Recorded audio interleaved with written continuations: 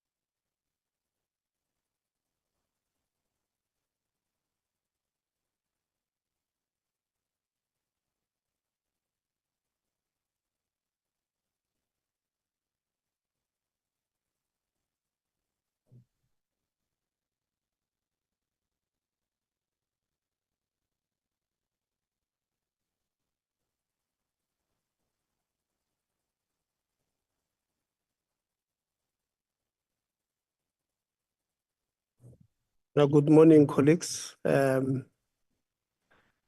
now 14 minutes past 9. Let's start. So today we are meeting with Wits University. They will be briefing the committee on overview of the state of governance and administration at the university. They will update us on the registration and enrollment of new and returning students in the 2025 academic year, the progress with the funding of NSFAS new and returning students,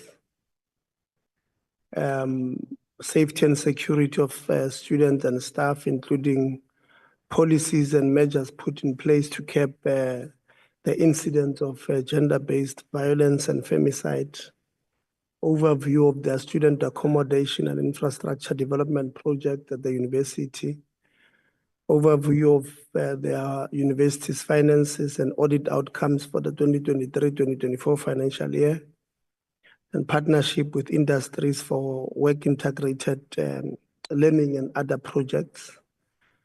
We will also get a presentation from labor, organized labor, institutional forum, the SRC, just to get a well-rounded presentation from Wits University. So, Minister, I know you have to run to cabinet. We have received your apology together with the DG's one, but we'll start with introducing ourselves so that we know who's in the meeting. And then from then, we'll then start with our meeting. I'll start with myself. My name is Tebo Kholitsie. I'm the chairperson of the Portfolio Committee on Higher Education and Training. Anela will start with yourself, and then we'll start there. We'll just move this way. We'll start after Anela, Khabo, you'll follow. Good morning, Chair. Good morning to members. My name is Anele Kabingis, and I'm the Committee Secretary. Thank you. Good morning, Honorable Chair, honorable members, Minister and the DG. My name is Khabo Machani, Chief Director in the Office of the DG. Good morning, Chair, honorable members, Minister, colleagues.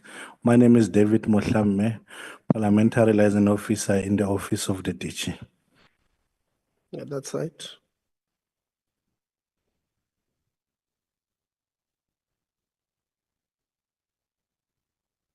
Good morning, honorable members. I'm Moke Janssen van Vieren, Communications Officer for ASAU. Hold on. ASAU is what? ASAU is the staff association, staff union, academic staff union of Wits. Thank you. Good morning, honorable members. It's Precious Biela, the president of the Academic Staff Association of Wits University. Greetings, everyone. The name is Siposeto Njumbo, the Secretary General of the Wits SRC. Good morning, Chair, honorable members, Minister, everyone. My name is Nombulelo Mkabayi Clear, and I'm the Wits SRC President. Good morning, honorable members. Tasnimo Advala, Chief of Staff in the Vice Chancellor's Office, Wits University. Good morning, Chair, honorable members, Minister. Name is Asisi Posolan, the Special Advisor to the Minister for Education. Good morning, Chair, honorable members, Minister, and colleagues. My name is Ntomizetu Sibisi, PLO in the Office of the Minister, Higher Education. Thank you. Good morning, everyone. My name is James Malesela, Deputy Director responsible for University Governance Support. Thank you. Good morning, Chair, honorable members, Minister, DG advisors, Minister's advisors, colleagues from the university. My name is Marcia Sotriko. I'm the DDG University Education. Good morning, Chair, Minister, and honorable members. My name is Abby Petersen. I'm the chairperson of Wits University Forum. Wits University Forum, Forum, Institutional Forum. institutional forum, yes. Okay.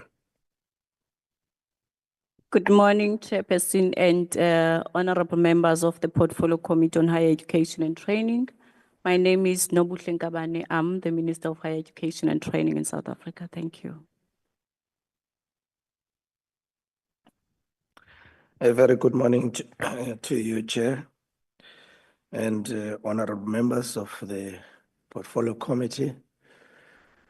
Special greetings to the Chair of Council and the VC of Wits, my colleagues. My name is Nkosinati Sishi, and I'm the Director General for the Department of Higher Education and Training.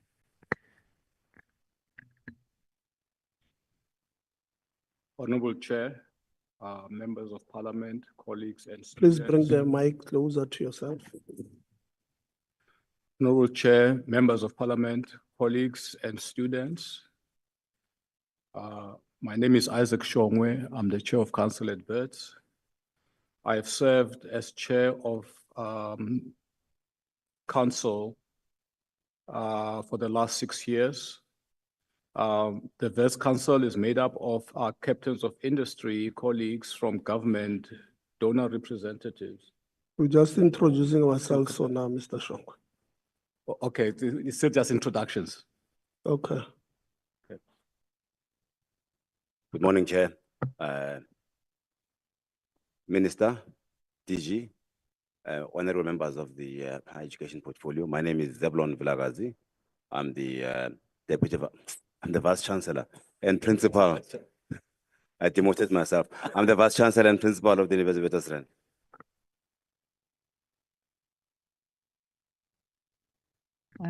Good morning, Chair. Good morning, Honourable Minister, members of the Parliamentary Portfolio Committee. I'm Carol Crossley, University Registrar of Wits University.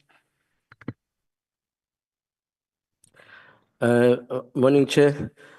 I'm Comrade Thabo Modise, Wits University Nahau Begum Kiza branch. Thank you, Chair. Morning, everyone. All protocol observed. My name is Comrade Tumisho Malishaba, Shop Steward Nehau at Wits. Thank you.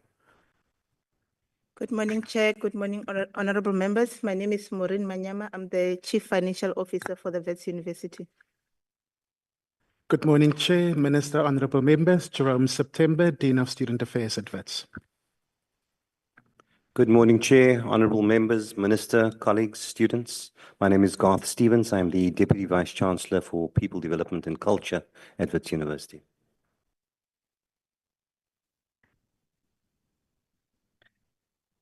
Good morning, Chair. My name is, and all honorable members. My name is Billy Kebekulu, the President of Administration, Library and Technical Staff Association. Thanks.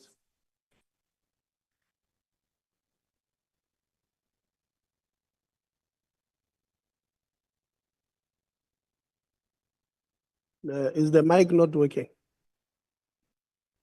Use the next door one. Morning, Chair and honorable members. My name is Tolani Khiwa. I'm the Secretary of Administrative Library Technical Staff Association at Wits University. Good morning, Chair, Minister, delegation from Wits. The name is Makashlegana. I'm a member of Parliament and a visitor to this portfolio committee. Thanks. Good morning, Chair. My name is Sudugan Notepolo. I'm a member of the committee. Thank you. Morning, Chair. Morning, everyone. My name is Khaolatli. The surname is Khabo, and I'm also a member of this committee. Thank you very much. Good morning, Chair, Minister, and colleagues. My name is Matlodi Maseko, and I'm the member of this portfolio committee. Dumela Modula Stulo, Dumela Minister, and good morning, all colleagues. My name is Karabo Khachau. I am an alternate member of this committee. And Chair, while the mic is on, allow me to say happy to all Kaizer Chiefs supporters. Hawahlaha sesahlaheng, and good morning to all Orlando Pirates supporters. Thank you. You are out of order, but we'll condone it today because you did not say anything out of order. Thanks. Good morning, Chair. I can see the GNU is collaborating again. My name is I'm Sihle Ngubane. I'm the member of this portfolio committee. Chair, my name is Desiree van der Walt. Good morning to the Minister, DG and colleagues. I've got bad news for the anti-GNU. He's not going to get money this afternoon.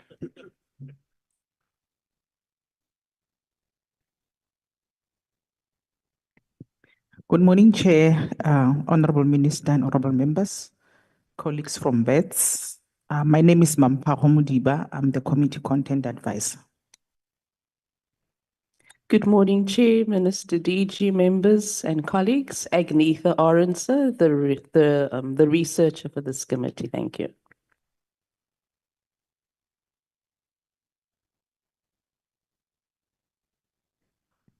Good morning. My name is Ashley Nicole Roberts, and I'm with the Parliamentary Monitoring Organization.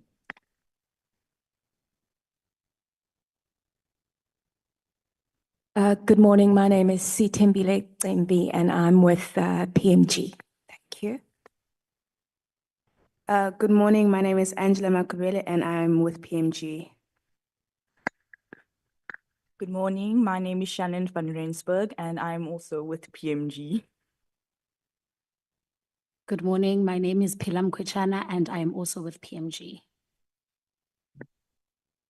Good morning, Chair, Minister, members, everybody in the meeting. I'm Tanya Kleinans. I'm the Executive Secretary to Chairperson.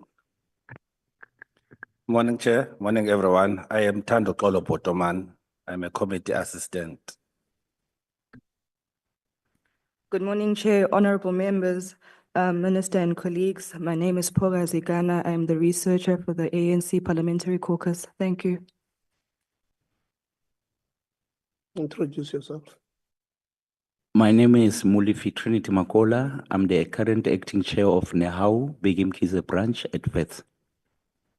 Okay, thank you very much, colleagues. I think we've all introduced ourselves.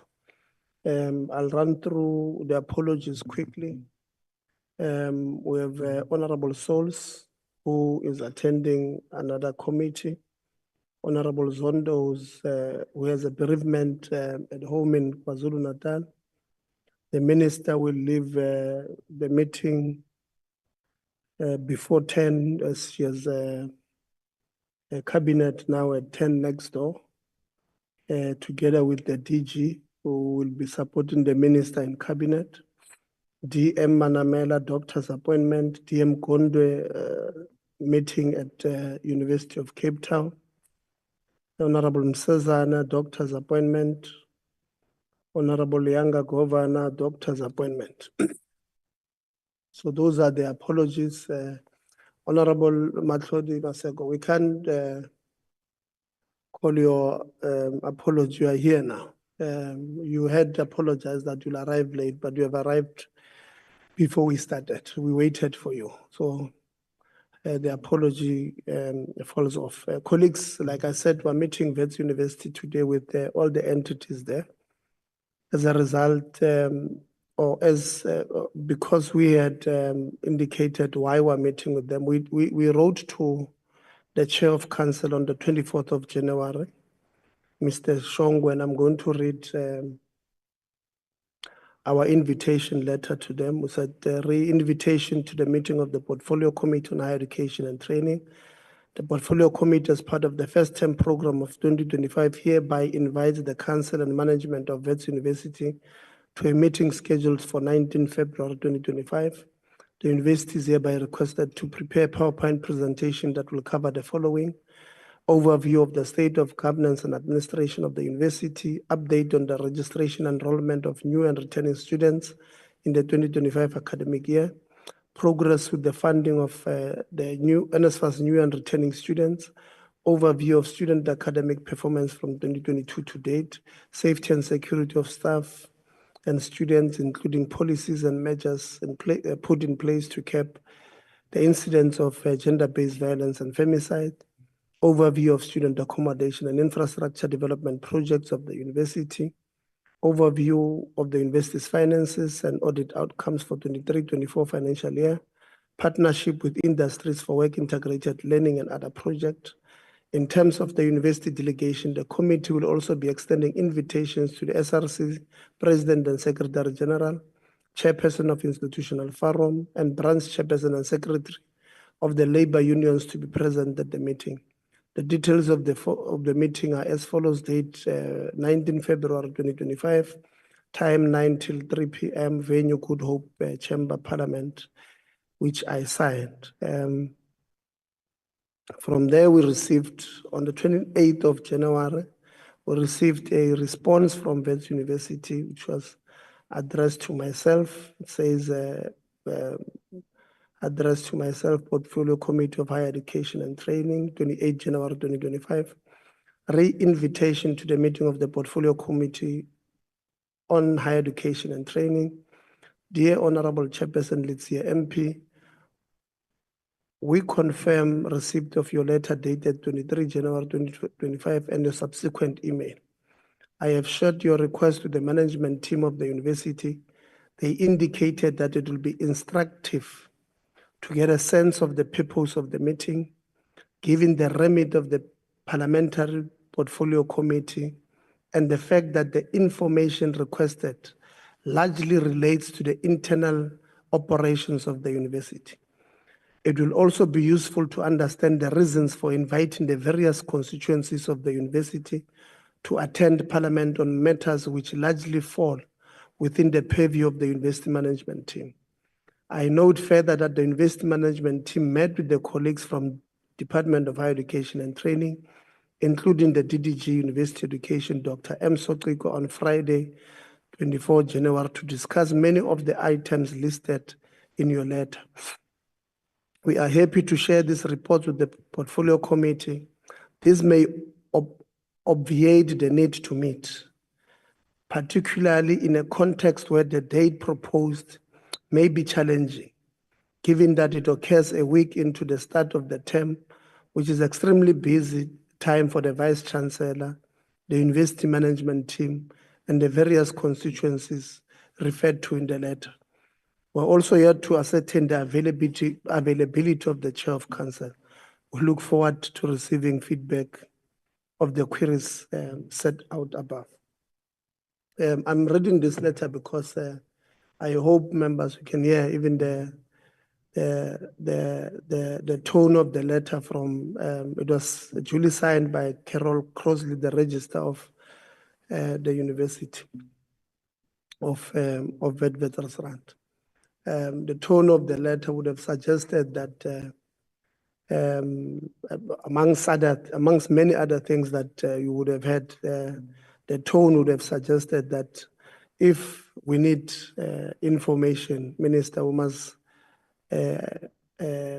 maybe ask it from the department to send it to us, Wits University. We did subsequently write to them. Obviously, maybe as principal, I must also read that that letter that we wrote subsequent to them writing us this one.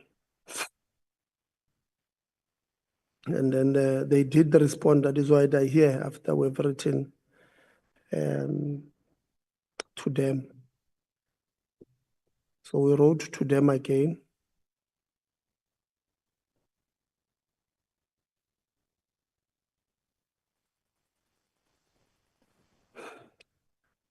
On the 29th, same day, yeah. So we said the re-invitation to the meeting on the Portfolio Committee on Higher Education and Training. This time we'd address the letter to the Register because It was her who had written to us. We said the receipt of your letter dated 28 January 2025 is hereby acknowledged. I note that your letter is questioning the invitation extended by the committee to the university and even suggesting alternative means in which the university could obviate the need to attend the meeting of the committee. The letter further questions the manner in which the committee conducts its work by inviting stakeholders of the university to the meeting on matters allegedly falling within the purview of management team. You should be reminded that the Constitution is the primary point of reference in terms of explaining the oversight mandate of Parliament. Section 55, subsection 2 of the Constitution states that the National Assembly must provide mechanisms, A, to ensure that all executive organs of the state in the national sphere of government are accountable to it. B, maintain oversight of the exercise of national executive authority, including implementation of legislation in any organ of state. Section 56 further makes provision for the National Assembly or any of its committees may A, summon any person to appear before it, to give evidence on oath or affirmation, or to produce documents. B, require any person or institution to report to it. The foregoing constitutional provision provides context into the constitutional oversight mandate of Parliament. The invitation to the university forms part of the committee's oversight mandate, and it is for the first time that the committee invitation to the university is questioned. The committee is also meeting with other universities during the first term of 2025 as part of our program. It will be to the benefit of the institution not to question the constitutional oversight mandate of Parliament. Even more, how Parliament conducts its business. The committee kindly requests the university to comply to its invitation and provide the necessary information as requested. The failure by the university to honor an invitation from the committee will lead to it exercising its constitutional powers of summoning the institution. The committee requests the university to respond to the invitation by close of business on Monday, 3 February 2025. I'm bringing this Chairperson of Council in context because we don't want a situation where, I mean, this was a mere invitation, asking you come and brief us on all the matters pertaining to what you guys are doing at Wits University. And the letter was addressed to you, Chair of Council. We're actually surprised that, look, the Registrar is the Secretary of Council. Maybe she was writing in a capacity, so she was writing on your behalf. So that is why the second letter was then addressed to her, because it was not clear whether she was writing on behalf of Council or on behalf of the university as the Registrar. So, but we don't want to be really scratching each other about invitation or this information that we require or who we must invite to a meeting, because sometimes we do interact with yourselves in management, and when what you say, we then ask the students to collaborate what you say, they then say something different. Or we ask the workers, they will say something different. So it only makes sense that when we interact with an institution, we get a global picture from all different role players in the institution. So having said that, Minister, I know you have to run. I'm going to hand over to yourself, Minister. And then I know that you will indicate again that you have cabinet that you must rush to. But after that, then we'll then give the Chair of Council to introduce their presentation, and we'll get on with the business. Thanks, Minister. Thank you so much, Chairperson, and greetings again to the members of the Portfolio Committee on Higher Education and Training. I'm also going to take this opportunity to greet the VC of Wits University as well as the Chairperson of the Council, together with the management that is in attendance in today's meeting. the union representatives, NEHAU, as well as the leadership of the SRC. Good morning to all of you. Chair, I think it's very important for us. I'm going to be very short because the chair is going to provide us with an overview of the presentation that is going to be led by the VC this morning. Just to make few comments, to say we are honored as the department as well as the university to be given an opportunity to come and account before the portfolio committee on governance and administration of the university, where we're going to reflect on the state of readiness, the registration, as well as administrative and management issues, and speak to issues that reflect to student matters, as well as unions within our institution, because we believe we are a family.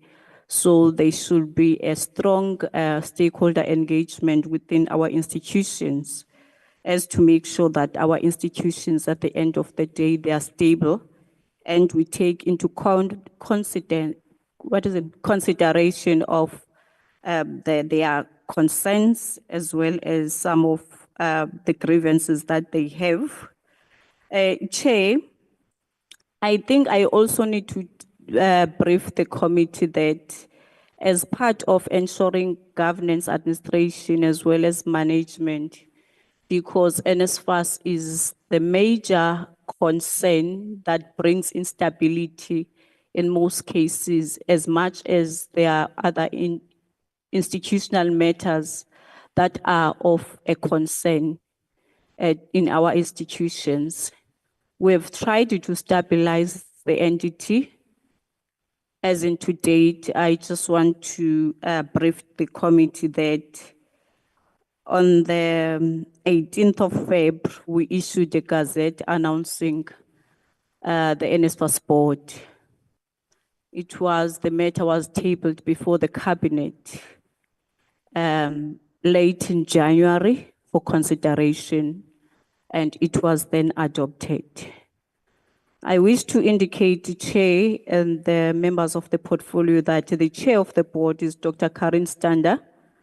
Dr. Karen Stander is a senior lecturer in the Department of Business Management at UNISA with a vast experience, and she is a PhD holder. That's why she's a doctor.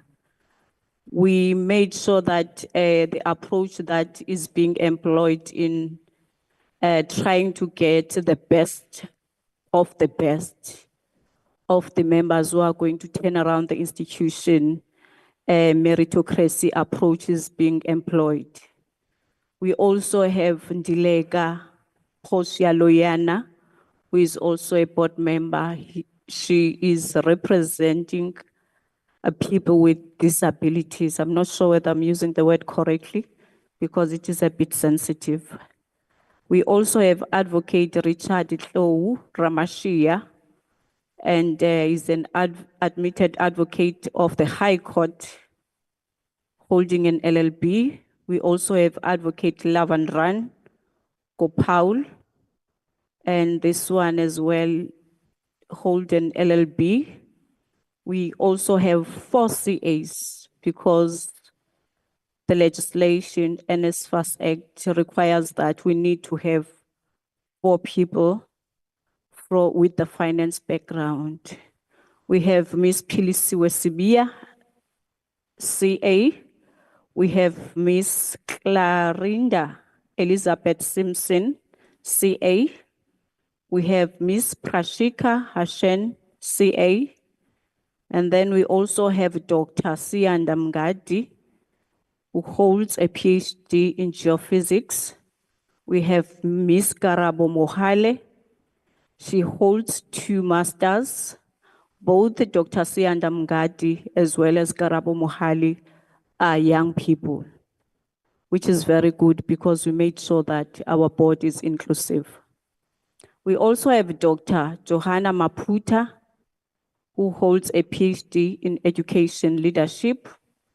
And we have Dr. Mugwena Maluleke, And Dr. Gwene Maluleke is a unionist and a social justice activist. He also holds a PhD. We also have from the department, Dr. Mashia Sotikwa, who also holds a degree, a PhD degree from Wits. However, Chair, I think it's very important to indicate that the Act requires that we should also have representation from student movements. And when the panel was busy with this process, there was a limitation because we couldn't find students who met the criteria because the minimum requirement was a master's degree. So there was no way we could make magic and get people who are not there. I think it's very important that we must indicate that. It's not that we're deliberating our approach to say we don't want young people to be appointed. They did not meet the minimum requirements, those who had applied to serve in this board. However, there is still an opportunity because the Act again gives an opportunity for the board to co-opt. But I think as well during co-option, they must meet the minimum requirements of a master's degree. We are open as the department for the youth formations to come to us and say, we have this pool of young people who hold master's degree that would love the minister to lobby the board, because I'm not the one who's going to co-opt, to lobby the board to consider this pool of young people who are registered as students, who hold master's degree. With those few words, Chairperson and the committee, I think I must also share with the committee that with Wits, we have 3 ministerial appointees vacancies that we are still working on. However, we felt that the process as well must be transparent, and we need to make sure that we up the bar in terms of basic requirements, because this is an institution of higher learning. So we must lead by example. If it's an institutional of higher learning, people there must also see the requirements that have been put in place to say, if you want to serve as the council of a university, you must meet a particular criteria. So at least we tried to lower a little bit to be flexible. We want a degree. We want to see a degree there, not something less than that. The Gazette was issued on the 30th of January, 2025. It is still opened, and it is still open, and it will be closing anytime soon. And we're hoping that people are going to respond to those calls for nomination.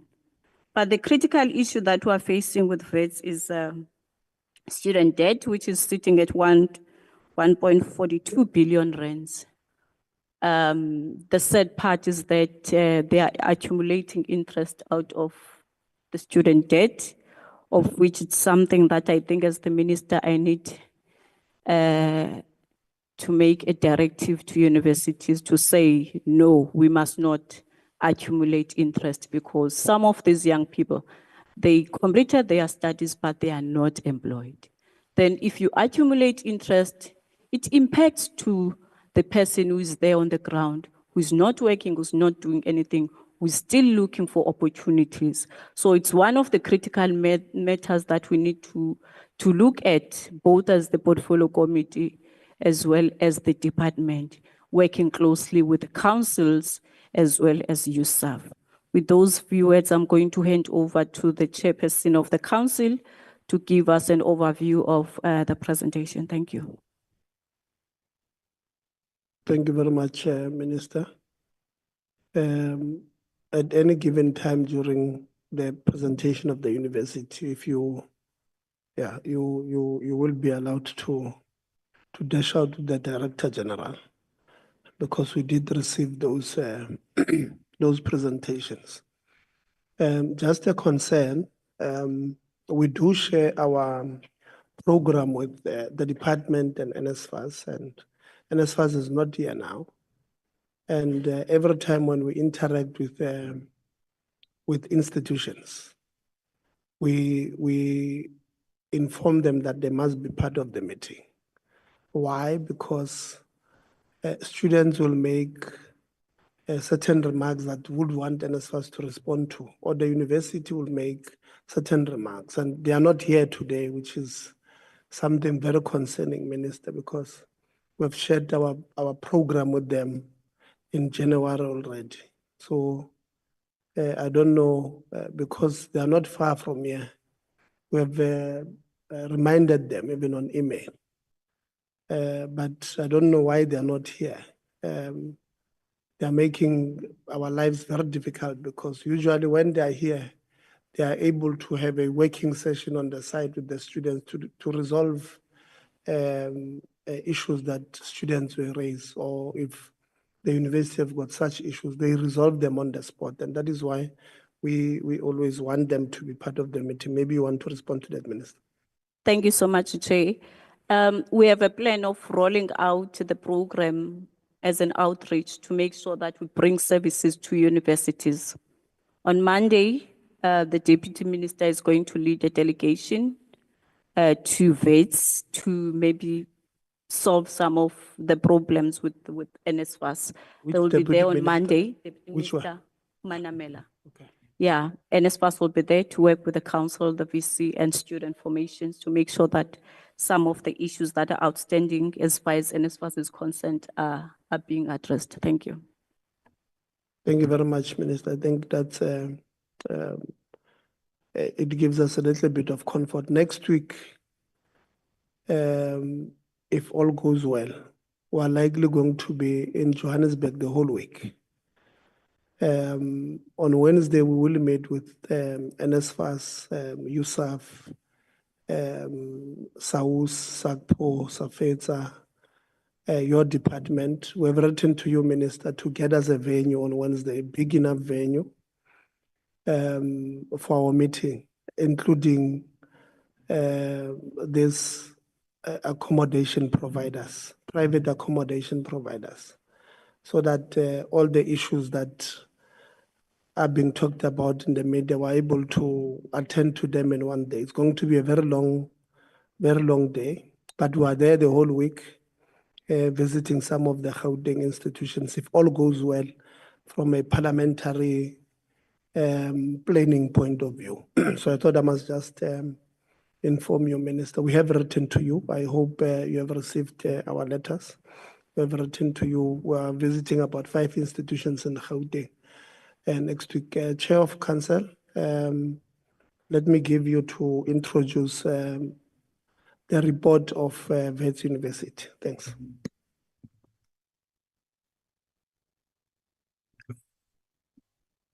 Thank you, Chair, and thank you, Minister, for the remarks.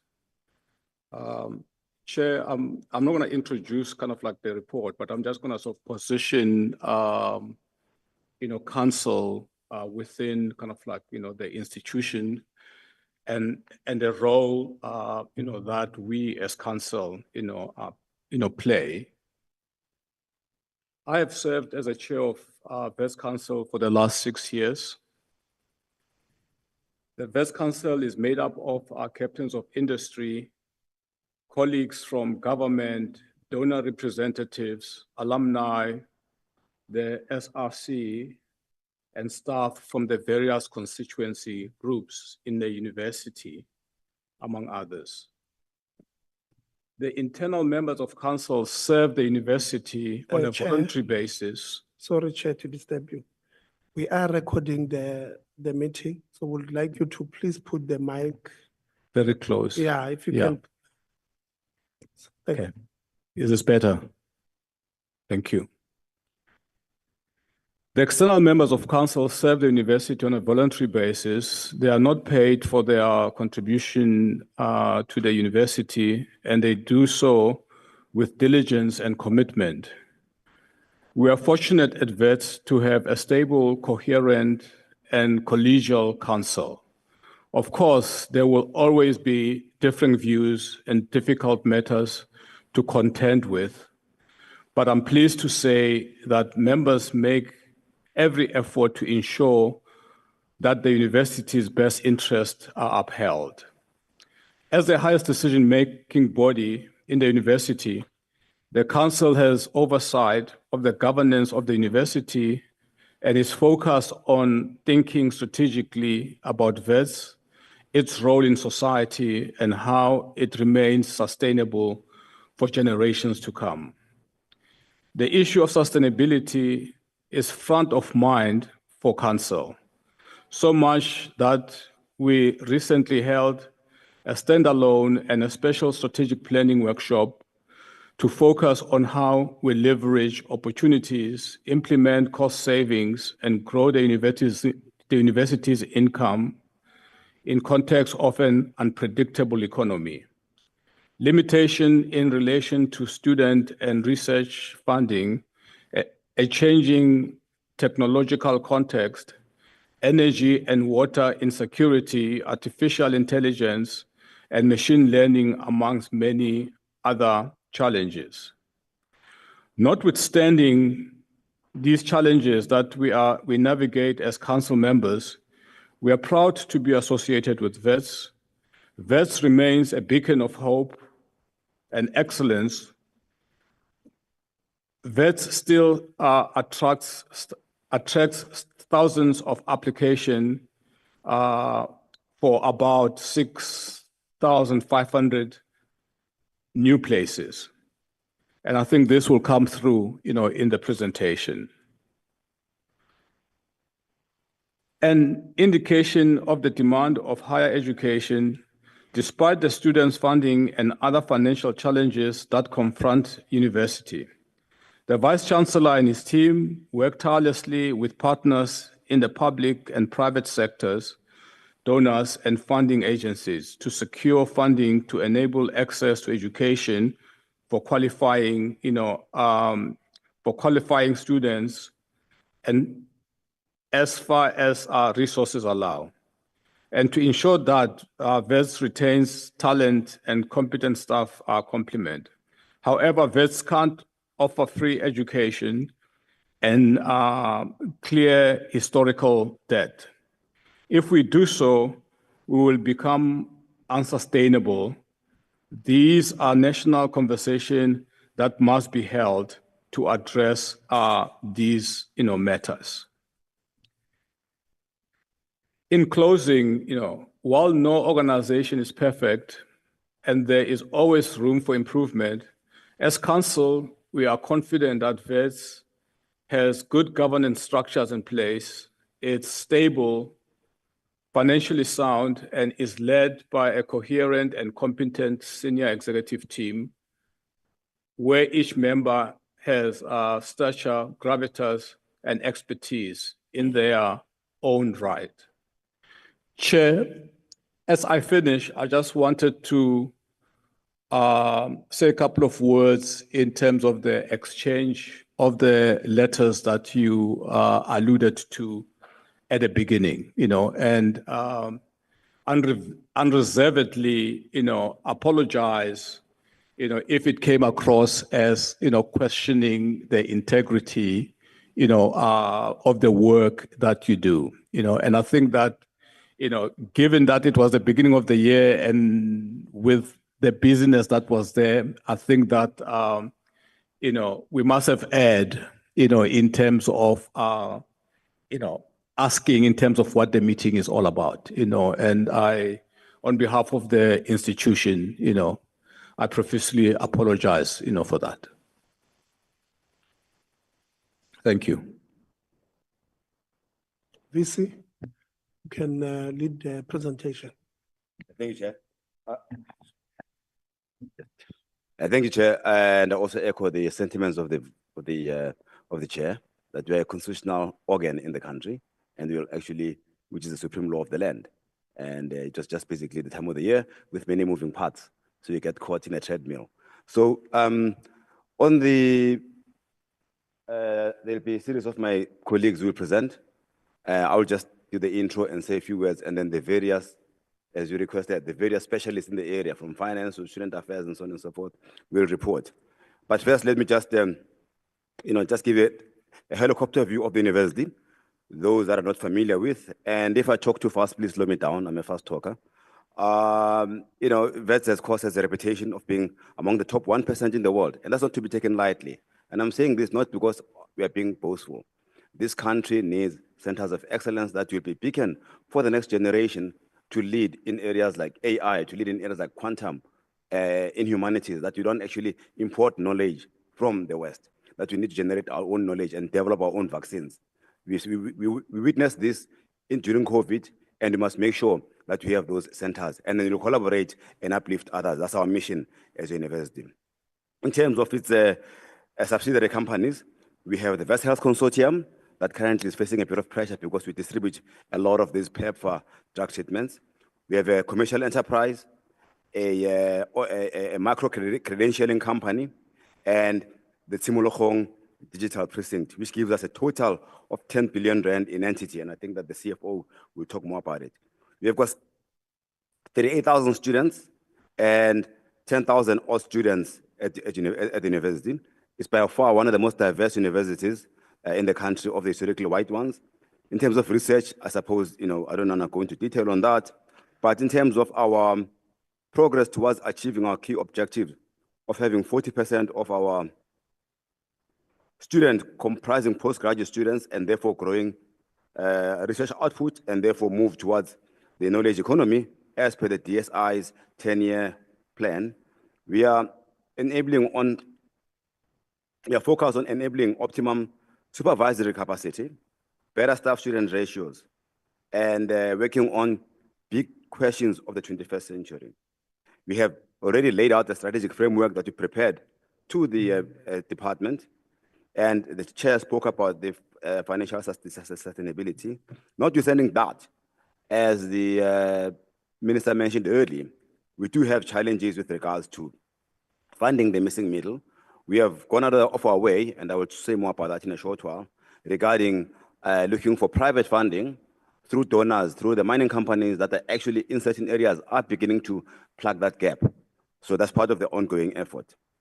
On the start of the 2025 academic year, we had a very successful welcome day with parents and staff addressed by myself and the SSC president. We have a Gateway to Success program that actually prepares first-year freshers from high school, gives them that 2 weeks to acclimatize themselves with the university first-year program, because the gap between grade 12 and the first year is big. So far, we've registered about 38,000 students, which represent about 98% of the student population, or 95% of the student population, and classes commenced 2 weeks ago. Together with the SRC, we have so far raised 5 million. At the time of writing this report, it was 5, but I'm led to believe that that number now stands at 9 million or 7 million. 9 million, thanks, Mr. President, collectively. So therefore, we are able to put forces together to solve these problems. I think it's the first effort in the country towards this end. And I'd like to thank the SRC and congratulate them and their predecessors in coming with this pioneering effort. In closing, before I talk about the presentation in detail, it is there and the numbers speak for themselves. I'm aware that you've received reams of data and information.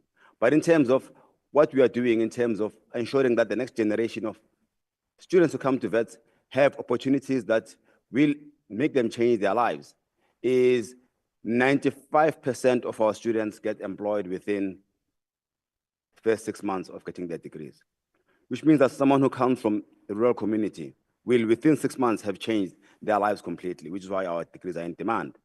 So in terms of the graduates, it's all there. Can you just go to the next slide, please? And the demographics, you are increasingly mirroring, beginning to mirror South Africa compared to the Wits I attended more than 30 years ago. Next slide. Who's driving this? Abian. So, next slide.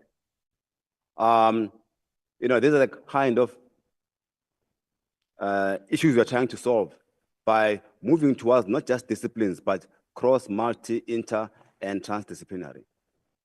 I'll note there, AB. I can skip that one. I'm more about time. Now, this is very important. Go back. Next one. Yeah. What you did at the end of last year was to launch what is called Machine Intelligence and Neural Discovery Unit. It's a multidisciplinary, multi-faculty, the first of its kind in South Africa. And definitely it is the largest AI machine learning institute that will generate the next cohort of AI specialists. Because without South Africa participating in these frontier areas, we'll find ourselves again at the back foot. We import all our AI. The AI that honorable members are using in front of me is not locally produced. So it's actually produced somewhere in America. So we need to have our own products that come out of here that speak to our reality. And I think part of doing that now is to actually take initiative with the help of the private sector, with the help of the government, the Department of Science and Innovation, that have helped us in setting up what is called the Quantum Initiative. Next one. And then these are the two of our graduates, Pilonomi Moelwa, who was ranked among the top 100 AI specialists in the world, and Shakir Mohammed. They're the only ones on the African continent, and they are graduates of this university. And Pilonomi started an AI device that translates African languages so that you're able to, speak in English, but the machine will decipher that and convert it into the 11 official languages. And I think the first of its kind. That's what we are trying to do, to move African languages into the AI mainstream. Next. Teaching and learning. I'll stop there. Garth? I'll hand over. Thank you, Chair. I'm going to continue the presentation. And we really have just focused on 2 or 3 slides talking about our teaching and learning plan. Really just giving you some bullet points there in terms of developing high-level critical skills that impact society. We really talk about access and success, but at the same time, we have new technologies with regards to Wi-Fi innovation, smart classrooms, future libraries and labs. And obviously, it's very important for us to stay abreast with new pedagogies in terms of blended learning and teaching. So it's not just face-to-face teaching. We have formal, non-formal, and lifelong learning opportunities. And obviously, we are in the process of developing precincts and hubs, etc. We did just recently, in fact, this year, we developed our new teaching and learning plan, and that goes from 2025 to 2029. And really, if you can see up on the presentation there, I'm not going to look at that in detail because I know there are other pressing items that people want to get to as well. But really, just in terms of the focus of our teaching and learning plan, recognizing our teachers, our university teachers, empowering our students to be self-directed learners, obviously spending time on our curriculum, strengthening a data-driven student success program, enhancing the environment, and harnessing technology. I'm really just sharing with you 1 or 2 examples of our multinational teaching and learning programs, Afritech, working across Africa, as well as Wits Edinburgh Sustainable, our WESAF doctoral programs. And that's really just to share with you 1 or 2 examples. I'm not going to spend a lot of time on the next slide because our Dean of Students, I believe, is going to talk to that as well. I'm going to focus a little bit on good governance and administration from a registrar's perspective. Obviously, very important for us is the recognition that we are governed by the Higher Education Act, the statute of the university, the King reports on corporate governance, and our delegation of authority document. Our institutional statute obviously gives the detail of the Higher Education Act, and we obviously spend a lot of time on that.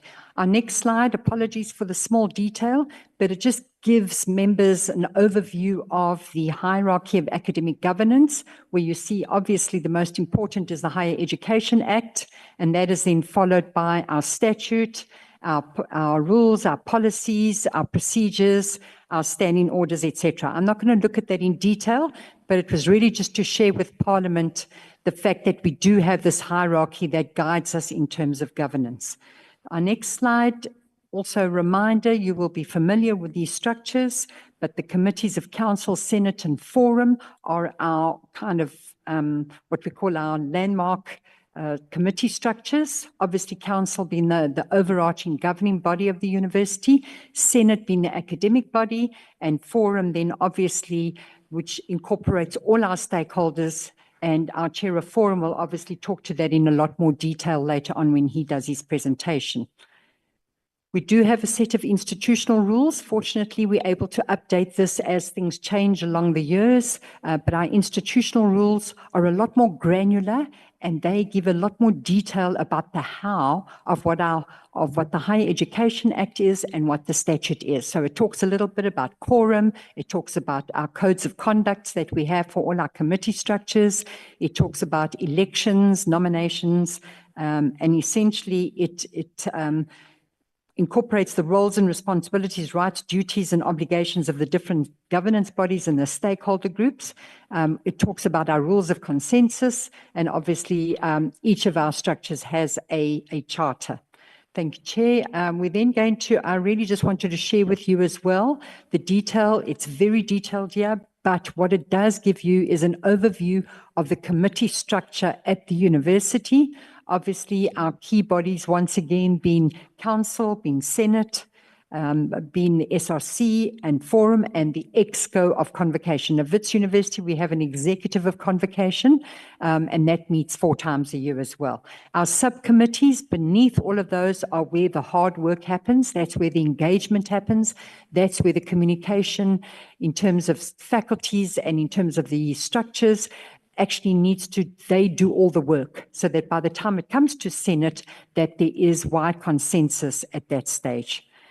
I'm going to then spend just a little bit of time talking about our delegation of authority document, and that also we recently updated last year. That's something that comes up for review from time to time. But it's very important in the terms of the delegation of authority document that that's read in conjunction with the Higher Education Act and the statute. What is good about the delegation of authority framework is that it establishes a structured decision-making process within the university, particularly around areas of accountability and responsibility in decision-making, our organizational structure stipulating the levels of authority with regards to legislation, policy and procedures, and obviously the scope of authority to act on behalf of the university relating to any matters or transactions that affect the university's affairs, property or interest. Chair, I'm just going to pause and then go straight into enrollment and registration overview. And colleagues, this really is just an overview, just to share with you. Both our Chair of Council and our Vice Chancellor made reference to our application statistics. Just for members to know, when we talk about applications, we mean warm bodies, warm applicants. At Wits, we allow our matriculants to apply for at least 3 different programs, but that number there is the number of warm bodies, just to share with colleagues. If we then go on to the next slide, at this stage, total enrollment as at the 6th of February, bearing in mind that we are still in the process of what we call late registration, so those numbers have changed. But at this stage, our postgraduate numbers are looking now, we're sitting on about 12,500. Our undergraduate numbers, we're sitting on 25,500. And our total enrollments at this stage now, a week later, we're sitting on about 37,000 enrollments. So you will see in the last week, we've had a number of our students enrolling. So that's really just giving you an overview of our total enrollments at this stage. As mentioned by our Vice Chancellor, our registration process went exceptionally well. We have a concept called assisted registration, where we allow students obviously to register online if and when it's convenient for them, but there are many students who don't find this a particularly suitable way to register, and we have a period of time where it becomes a one-stop shop, where students come along to register, they have a particular day set aside for their faculty, or for postgrad, or for undergrad, or for returning students, and at that centre we have access to student cards, access to financial aid, to fees office, our residence accommodation offices are there as well, so it becomes a one-stop shop so that our students know if they go to the assisted registration venue, they walk out there with all their matters sorted as well. Our ICT department is also there in terms of our Ulwazi, it's known as our is known as our learning management platform. And obviously, as you can see there in the slide, it talks about the student-focused initiative that ensures that students can actually get themselves registered in the course of the day. Just for noting, in 2025, this past 2 weeks, we had about 18,000 students actually making use of the facilities of the assisted registration. And then Chair, really just sharing with you some pictures, pictures of the assisted registration for colleagues to appreciate the enormity of it. I'd like to just turn a little bit because we were asked about our undergraduate course pass rate. We've shared with you for the last 3 years, just for you to get a sense of the numbers there. And essentially you can see where we are sitting on now, where we've given you in terms of enrollments, in terms of passed and unit pass. You will note in 2024, we have a pleasing uptake from 85.6% to 88.40%. That's in terms of our undergraduate course pass rate. Our graduation rates, we thought you would be interested to see that as well. And once again, we give you a 3-year analysis, bearing in mind that in April, our 2024 students, some of them are still in the process of formalizing that information. So the graduation rates might change a little bit. But at this stage, you can see there as well that 2024, in terms of our postgraduate, that's looking, our undergrad, that's looking a little bit more positive than our 2023 year. Chair, I'm going to pause there if there are any questions or if you wish to take questions at the end, and I'm going to hand over to the CFO, Ms. Manyana. Thank you, Chair. Okay, thank you. If you go to the next slide in terms of the financial overview, just to indicate that our year end is 31st December. So whilst the committee has requested the outcome for 2023-2024, this is based on the financial statements for the year ended 31st December 2023. So in terms of the financial aid and sponsorships that we've administered and disbursed as the university is 1.79 billion rand. I need to emphasize that this is not the university's only money. It also includes the money from the sponsors and the funders. So that assistance has actually benefited 26,099 students. So the leading source in terms of the sponsorships that we administer is from NSFAS, but I'll provide the percentages in the next slide. But what I also want to highlight is that if you see from, that previous slide, there's a Wits Hardship Fund, which the Dean of Student Affairs will talk more about. The SRC partnership, I need to emphasize that the university has actually committed to match a rand for rand.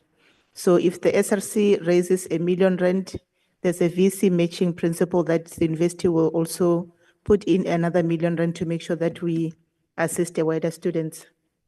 Then if we go to the next slide, you'll see that the NSFAS funds are actually the leading because it's 53% of what we actually disperse. Then followed by the university's own funds, which is 20%, which is made up of the special council funds, the council funded, the internal bursaries, and also the internal bursaries that are dispersed by the faculties. Then we also have external bursaries from other organizations, which is sitting at 14%, and also the external bursaries from government. Government also includes any organs of state that provides bursaries to the Wits student. Then if we move to then this next slide is basically showing the outcome of the 2024 financial year. So this will represent January to December 2024. We have received 1.2 billion rand from NSFAS at the time of this presentation, and 9,568 students were funded by NSFAS at the Wits University. We also like to highlight that Wits is not part of the NSFAS accommodation pilot.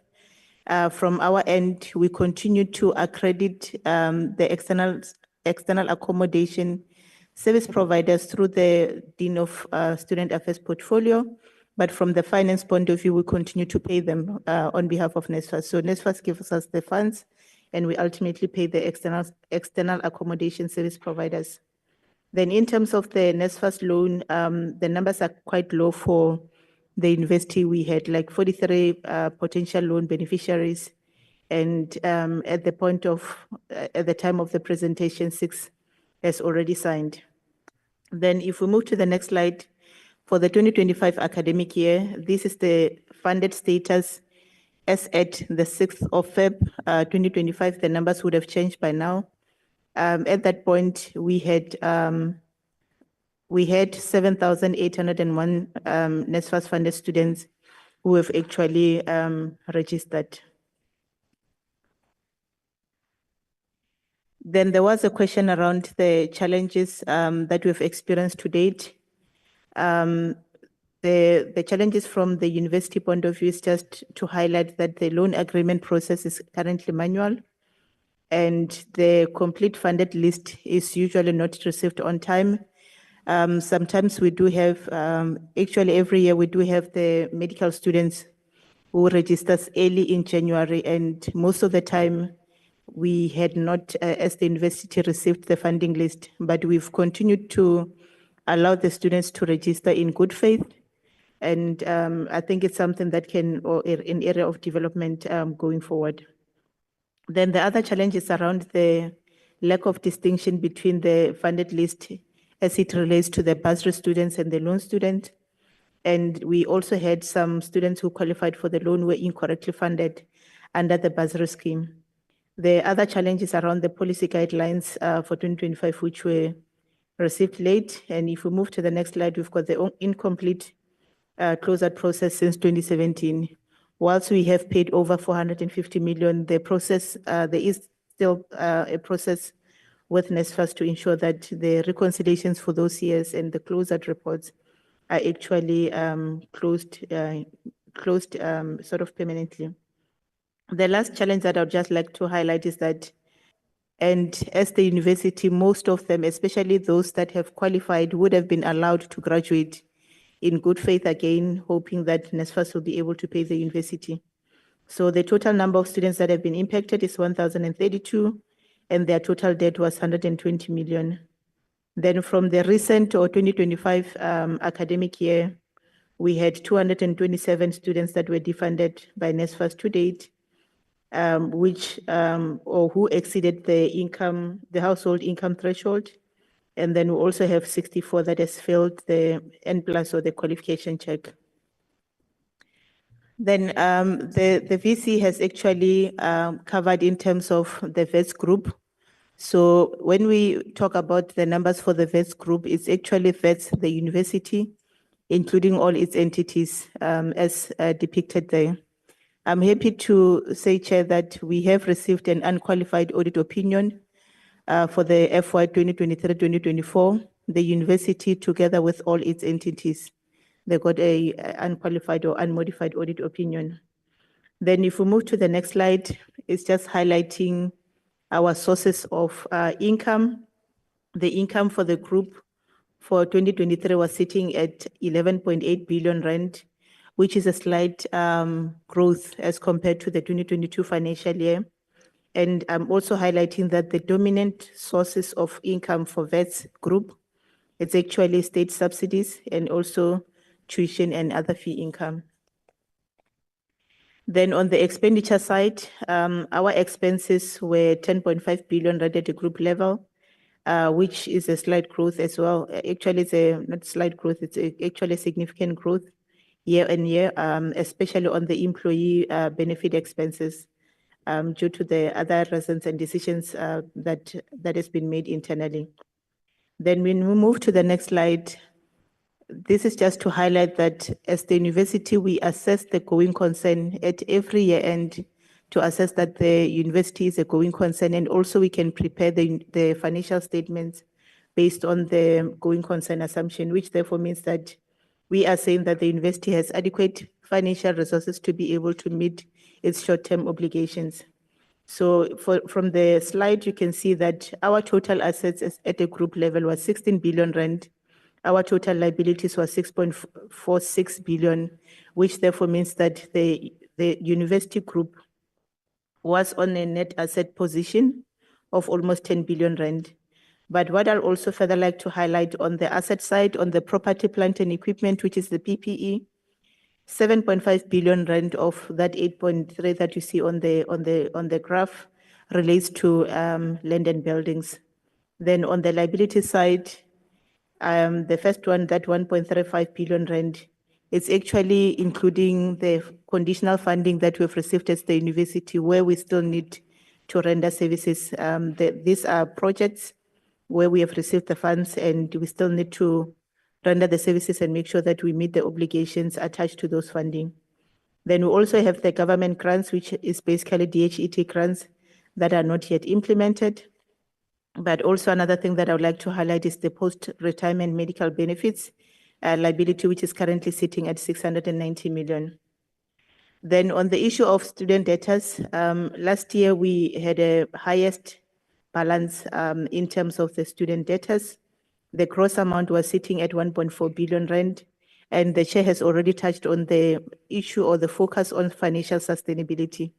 But there are various initiatives that we've introduced during the past year in terms of the settlement discount to be offered to those students who do not have any historical debt and also who are able to settle their fees upon registration. They do get a 5% discount. We've also introduced a debit order option, which basically is aiming to encourage a culture of payment and maintaining of the debt, because it's currently challenging to require a lump sum from any student, especially during registration, during graduation time. But if the debit order option is being provided, it will be able to alleviate the burden that comes at that time. There has been media coverage about the settlement of 63 million of historical debt through the discretionary funding database, which has actually benefited approximately 800 students. This is fresh news from the university. The other thing is that we have also updated our student fee policy. In the past, the self-funded students had or were required to settle their debt around April, while the sponsored students were required to settle their debt around June. So we have since aligned to make sure that everyone can repay their debt, whether sponsored or self-funded, by June every year. So in closing, Chair, the next slide is that the financial sustainability remains a cornerstone of our mission and of our operations as the university. Financial sustainability is a complex and multifaceted challenge with no single solution. However, as the university, as you can see from the slide, we have recognized that the strategic mix of levers that we have sort of outlined on the slide will be critical for us in order to pull and also in order to maintain the financial sustainability of the university. Thank you. I'll now hand over to the Dean of Student Affairs. Yeah, Dean, we have about 15 minutes left for about 30 slides. So if you can just move a bit faster. No problem. Good morning again, Chair and Committee. We were asked to specifically zoom in on the accommodation, but what we thought to do was to just give the committee a sense of the holistic approach towards accommodation and student support. And here in particular, as I present, the committee will then also get a sense of some of the challenges that we do face and some of the initiatives at the institution to try and address some of those. So we have a student success framework, which gives us a sense of the areas of intervention, that being academic support, health and wellness, material needs, and also personal development. We do have a Student Services Advisory Committee, which is the oversight body that is a subcommittee of the University Council. And the committee will then also get a sense of the makeup of the Dean of Students' office, which gives a sense of the counseling and careers areas, health and wellness support, Wits sport, housing and residence life, and then our area for student development, where we do a host of interventions, particularly in the student life and development space. So the entrepreneurship hub, leadership development, governance support, and then outreach, particularly in the food security space. The committee will also get a sense that we have partnerships with external providers, so AKISO, particularly around mental health support, good relationships with local hospitals, a 24-hour crisis line, and also a 24-hour medical emergency arrangement to assist our students. In terms of accommodation, we try to create a living, learning environment, and that means it's about living, but how that connects also with the learning space. So we have a board of residences, that is a subcommittee of council, again, where the oversight happens. Again, the student success framework informs what we do. And so as Wits, we have 5,758 Wits-owned residences. No, sorry, not residences, beds. Beds available, 5,758. We do have a council policy that ring fences 50% of those beds for who we consider our most vulnerable group of students, that being our first years. In terms of accommodation, Wits did not increase accommodation fees for 2025, except for in one residence. And that was to help contain the costs and to help meet the students halfway in terms of just the cost of accommodation.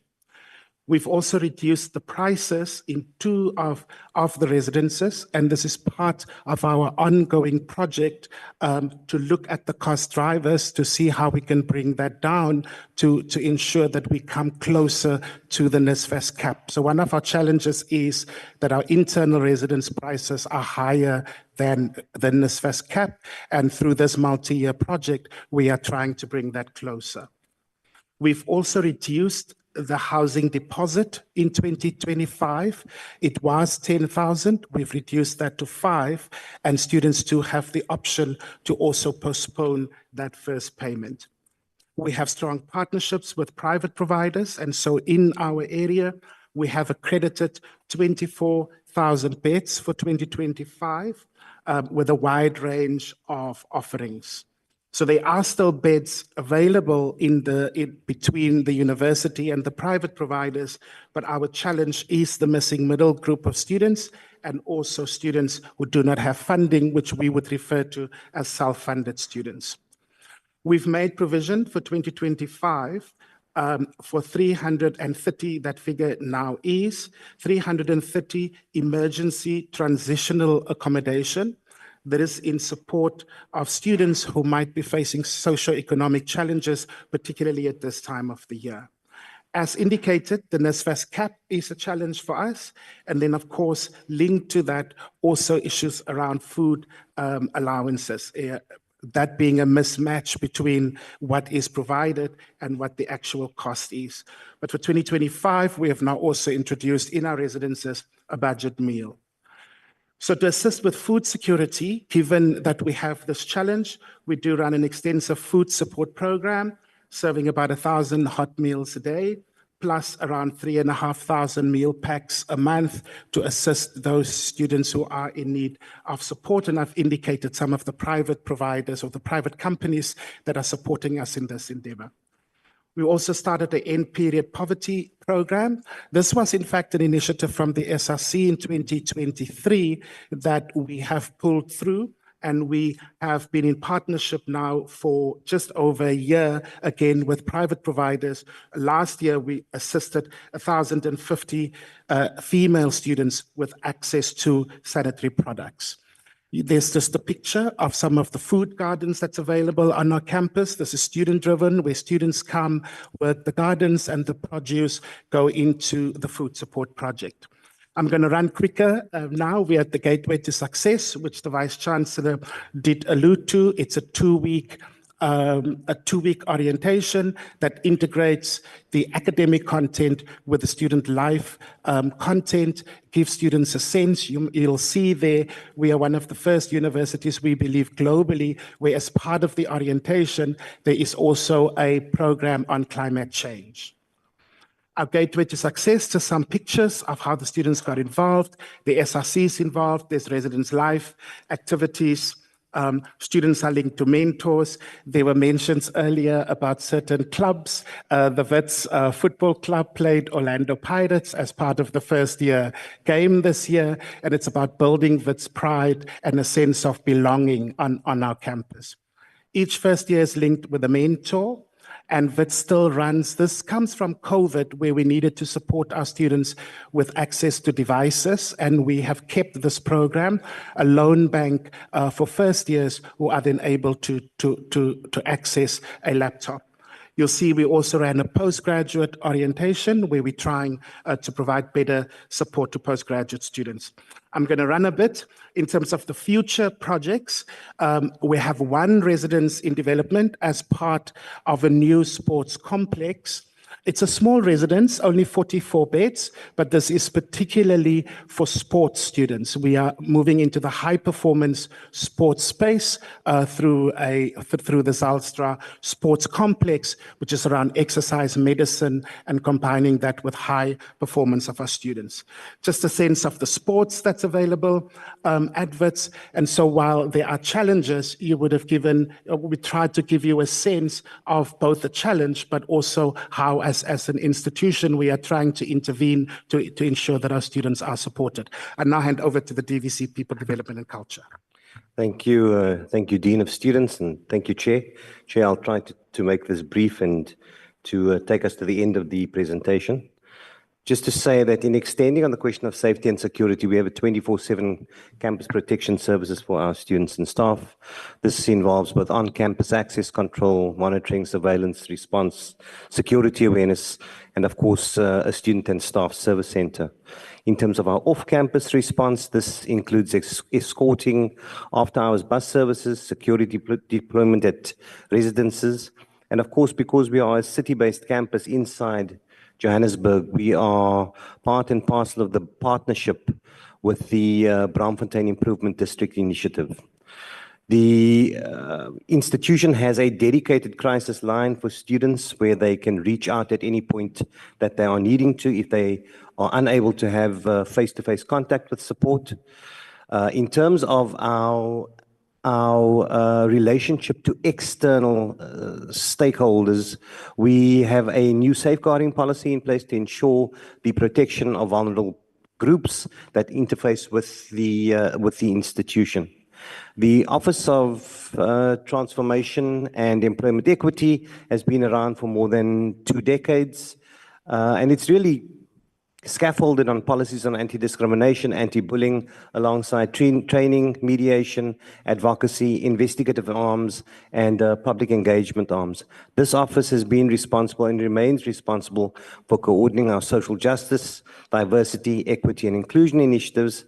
It's also responsible for our BBBE rating and, of course, our mandatory reporting to the Department of Employment and Labour on our equity statistics each year. The institution also has a dedicated disability rights unit, providing assistive devices as well as dealing with questions of reasonable accommodation, an Mthunjeni Centre, a deaf studies centre that offers support and education to caregivers and families of the deaf.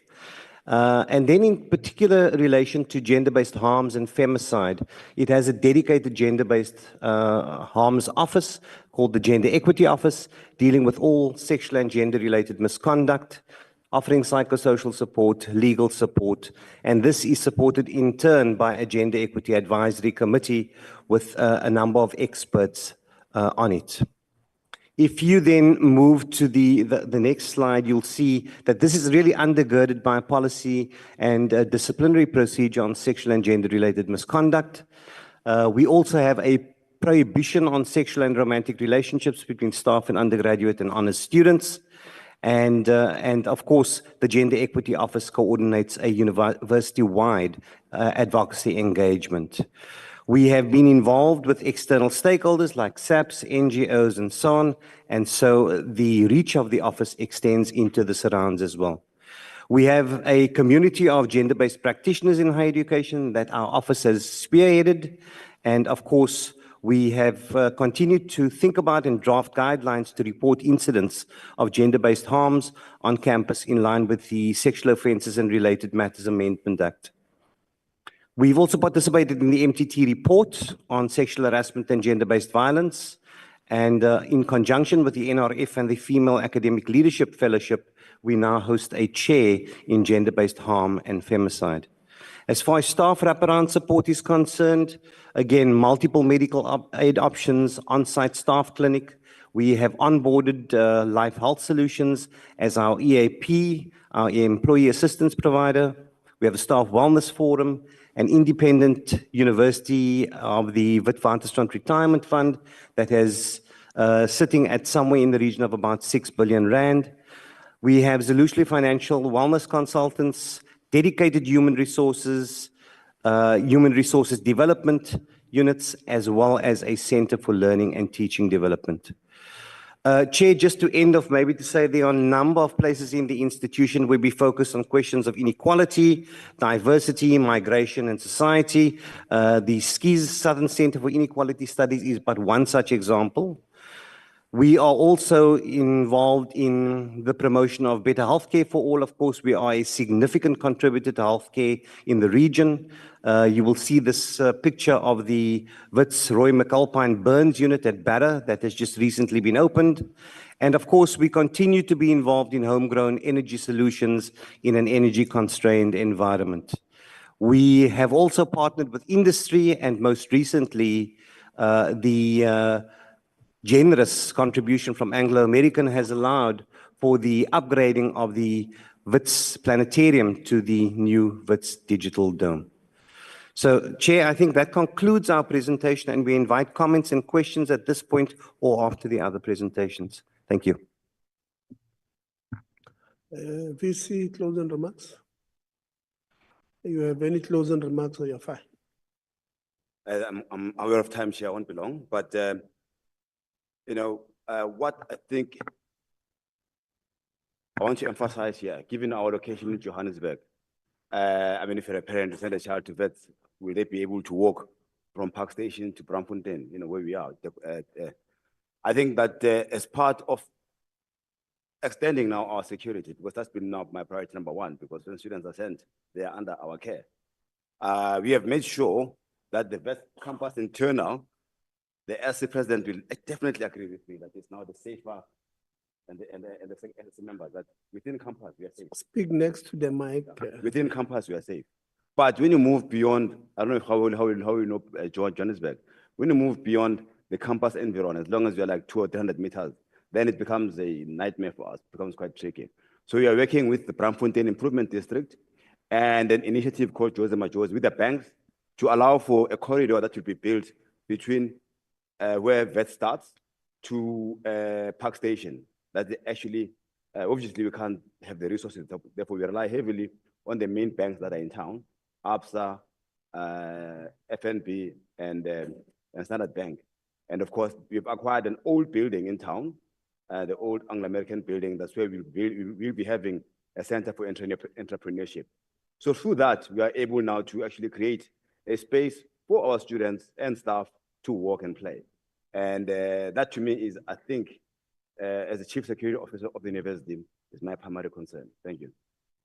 Thank you very much, Vice Chancellor. I will now give to the institutional forum to take us through their presentation.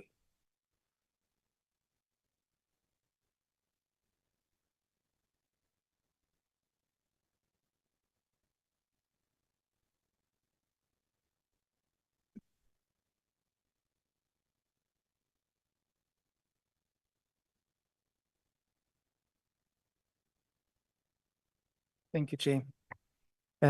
Chair, I'm going to be brief on this one, as most of my points has been covered by the previous presentation.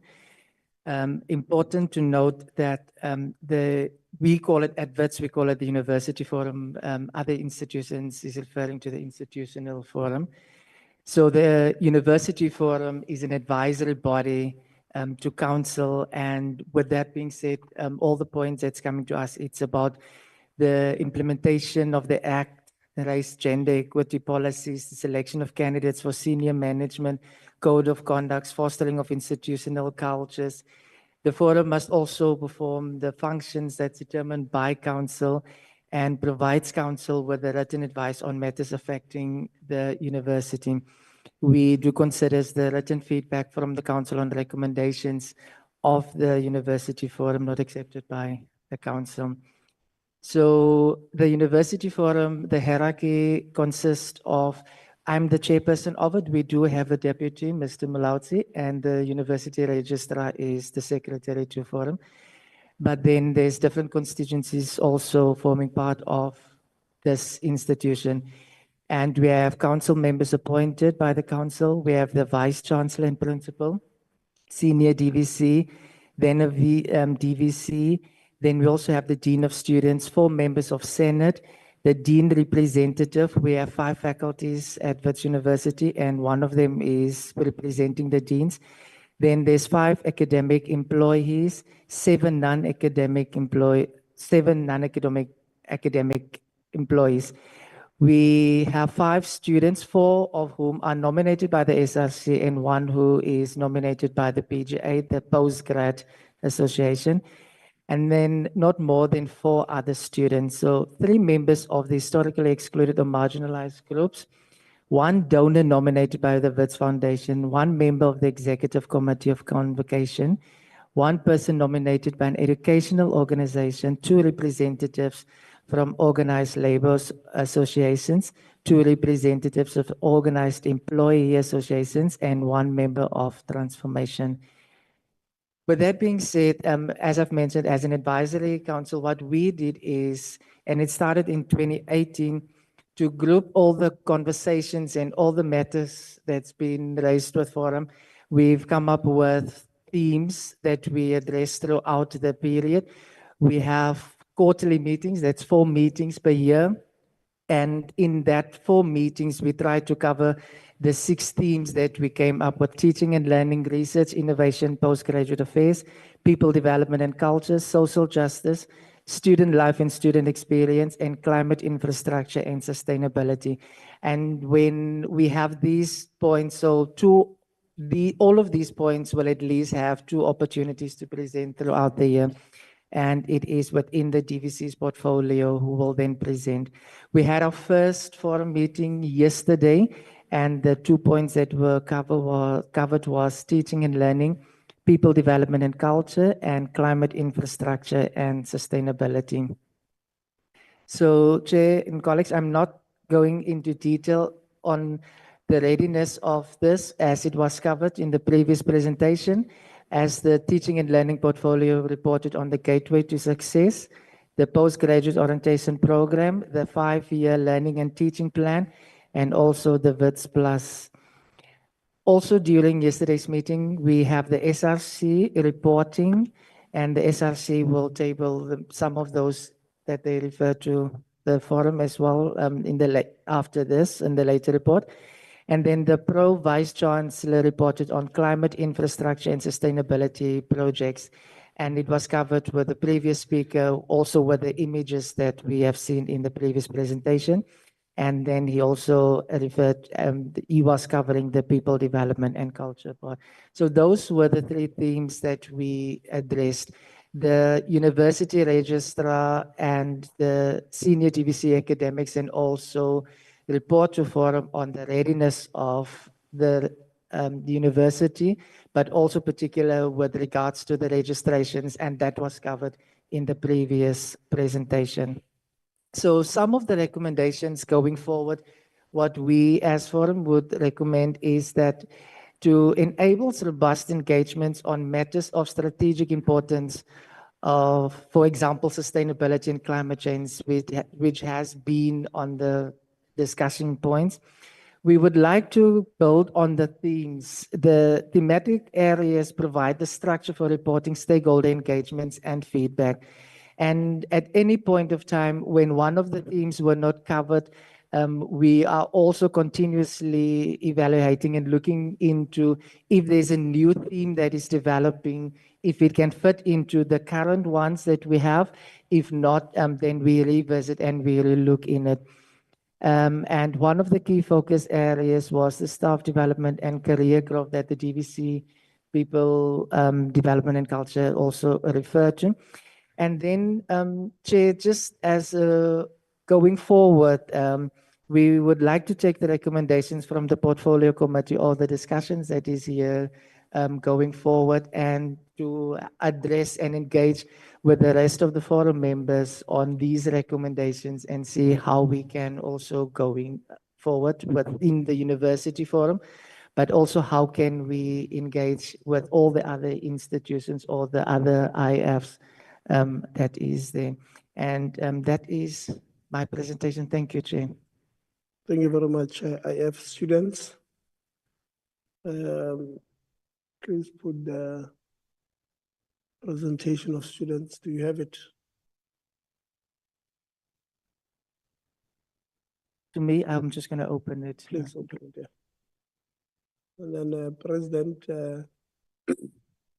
you send us your presentation this morning.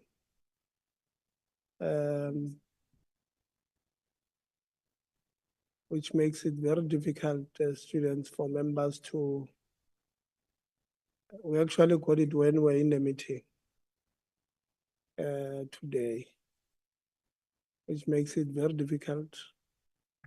Yeah, it is now. So President, please take us through. Next time on time, let's send the presentation on time so that members can have enough time to go through it. President? There's the correct presentation we just sent. It's not this correct one. Oh, there's another one. This is not the correct one. There's one we just sent now. Oh, there's another one, President. We don't have that one, President. No? Did you send to our secretary? Yes, we did. When? Now? Or earlier on today? Earlier on today. Okay. You can just resend it if it's a incorrect email.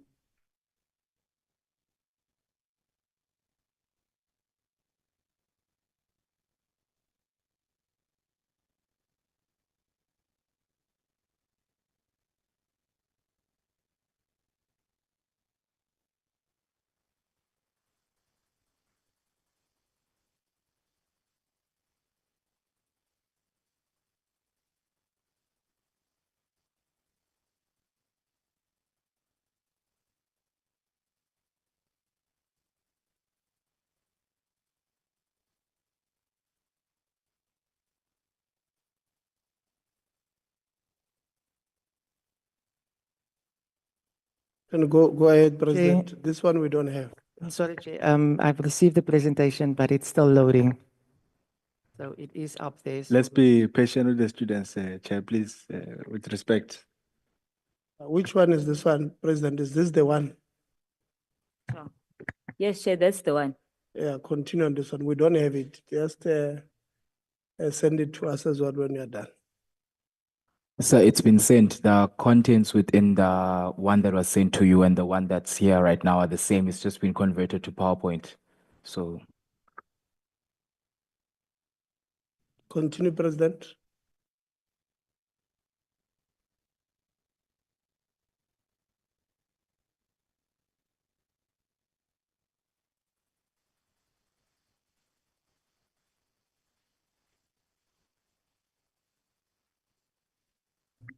Greetings, Chairperson. Greetings to the members of the House.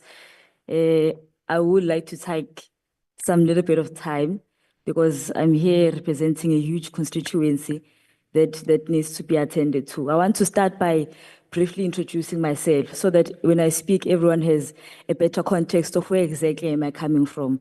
My name is Nombulelo Chia. Many people know me as Mkabai in the corridors, and because of the roles that I've accumulated. I've led before as the ARC chairperson.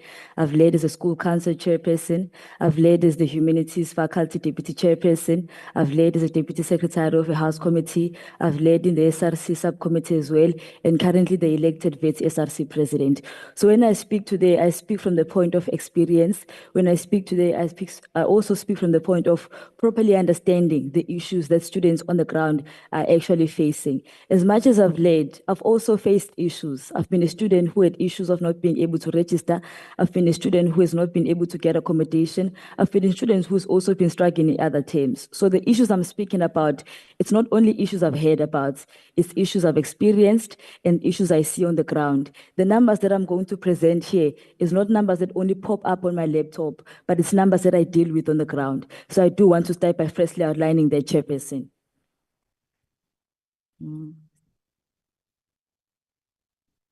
Chair, the higher education is a fundamental right and should be accessible to all, regardless of economic background.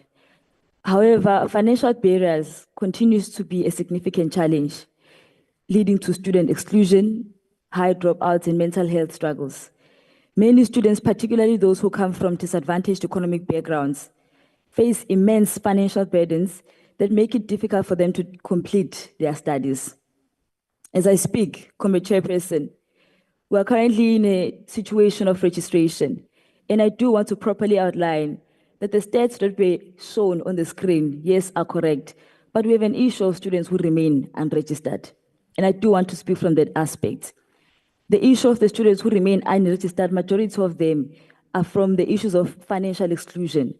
From your NSFAS perspective, from your self-funded student perspective, including the sponsorship and funding challenges.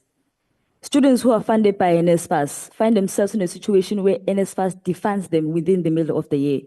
When a student is funded by NSFAS, it particularly indicates that they cannot be able to afford. When their student is defunded by NSFAS, they are left in a situation where they have an outstanding debt that they cannot be able to afford, but required for them to pay, for them to be able to come back and get enrolled within the institution. Once the student cannot be able to pay that outstanding debt, automatically they face financial exclusion. Once the student cannot be able to pay the 50% of that debt, they cannot be able to come back and get enrolled within the institution. And when I say 50%, it's not 50% of 10,000 chairperson. It's easier for vet students to get to owing 300,000. It's easier for a vet student to get to owing 200,000. And the rules of the institution properly outline that the student is required to pay 50% of their outstanding debt for them to be able to come back and get enrolled within the institution. And it's a question of how do you expect a student who has funded by NSFAS, who is a beneficiary of SASSA, to pay a 50,000 or 50,000 in January. Because all of these students are not informed that they're defunded by NSFAS in the previous year. They are told when they have to come back and get enrolled within the institution. And now we're sitting here with the number of students who cannot be able to come back and get enrolled within the institution because they cannot be able to afford to pay for their tuition fees. The rules, chairperson of the institution, say that every student who's owing anything above 10,000 cannot be able to register unless they take the debt below that. I want us to look at the logic, chairperson, behind that particular decision. If a student is able to afford, it means they will have no outstanding debt. If a student is able to afford, it means they're going to find themselves in a situation where their debt is below 10,000. If a student cannot be able to afford, particularly their debt will be above 10,000. You cannot therefore come in to say the decision will benefit those who are economically disadvantaged when they are owing anything above 10,000. The students who are economically disadvantaged are not owing 8,000, they are owing you 40,000, they are owing you 50,000. As I'm speaking to you, Comrade Chairperson, there are students who are on campus on a hunger strike. Those students are unregistered. There are students who are on campus who want to come back and acquire their educational rights, but they cannot be able to do so, particularly because they come from disadvantaged economic background. They come from your working class. They come from your missing middle. And I want to speak particularly on the issues of the missing middle students. Someone who has an income household ranging between 300,000 and 600,000. The person doesn't qualify for an NSFAS, but the person at the same time doesn't earn enough for them to be able to afford to pay their tuition. The university rule says you pay 50% outstanding debt. If you don't pay 50% of your outstanding debt, you cannot be able to come back and get enrolled within the institution. There's what we call hardship fund, Committee Chairperson. Hardship fund has a budget allocated from council. It's only 28 million. That budget, Committee Chairperson, is not enough to cover those students. When you look at the applications, because we requested for the stats, it's around 200 students were approved, and a large number of students were disapproved or rather rejected from hardship fund. So the fund, or rather the situation that was implemented within the institution to assist the missing middle, is not assisting the missing middle. We find ourselves in a situation whereby hardship fund only pays up to a maximum of 50,000. A student who's owing, or rather is supposed to pay 50% of 60,000, won't be able to register. So you have students who are approved by hardship. After getting hardship, which only pays up to a maximum of 50,000, because they haven't covered the 50%, they're not allowed to register. As I'm speaking, Committee Chairperson, I have those kinds of students on campus who are on a hunger strike to say that they cannot be able to come back and get enrolled within the institution. There's a huge crisis, Chairperson, of administrative part, particularly when it comes to the finance department. As the Wits SRC, sometimes we find it difficult to engage with some of the finance people within the institution. If we cannot be able to get engaged as the highest student representative within the institution, how come when it comes to a general student within campus? I want to continue, Committee Chair, to properly outline that when it comes to such issues of engagement, Committee Chair, I'm not sure if, yes, I'm in the missing middle part. When it comes to such issues of engagement, Committee Chairperson, we have students who are funded by NSFAS. We had concessions that were granted. Those concessions never got to the ground. We're finding ourselves in a situation where we have the missing middle. We requested concessions. As of yesterday, they were submitted to the senior executive team. The first concession was to say the students who are academically deserving, who have a PCD, must be allowed to register. That's the institution's mission. I want to say this, Committee Chair, the university doesn't operate as an institution of students. It operates as an institution of a bank. Because when we deal about issues, or rather issues of students, we need to be able to have substantiations behind the decisions that are made. How did we get to 10,000?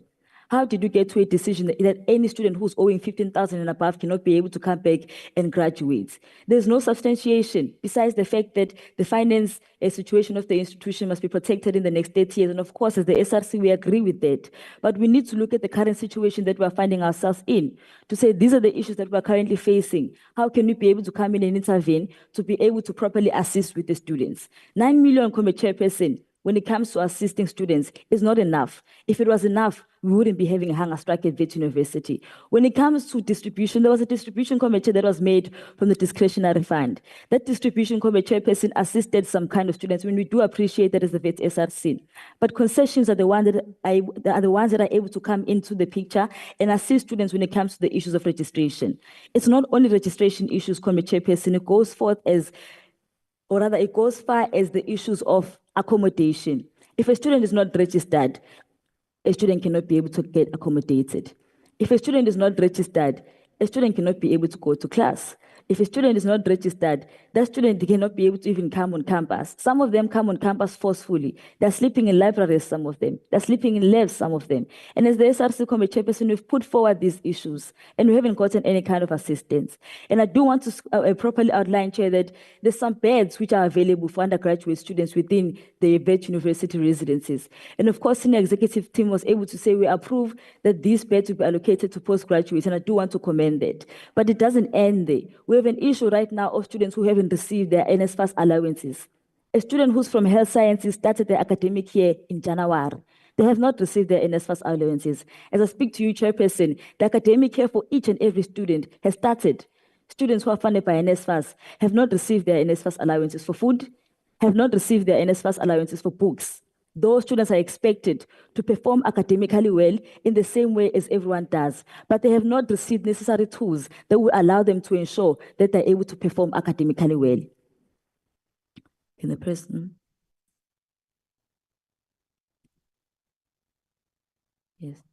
Can you go to page 8? Policy transformation. This is where I want to continue, Comrade Chair. When it comes to, I want to start by outlining that the current financial aid and support policies do not adequately address the full spectrum of financial challenges faced by the students, particularly those who are the missing middle and those who experience immediate defunding.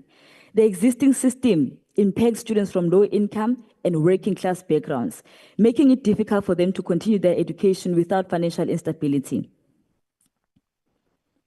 The criteria when it comes to SETAs is submitted to the institution to say these are the funds we're submitting to the institution and this is our criteria that is going to be used to fund our student. When the institution uses that money to fund the student, it takes them from the discretionary applications. And if it doesn't find anyone who meets the criteria within the discretionary criteria or the discretionary applications, the money doesn't continue to serve any other student. The money goes back to the funder.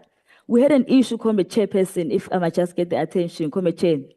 We had an issue whereby NSFAS, or rather there were some amounts that were reversed back to NSFAS. It was 438 million, if I'm not mistaken. At an institution that is currently sitting on 1.6 student debt, why is the money reversed and not being used towards assisting students with covering their outstanding debt? The debate should never be whether education should be free or not. The debate should be how are we able to assist our students. And I understand the financial status of the institution, but where the institution can be able to come into the picture and assist, it must.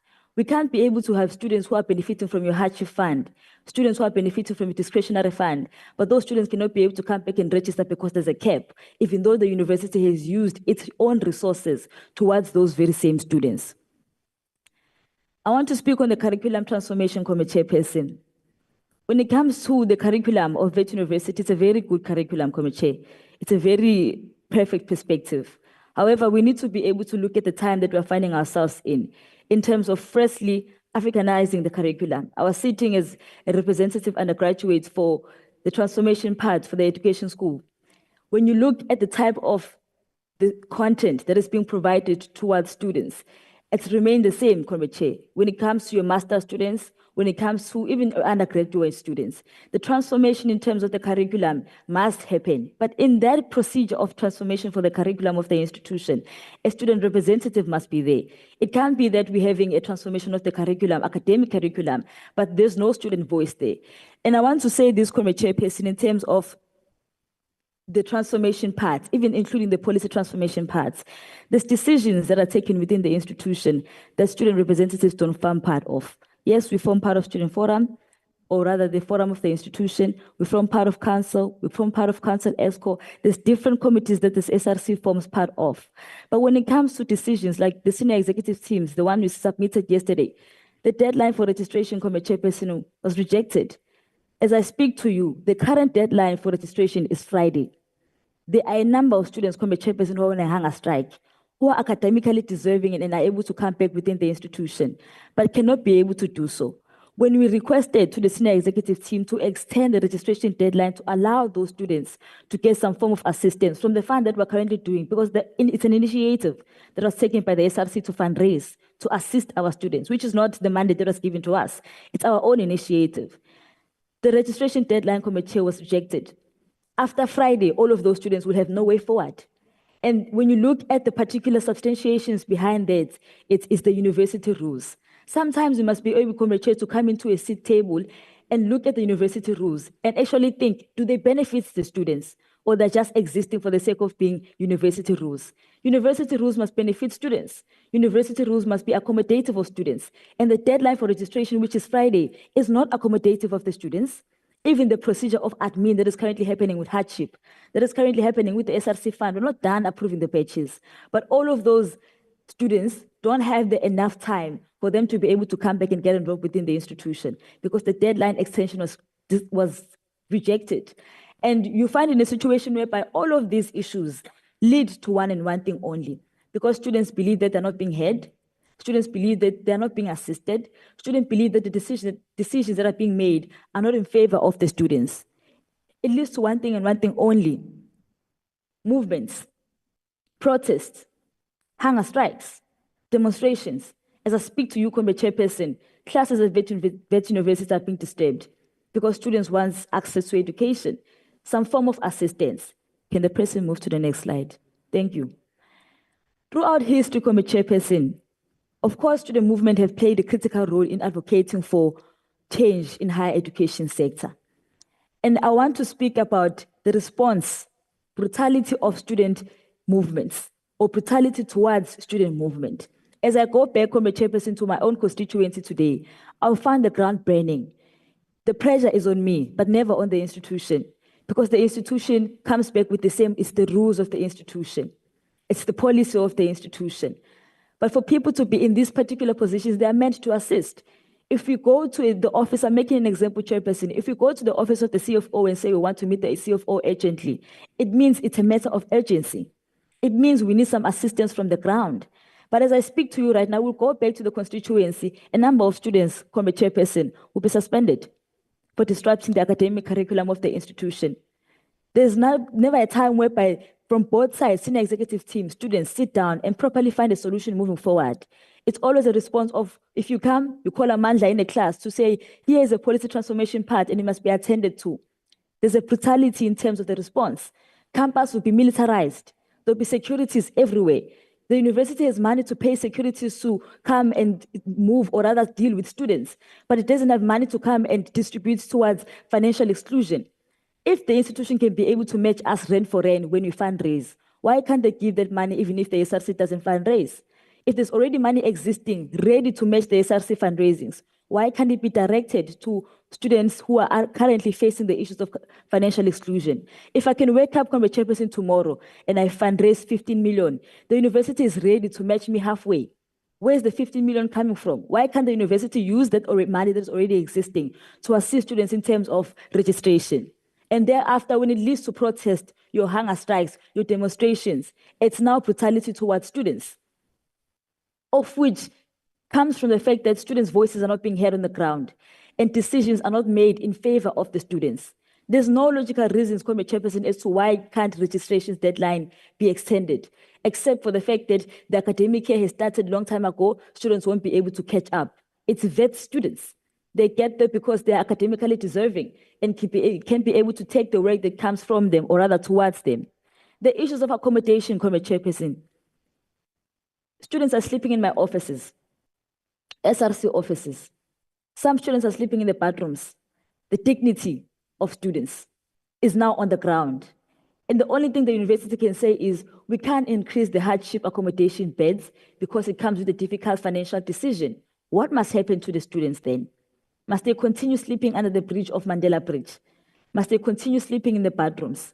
At least, Committee Chairperson, if we can be able to have the platform to come into the table and make a decision forward, to say we can be able to have rather open those available beds for those particular students, instead of saying we can't take this decision because of the financial rules of the institution, in a times whereby we must be able to operate as a public institution that houses or rather institution that accommodates students who are coming from disadvantaged economic backgrounds. We're not a bank institution, Committee Chairperson. We don't make decisions based on numbers. We make decisions based on student lives. Students who are supposed to come back and get enrolled within the institution. Committee Chair, I do want to outline this as well. As I speak here, classes at Wits universities are being disturbed. As I speak here, students are on a hunger strike. As I speak here, students are doing demonstrations. When we go back to campus, Committee Chairperson, the university will say we cannot be able to take this decision to allow all students who are academically deserving. Committee, we're asking for students who are academically deserving, who have your PCD, comrades or other students who have benefited from your hardship, to be able to come back and get allowed to register within the institution. You cannot be able to approve someone, give someone 50,000 after they've benefited from the 50,000 and say you are short of 5,000. You cannot be able to come back and say you are owing 200,000. Your outstanding debt is too much. Therefore, you cannot be able to come back and get enrolled within the institution. One simple thing that is important, a table where the senior executive team sits with the SRC, where the senior executive teams and the decisions that they make are able to properly outline that we're making this decision on this basis. We submitted the issues of the graduation AOD brackets, increasing from 15,000 to 30,000. Because right now, Committee Chairperson, after registration, we'll have students who won't be able to graduate because they're owing 20,000. And they don't have 5,000 to pay to put it below 15,000. They're previously beneficiaries of NSFAS. All of those students will not be able to graduate. You submitted it to the senior executive team. Yesterday, committee chairperson was rejected by the senior executive team that the institution doesn't have the financial means to contain or be able to assist those students. And the only reason behind is to say, we're going to give you a transcript, you're going to be able to go to the working environment. But the goal is for the students to cross the stage. All of these students, there's no reason, committee chairperson, how did we get to the 15,000 threshold? Because the majority of the students are owing above that. So how are we assisting students when the majority of the students are not benefiting from the decisions made by the university? So it makes, or rather the university comes into the picture and looks, or rather make things look like they are assisting students when they're actually not. A majority of students, committee chairperson, are not owing less than 15,000. They're owing more. Why can't we make a decision that is going to assist students in their term? And lastly, committee chairperson, it also comes to the aspect of NSFAS. The admin of NSFAS, committee chairperson, is also suppressing the institution itself. Why haven't we received the list of all students who are funded by NSFAS in the year 2025? The university cannot be able to go and extract that list. Why isn't that list being sent to the institution? Why are we having those issues right now? Because all of these students now are at risk of being kicked out in their accommodations. Because if you have a status saying NSFAS application in progress, it means you're not funded. The administrative part of NSFAS is terrible, committee chairperson, and it's affecting students themselves. The institution cannot be able to come and approve NSFAS funded students. But if that list is not in, it's going to affect our students as a whole. Committee chairperson, as I land, I do want to outline that the financial and social challenges faced by students at Wits University reflect a deeper systematic issue within South African society itself. The issue of student debt is not a Wits University issue. It's an entire country's issue. Each and every institution is an issue of student debt. And in this portfolio committee, it's where conversations of how we deal with student debt must take place. It's not only about ensuring that the student gets enrolled within the institution. It's also about ensuring that we deal with the issue of student debt. Because the student who's going to get enrolled this year will also come back next year with the same issue. 10 years after fees must fall, we can't be doing the same things, committee chairperson. 10 years after fees must fall, we can't be having hunger strikes, we're having protests, we're having demonstrations because there's no solution. The portfolio committee must be able to call such things, not only when it wants for the institution or the workers or the university or the learners or students to account, but for us to have a deeper conversation. The 10 years after fees must fall, committee chairperson, we can't be facing the same issues. We can't be facing or rather dealing with the systematic issue the same way. There must be some sort of conversation to say that, yes, we're going to get these students enrolled, but what's going to happen to them when they need to graduate? What's going to happen to them when they need to come back and register in the next following year? It's not only a Wits issue when it comes to the student debt. It's an entire country's issue. And it's the duty of this portfolio committee to have the conversation and deal with the issue of financial exclusion. Because without education, committee chairperson, there's no future for this country. Education is an essential right. It's not a privilege. It should be accessible to all people, regardless of their economic status, regardless of their economic status or economic background. Simply because a person is poor doesn't mean they can be able to come into the institution, or rather they cannot be able to access the institution. If you look at the lines in the SRC offices, committee chairperson, it's students who are coming from disadvantaged economic backgrounds, townships, students who cannot be able to afford. And in this sitting, committee chairperson, I don't want us to leave this sitting only having to put these issues forth. And I don't go back to the constituency with a solid answer. Because even my presence here, committee chairperson, was questioned by the students. What are you doing there if you're not going to be able to get assistance? What are you bringing back for us to be able to get assistance, committee chair? So a decision that is going to be made here must be able to assist students. To say going into Friday, the registration deadline must not be closed. It must be open for students to be assisted. We cannot be able to sit here and have these nice fancy reports, but don't have any solutions for students to come back and register. Thank you, Chair. Thank you very much, President Labour. What is it about? Well, Chair, I think without taking anything away from the inputs just made, in all due respect, we are addressing the portfolio committee through you, Chair. And we are actually, none of us introduced ourselves from any political party. We are members of parliament. And I really would like you not to address us as comrades, because we are not. No, but that's a pretty comment. Sidle, who said you must open the mic, Sidle? All right.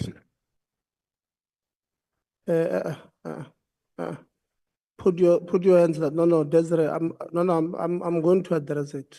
Put your hands down. Yeah, you know, and I asked you, what is it that you are going to address? Because I thought you are going to assist us. Desiree, please don't take us back. The students' leadership, just like the workers, they introduce themselves as comrades. There's nothing wrong with them calling themselves comrades and all of that.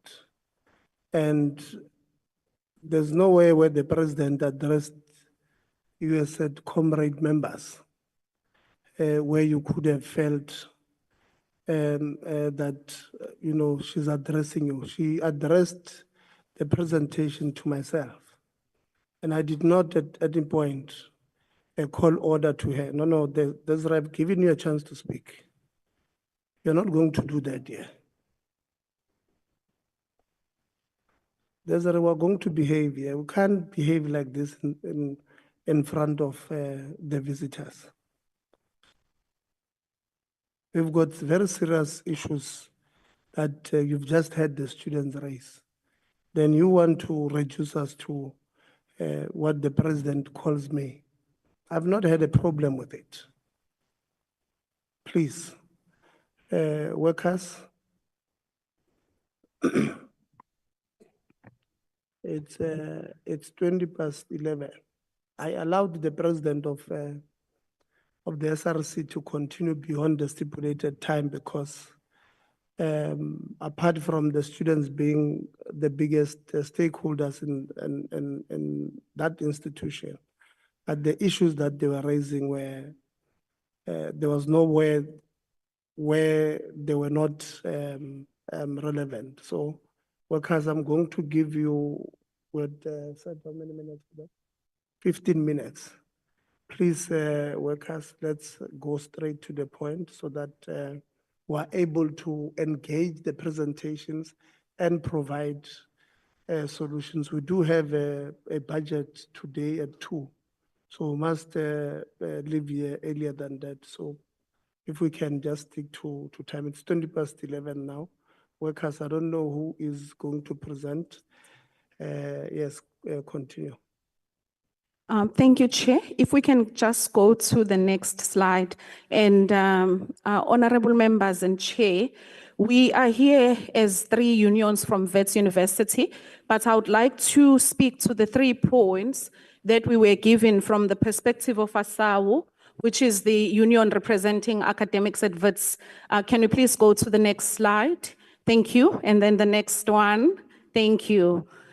So in terms of our perspective on the university's readiness for the 2025 academic year, we are aware of a lot of what our colleagues from management presented, and we're also here when they were presenting. So would like to just highlight concerns that we have. One is that over the last 2-3 years, the world of academics changed significantly because of the advances in artificial intelligence.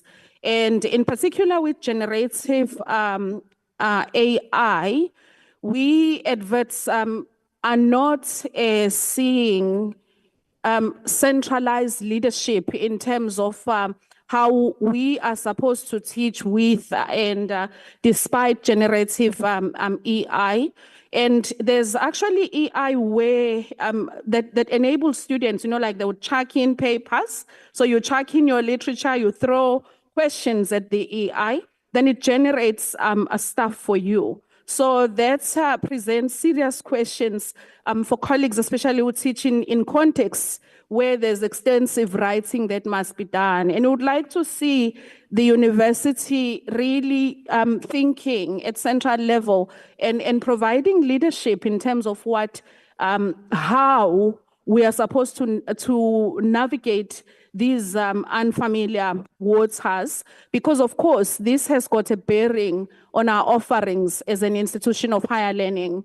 When it's the beginning of the year, Chairperson and honorable members, as academics at Wits, we are always concerned and extremely anxious because we never know what will happen in our university when there are student protests.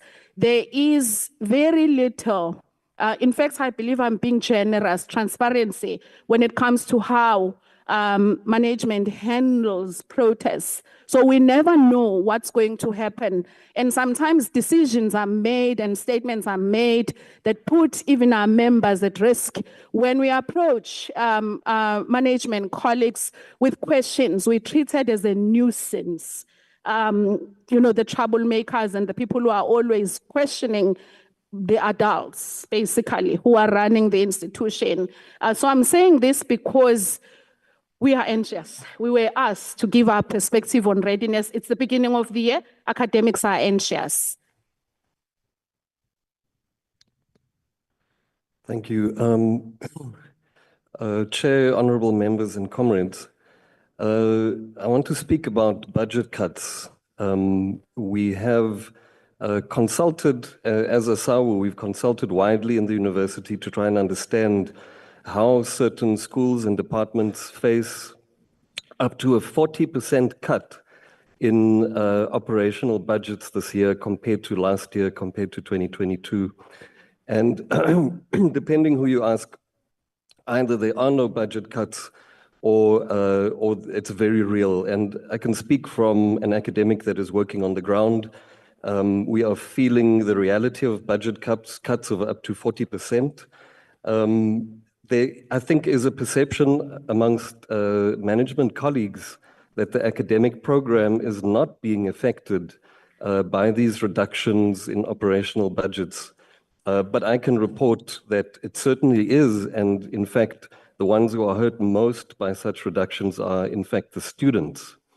You know, there's something that I'll speak about a little bit later with regards to the distribution of these cuts and which particular faculties and schools are most affected. But I'll leave it there for now. Thank you. Thank you. If you can go to the next slide, please. Thanks. So in regards of challenges facing workers, I would like to first speak to bullying and the lack of support or very little support that is offered to staff and very little protections. So particularly in terms of how our colleagues who are in leadership positions in the institution provide supports and protections for staff when there are issues whose reporting results in such issues moving between levels of management, because we are a hierarchical institution, as most big organizations are. So when it comes to bullying, bullying is very deeply entrenched in Wits, at Wits, and it is very sad for me to have to say this, especially in a platform like this, but it is what we are dealing with. The university has made great strides, I have to say, when it comes to putting together policies and putting together structures that are supposed to address bullying. But in terms of lived experiences of academics, in particular rank and file academics, there is no accountability for bullying, especially if the person, the perpetrator, is someone with power in the institution.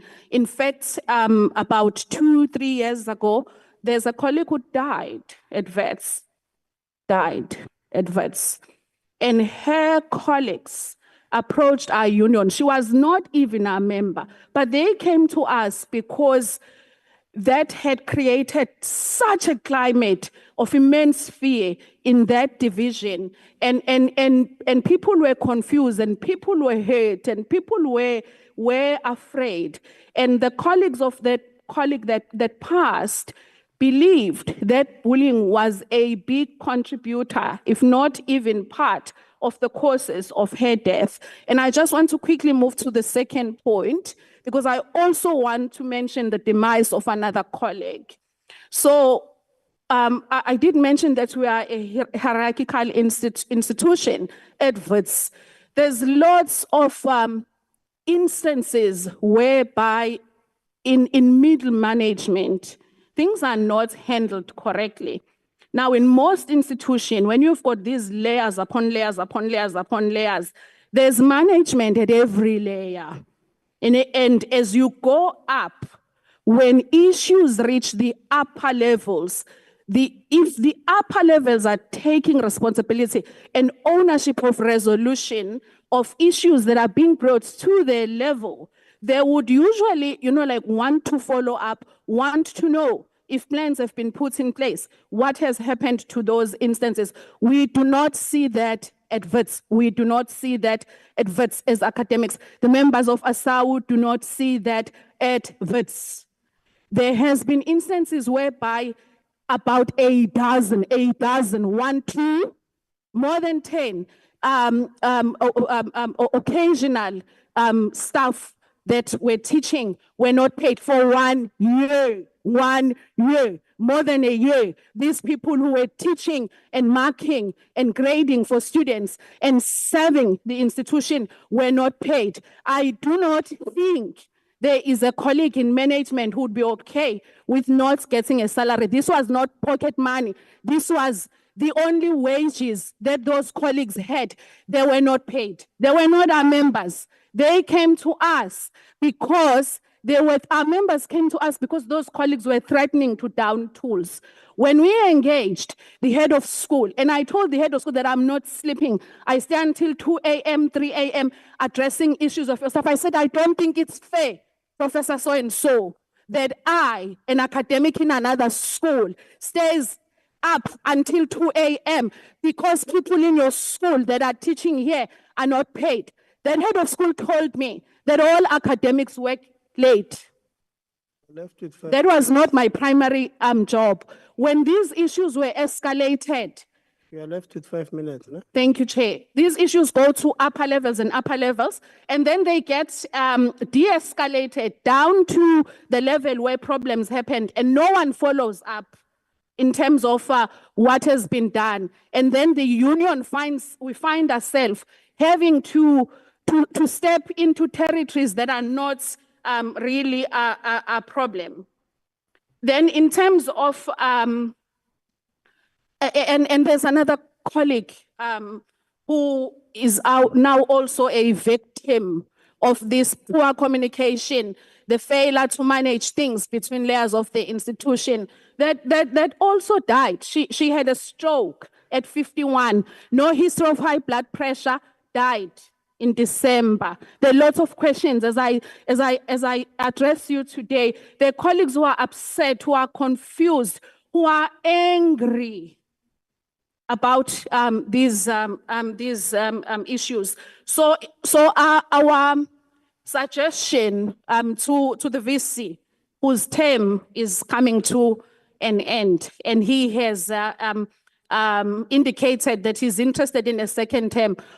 If the VC gets a second term, as ASAU, we would like to see some serious commitments to humanity, to ethical leadership, to compassionate leadership, to value people, because behind the stats that Wits brags about are hard-working staff, hard-working academics who give that institution decades of their lives. We would like to see humanity, would like to see a management that cares about people, the people behind the stats that the university likes bragging about.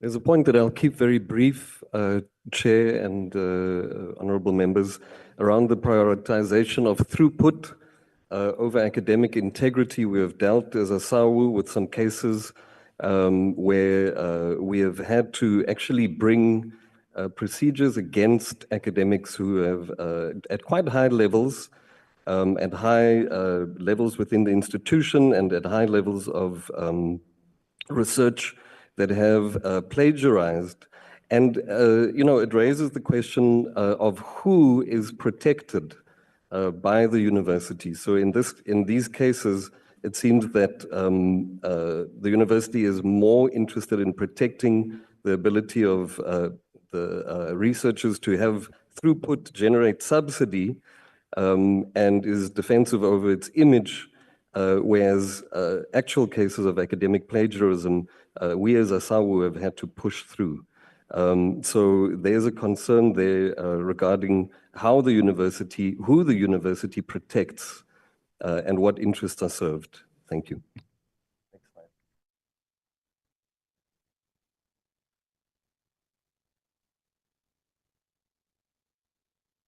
I think in the interest of time, we would like to hand over to Nahau.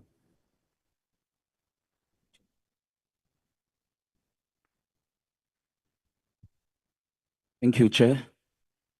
I will just, for the sake of time, try to speed up. Comrade Chair, from Nahau, we represent about 2,000 members, which is almost half of a total professional and administrative and support staff at Wits. Our shop stewards have a challenge on the ground and need protection from line managers while they are trying to balance their full-time jobs and their union responsibilities, which include internal disciplinary cases, which can last for weeks, external cases at CCMA, policy reviews. While speaking about policy, let me state it here that Wits has the most progressive policies, but the problem seems to be the implementation. We are also involved in dispute resolutions, memorial services for deceased members, and funerals. We also are involved in the bargaining meetings with the management. We have also observed and noted that the ER office has not been rendering its services. It has now become more like a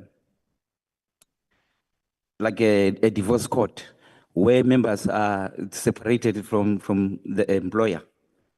Next slide.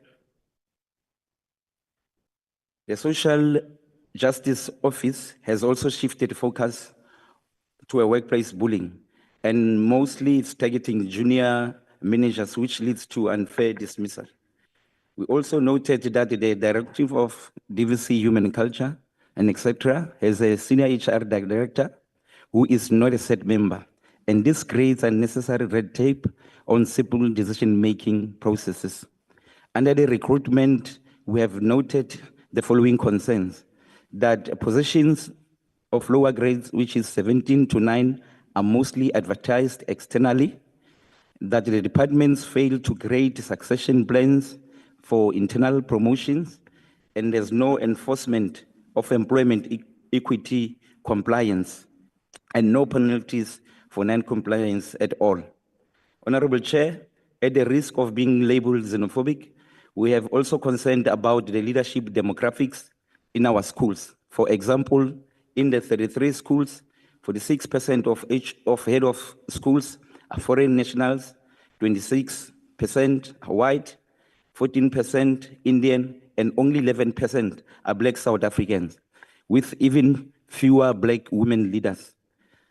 This overrepresentation of foreign nationals in senior academic positions raises concern about opportunities for South Africans. We demand that unions must be part of the recruitment processes. Under the staff wellness, there's an alarming death rate among the lower grade employees, averaging at least 2 funerals per month. The union assists and guides the departments in arranging transport, but the departments on the ground are not doing it voluntarily. So we are engaged on, and the bereaved families do not receive logistical assistance for memorial services. There's a disparity in terms of treatment. Academics receive official and notices and elaborate memorials, while lower grade staff are ignored. We also have issues of substance abuse crisis among lower grade workers with no structured intervention program, except a telephone arrangement to Kaelo. We have also noticed that students have a walk-in structure called CCDU for mental health, but for staff, there's no dedicated support for well-being. Wrap up. In wrapping up, Honorable Chair, we have noted that there is a mismanagement or wasting of funds on hiring lawyers who face ordinary staff members at CCMA. So we demand that managers who initiate cases must represent the university at CCMA just as ordinary staff members do. Millions spent on external fees could be redirected to staff wellness or students. I will end there for the sake of time. Thank you, Chair. Thank you very much. I gave you guys 2 more minutes. Just an advice. When we have a sitting of this nature, there are certain things that you can have directly with management. Have them there.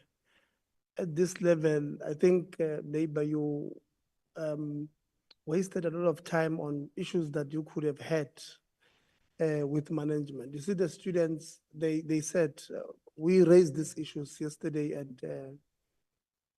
senior management team, whatever the case may be, senior executive team, they are rejected. So they are coming here, to say, please intervene on this thing because it creates a problem. But you guys, the things that you could have raised with management, you did not.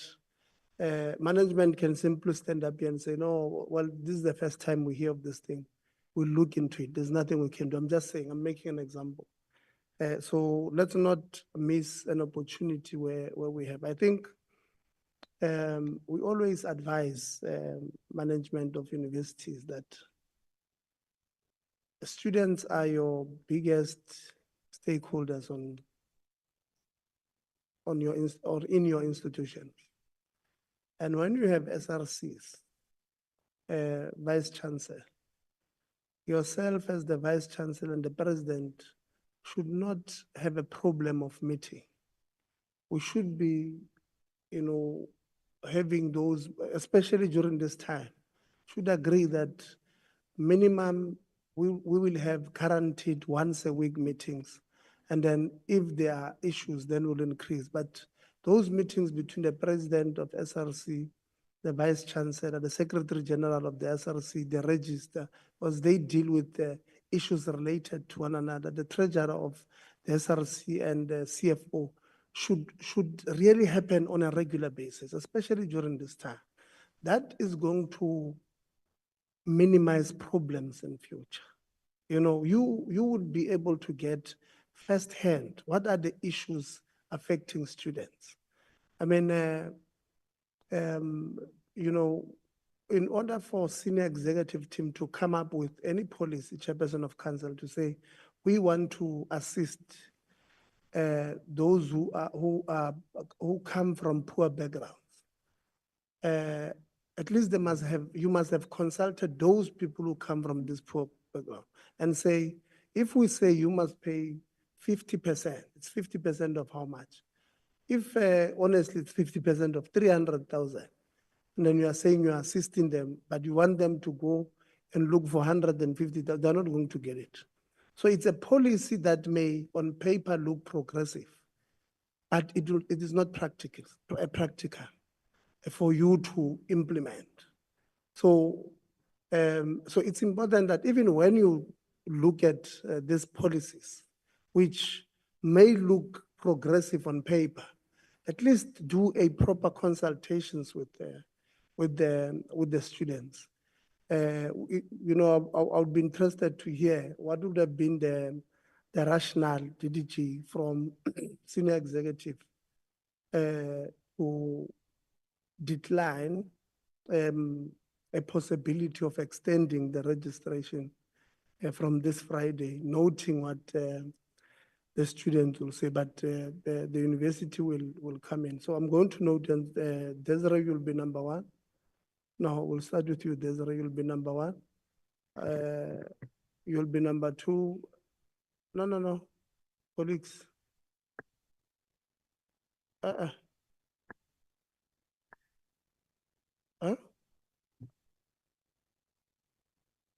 The what? Because the last union needed to present, that's our... No, colleagues, you know what we said.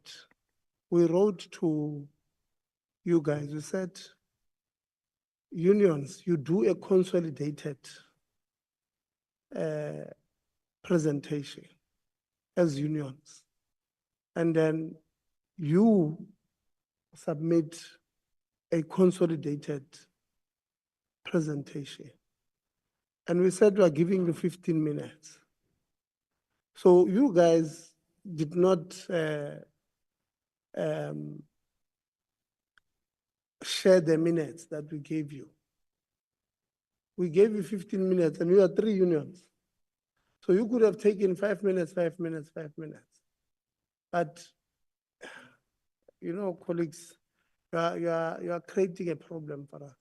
When we say it's a consolidated, so you agree that 1, 2, and 3 are going to present on our behalf. And you cover this section, you cover that section, you cover this section. But it must be within the time. So I'm going to give you 2 minutes. It's just this one out of the goodness of my heart because we're not supposed to do. We're giving you your time. I've actually given you 3 minutes over the 15 minutes we gave you. Please come through. Let's hear what you have to. Nehal, please switch off the mic. Thank you, Chair. I just want to put it on record that the reason why there's different submissions from the union is because the unions have been made to be divided. We are bargaining differently in separate bargaining forums. I will not go through all our submission as per the PowerPoint, but I want to touch base on few things. I would like to go straight to current gaps identified. If you go to that slide.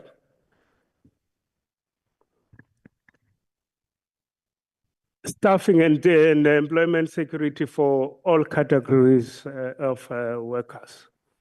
Adequate remuneration and fair working conditions for academic and non-academic.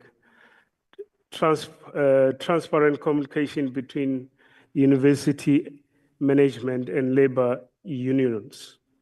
When we talk about transparency as well as the staff level and employment security for all categories,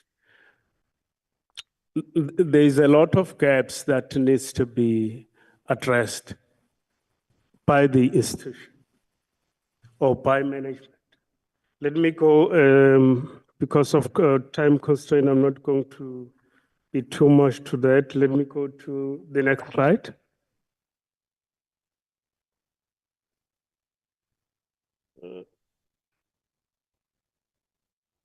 Talking to the challenges faced by the workers at university around skills development.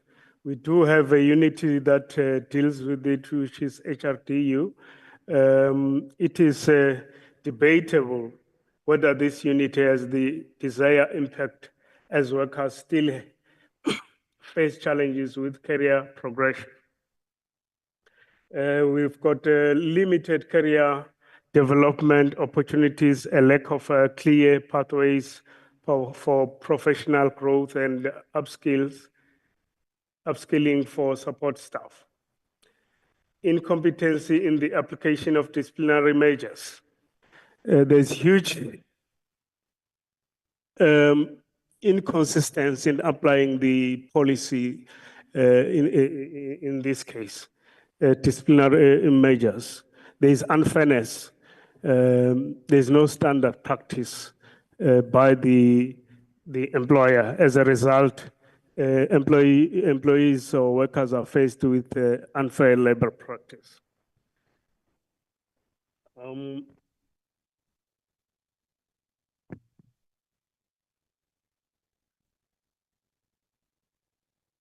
As an organization that is representing or organizing within the institution, from the senior administrative staff as well as workers. Issues are put before management, and very serious issues, if I may make an example of what we call the corruption that is taking place. We are very concerned in this institution that there is a lot of corrupt practices. And if we put these issues to management, management does not take us serious. And it's as if they don't want to take action against those particular, and that will bring the institution to go down, to be unsustainable. And that is the reason why we are not getting the increase that we are looking for as organized labor, because there is this corrupt practice. If I may. Thank you. And thank you. Thank you very much. Honorable van der Walt. Thank you, Chairperson. I think listening to a lot of things, and you mentioned it in your Hold on. last. Union, please switch off the mic there. Thanks. Oh, is that I think this is not a new lesson on whatever is presented to us or the first year that it's happening. So one would encourage that they are from varsity and the students, even the labor sector, that one should rather be proactive than wait till varsity is about to start and 3-4 days before registration is closed and then come up with all these concerns. I really would like to know if we don't have beds or we have beds and we accredit, how are we doing the accreditation? Because we see so many institutions coming here and the accreditation of accommodation is poor or non-existent. So if you say you have private beds and they are accredited, please explain to us how, what process you have, because surely we can learn from that in other institutions as well. I also was reading some of our own research work and see that there was a question on whether the SRC as well as the University on Executive Management Committee, so to speak, or senior management, is fully constituted, and what are the most important vacancies that is still well, funded, I must say, vacancies at the varsity. And then to NSFAS, I didn't understand or really get a motivation on the defunded situation. Maybe we can get reasons for that. And then also just in general, somebody mentioned the throughput. What is the dropout and the throughput of the varsity, say in the last year or last 2 years? Thank you, Chair. Thank you very much, Honorable Ngubane. Thank you very much, Chair. One of the things, Chair, before my questions, I would like to highlight what I've experienced in this presentation is what sometimes we call the failures of this illusionary social cohesion that we've been told about for the past 8 years on both sides. That's what I've seen today. Even when you were reading that letter, you can see there is this failure. We've been illusioned about this non-existent social occasion. It's sometimes clear its eyes in the wrong way. So, Chair, from my side, I think we appreciate the presentation by the Vice Chancellor and the Chair and the Vice and the Chairperson of the Council, as well as comrades. So, Chair, The issue here, Chair, what on the presentation, especially, I think it was on slide 8, the staff and student demographics. So that pie chart presentations, if probably we can ask more details to it, Chair. We need to see. We've seen a lot of these misleading pie chart, both on the staff as well as on the student, where you see this nice green that is 74% and 75%, especially on the staff. You find these things that we call it cappuccino, Chair. And then it's presented nicely like this. It's a cappuccino and the others are low down but on top.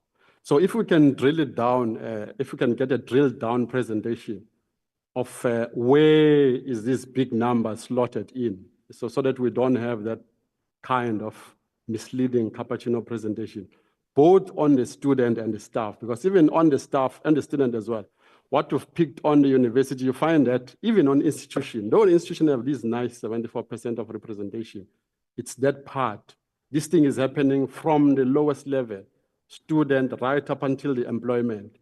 You find that students, mostly certain students are on this stupid, I wouldn't call it, it's actually wrong to call it stupid degrees. Degrees that when you finish graduating, you still can't get a job of it. That's the problem we're having. I know probably it's not the doing of the university, but it's important that we see that when they do their pie chart, so that we see this 74%, where is it? Is it mostly on the secretariat, PAs, and or, you know, all those things when our students have graduated and the moms have sacrificed their SASA pension and everything, the monies that they sell on the street, they've sacrificed it. What have they sacrificed on our kids? On which kind of degrees have they paid so much for these kids, so that we can see where this 74% is, as well as on the staff employment. It's important to check that. And then that one, and then I heard the CFO was presenting that their year ends as the Wits ends on the 31st of December. If I can get the clarity on that, Chair, so that I know most of the universities that came and present with us, I think they've aligned their financial year end with the government and state-owned entities, it was the 31st of April or so. So if I can get, maybe it's something that is new or it's something I don't get, the alignment of their financial year end.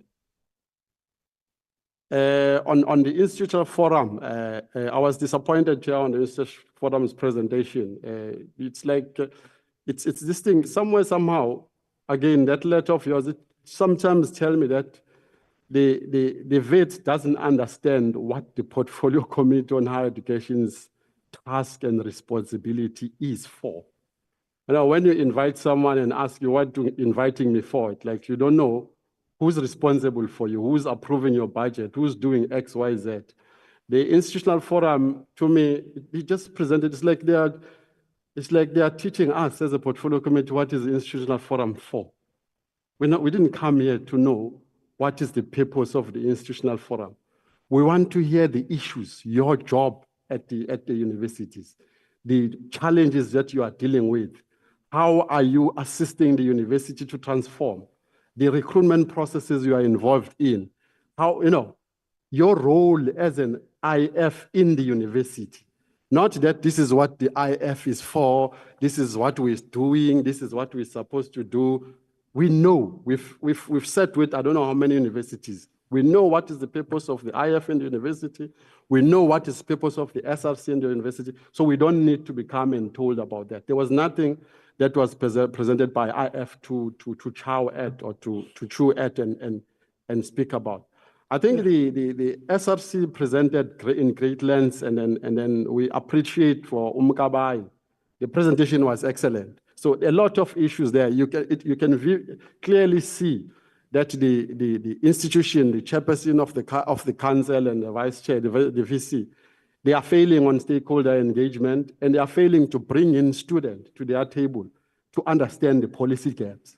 So the SRC highlighted a lot of policy gaps. It's that thing of driving an institution, but you're not bringing on board the people that you're driving an institution with to sit with, so that when they tell you about there are these financial policy gaps, you are not sitting outdated with your policy and thinking that you are doing very well, whereas you are not doing very well.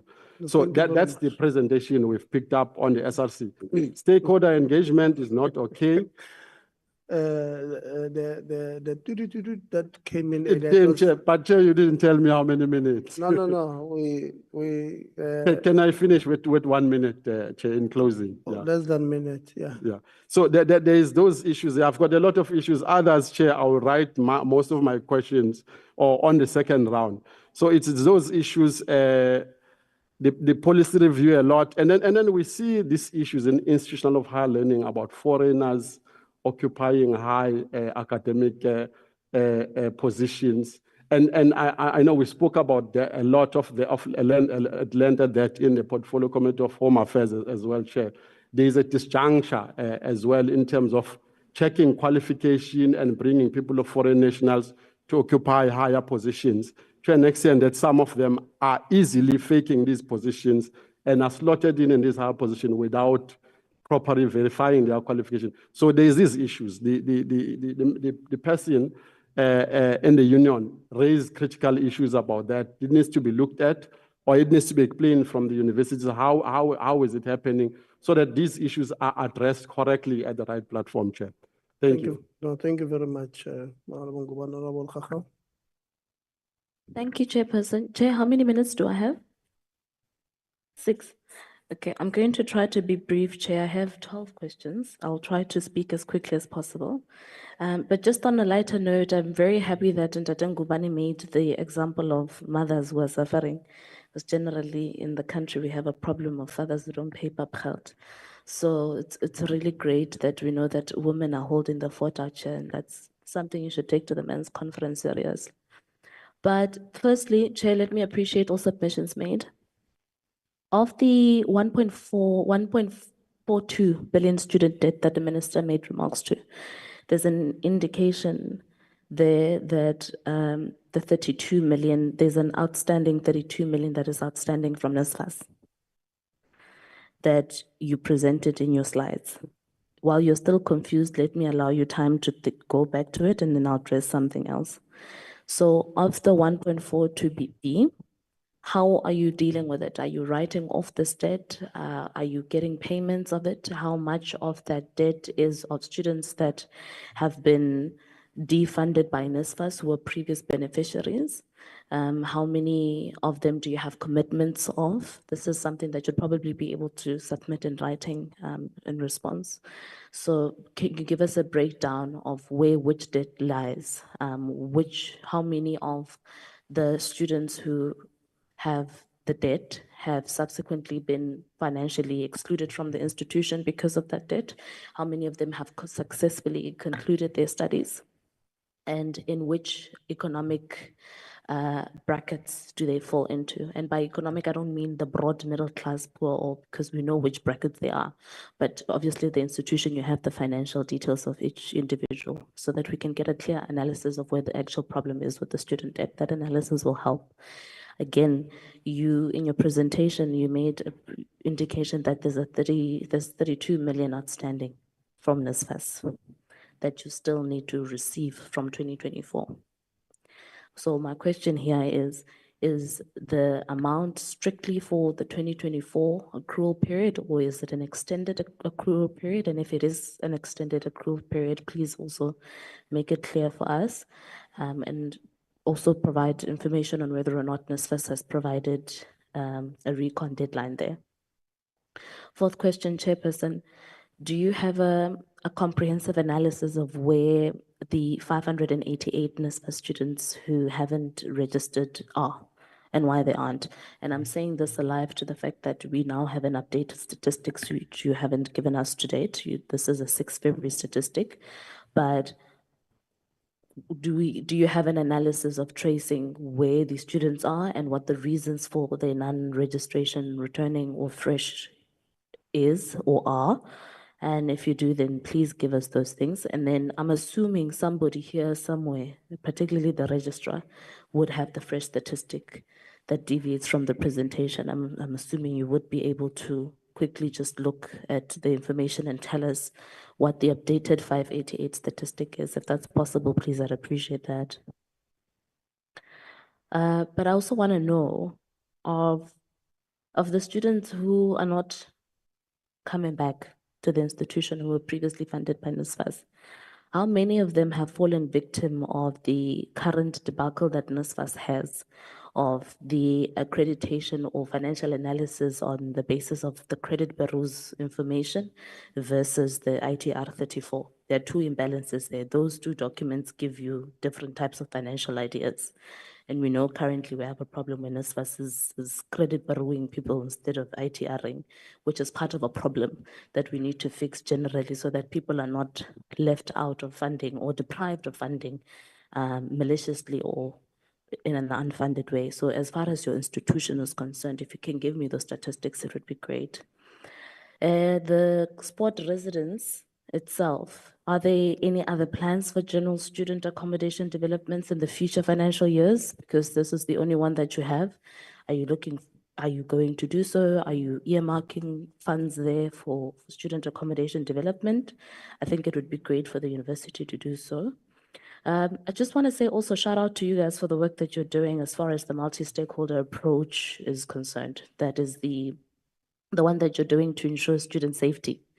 But what I didn't hear here is the involvement of the city of Johannesburg itself. I mean, I don't have to say what I think about the city of Johannesburg as a politician myself, given the political party that deploys me.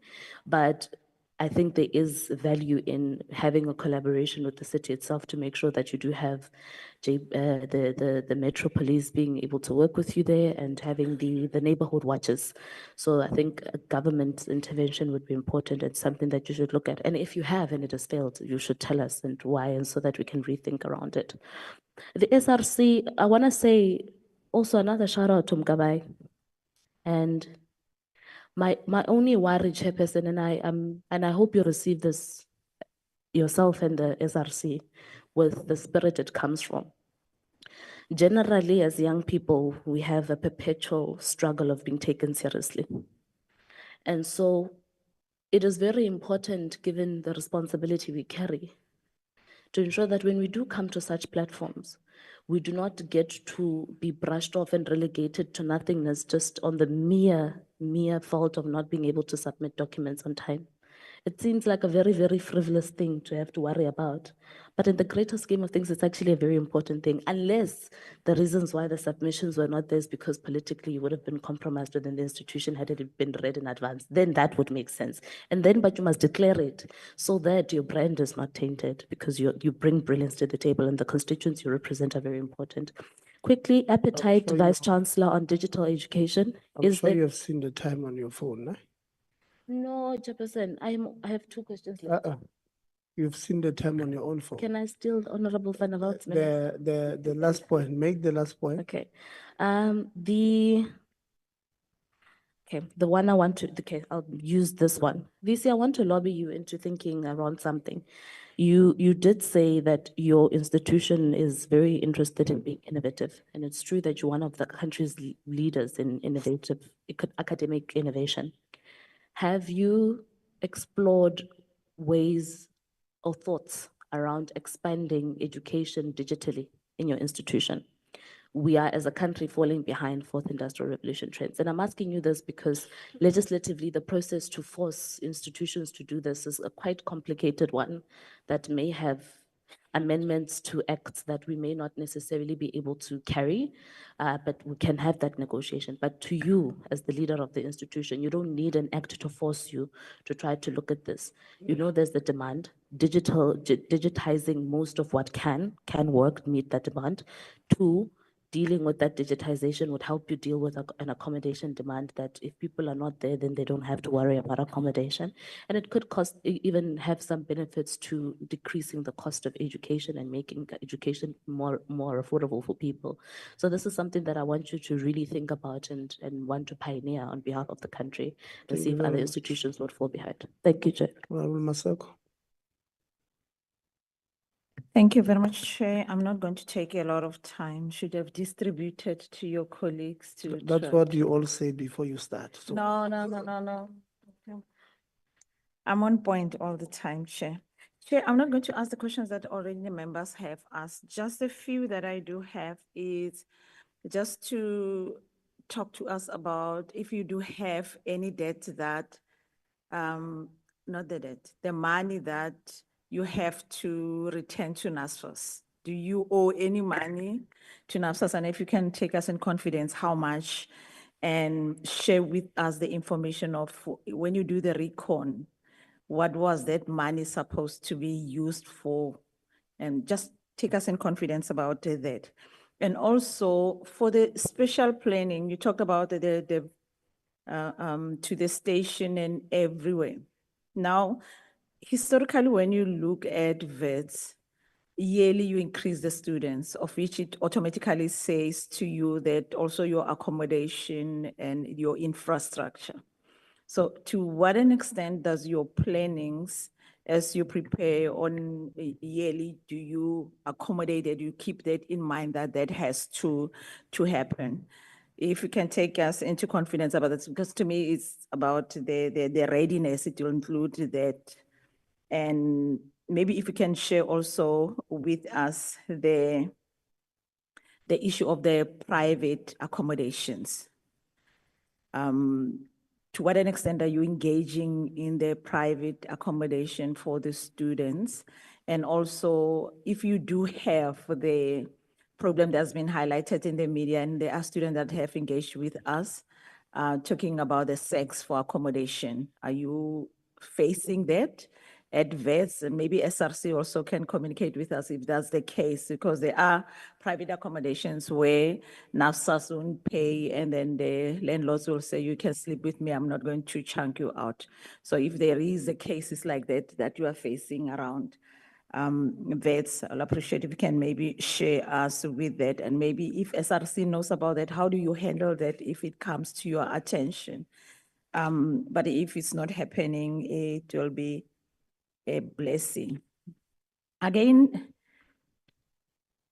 I want to find out when reacting to the market, because the changes are happening all the time for the studies, the orientation to the students, advising. Surely there are some degrees or courses that you know that they are in principle, in a way I call them redundant. They are not employable. The student you can take the money, teach them, but employability of those students it's almost 0%.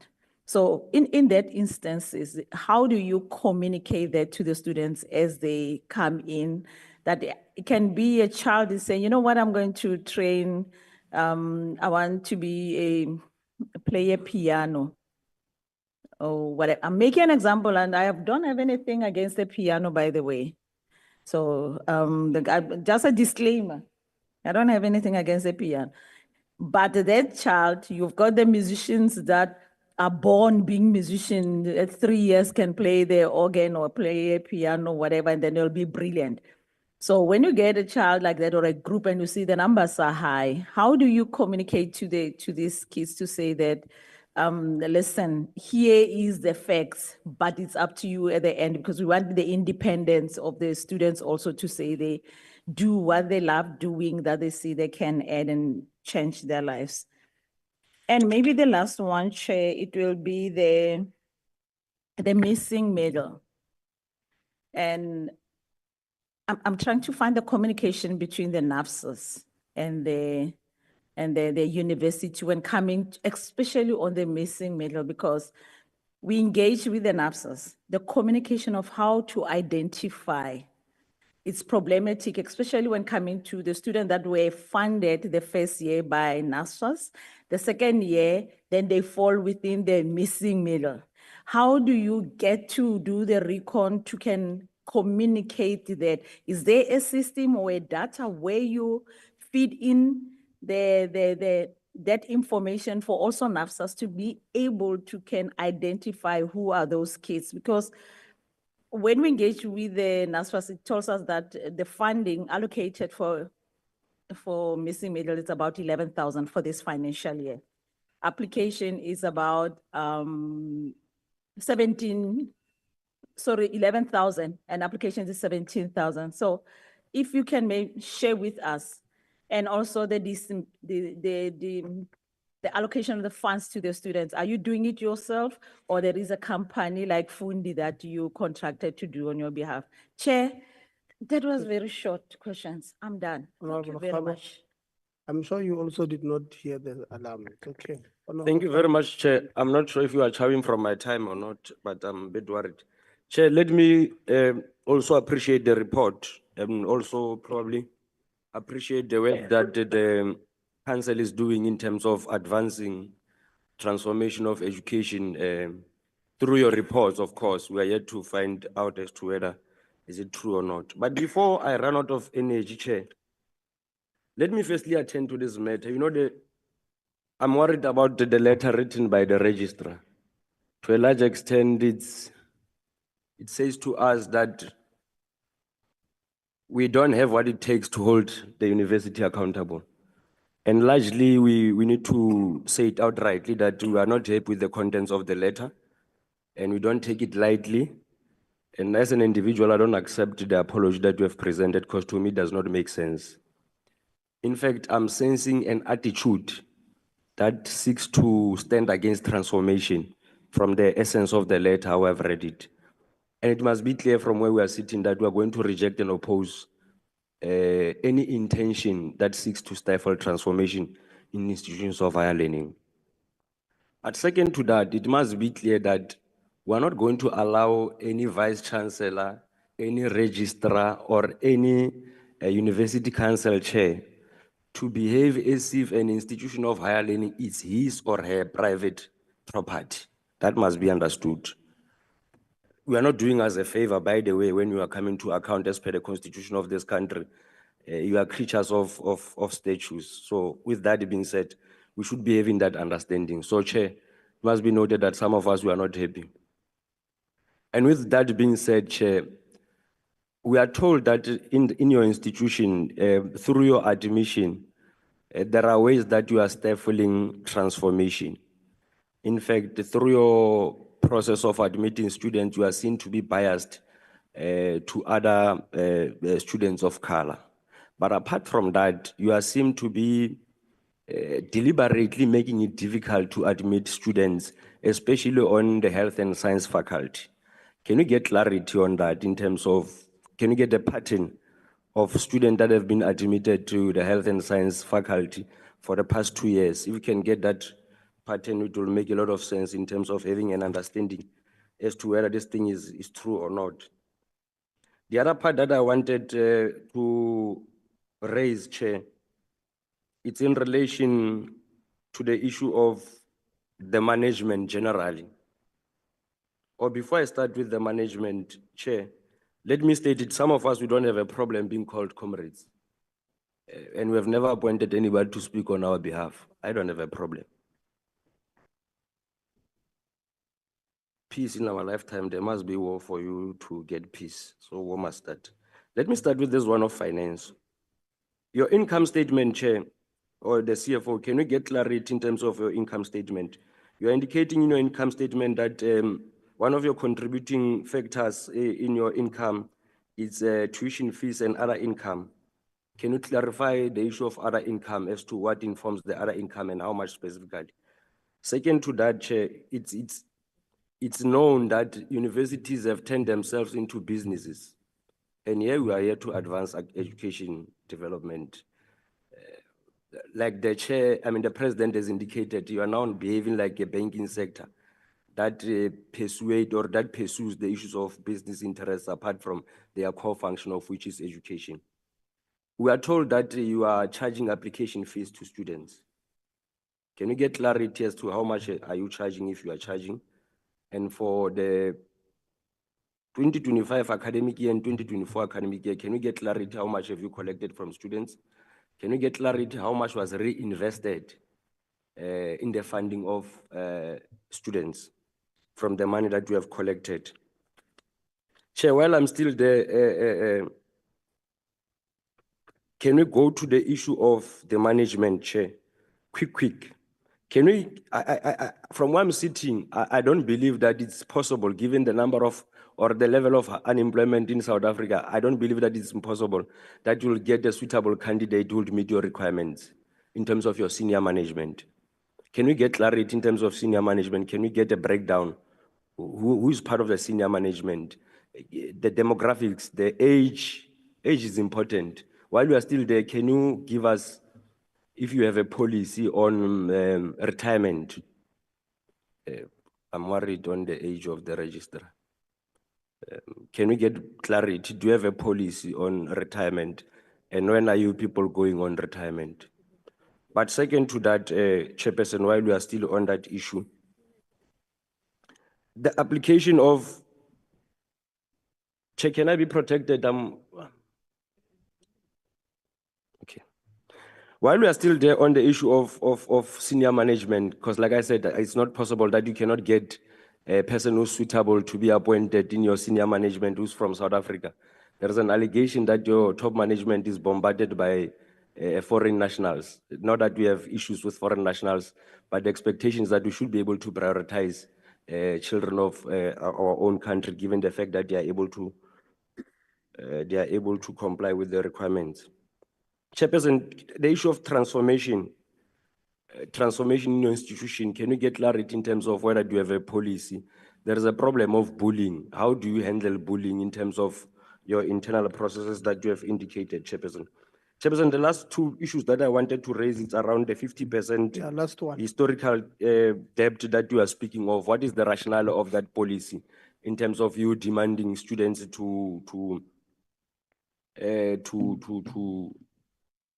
pay before they can? And what is the last one is, what is your turnaround strategy to address the issue of classes not taking place as it has been indicated earlier on by the president of the SRC? Thank you very much. Honorable Lonze.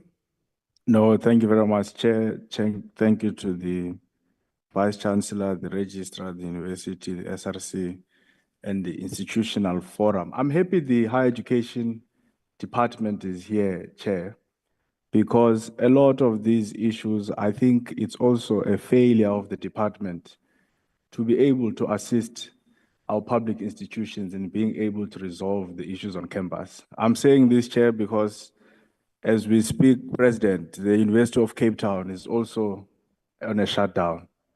We know what has been happening at CPUT, we know what has been happening at DUT, and now we're learning about what is happening at Wits University. So we can't call these public institution DDG, and then we even become proud of summoning them to Parliament when the department itself is not assisting these public institutions. I mean, let's take the matter of NSFAS. I think we once asked this question and we didn't get a real answer for it.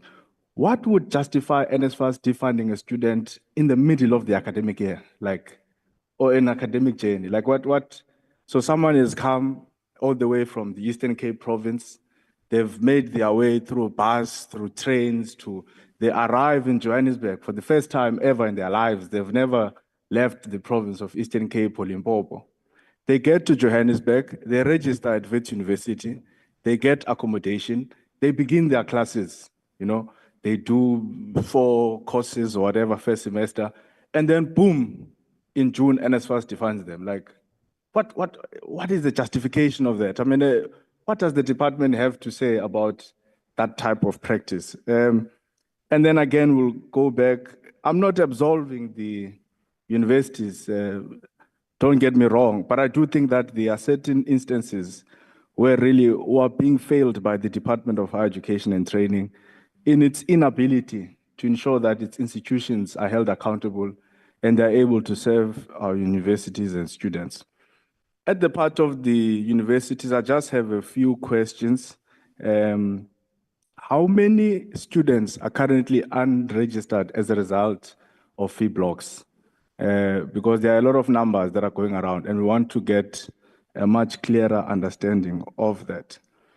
And then I wonder if the institution considers, when we used to debate this issue of fee blocks, Honorable Karabo, remember, you've got academically deserving students. So there's a difference between an academic exclusion and a financial exclusion. Like you genuinely have students who are doing very well in the academics. And because of the issues like the ones we just mentioned of the National Student Financial Aid Scheme, losing bursaries, parents get retrenched, and many other socio-economic reasons that would lead someone to not being able to fulfill a commitment that they had made prior. But this person is doing well academically, like they are not failing, they are passing.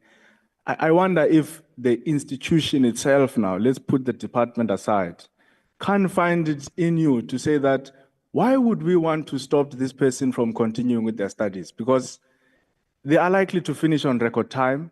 They've not demonstrated any, possibility that they'll be here. Because I know some of the reasons that the universities give is that, no, this student has been failing every year and they're likely not to graduate. But now let's look at the academically deserving students. So when you give the statistics, I'm also interested in if you could characterize or categorize the students in terms of those who are not registered.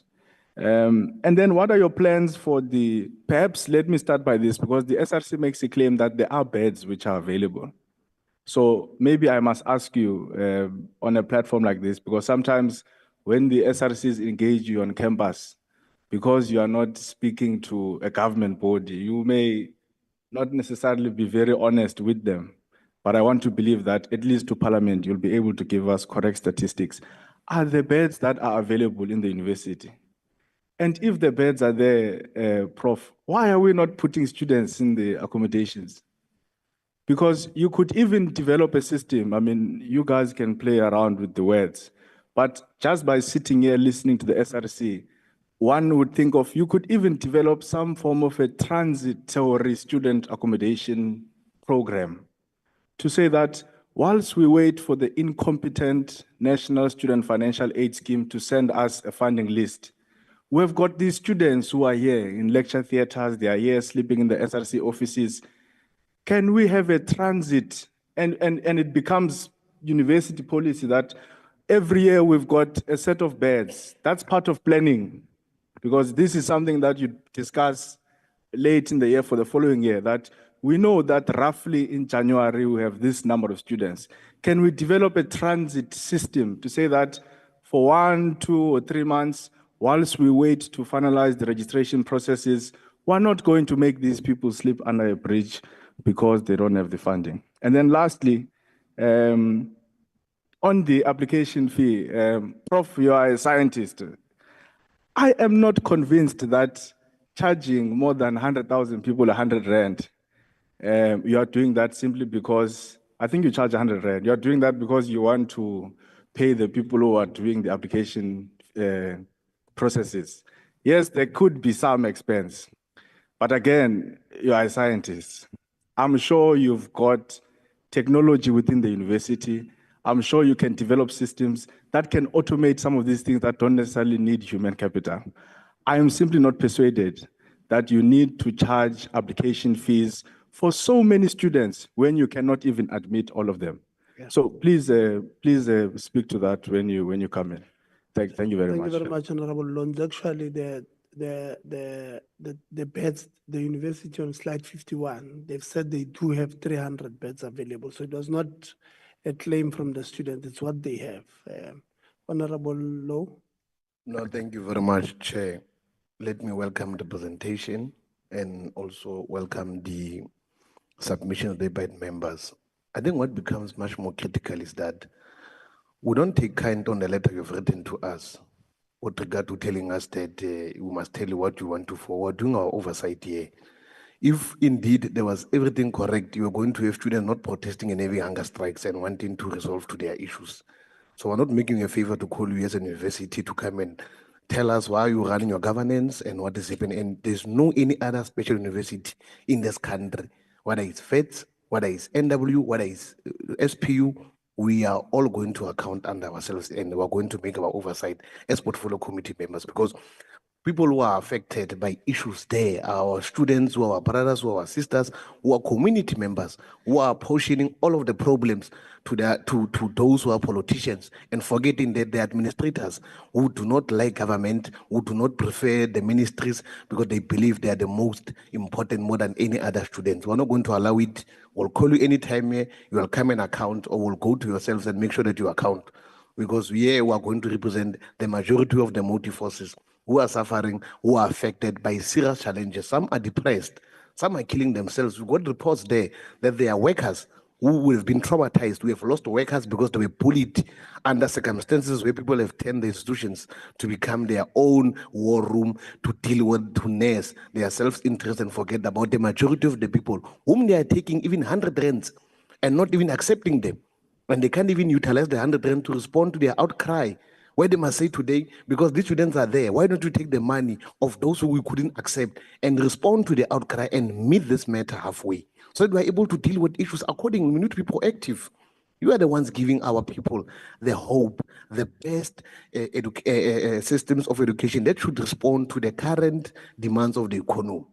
So we're not going to accept that. Next time you send us that letter, we'll make sure that we go to you, do oversight, and assist you and deal with all the issues that you are faced with. Now, today we are sitting here with you. There's a strike of students here. And students, which students? Majority of the students who are black. The motive forces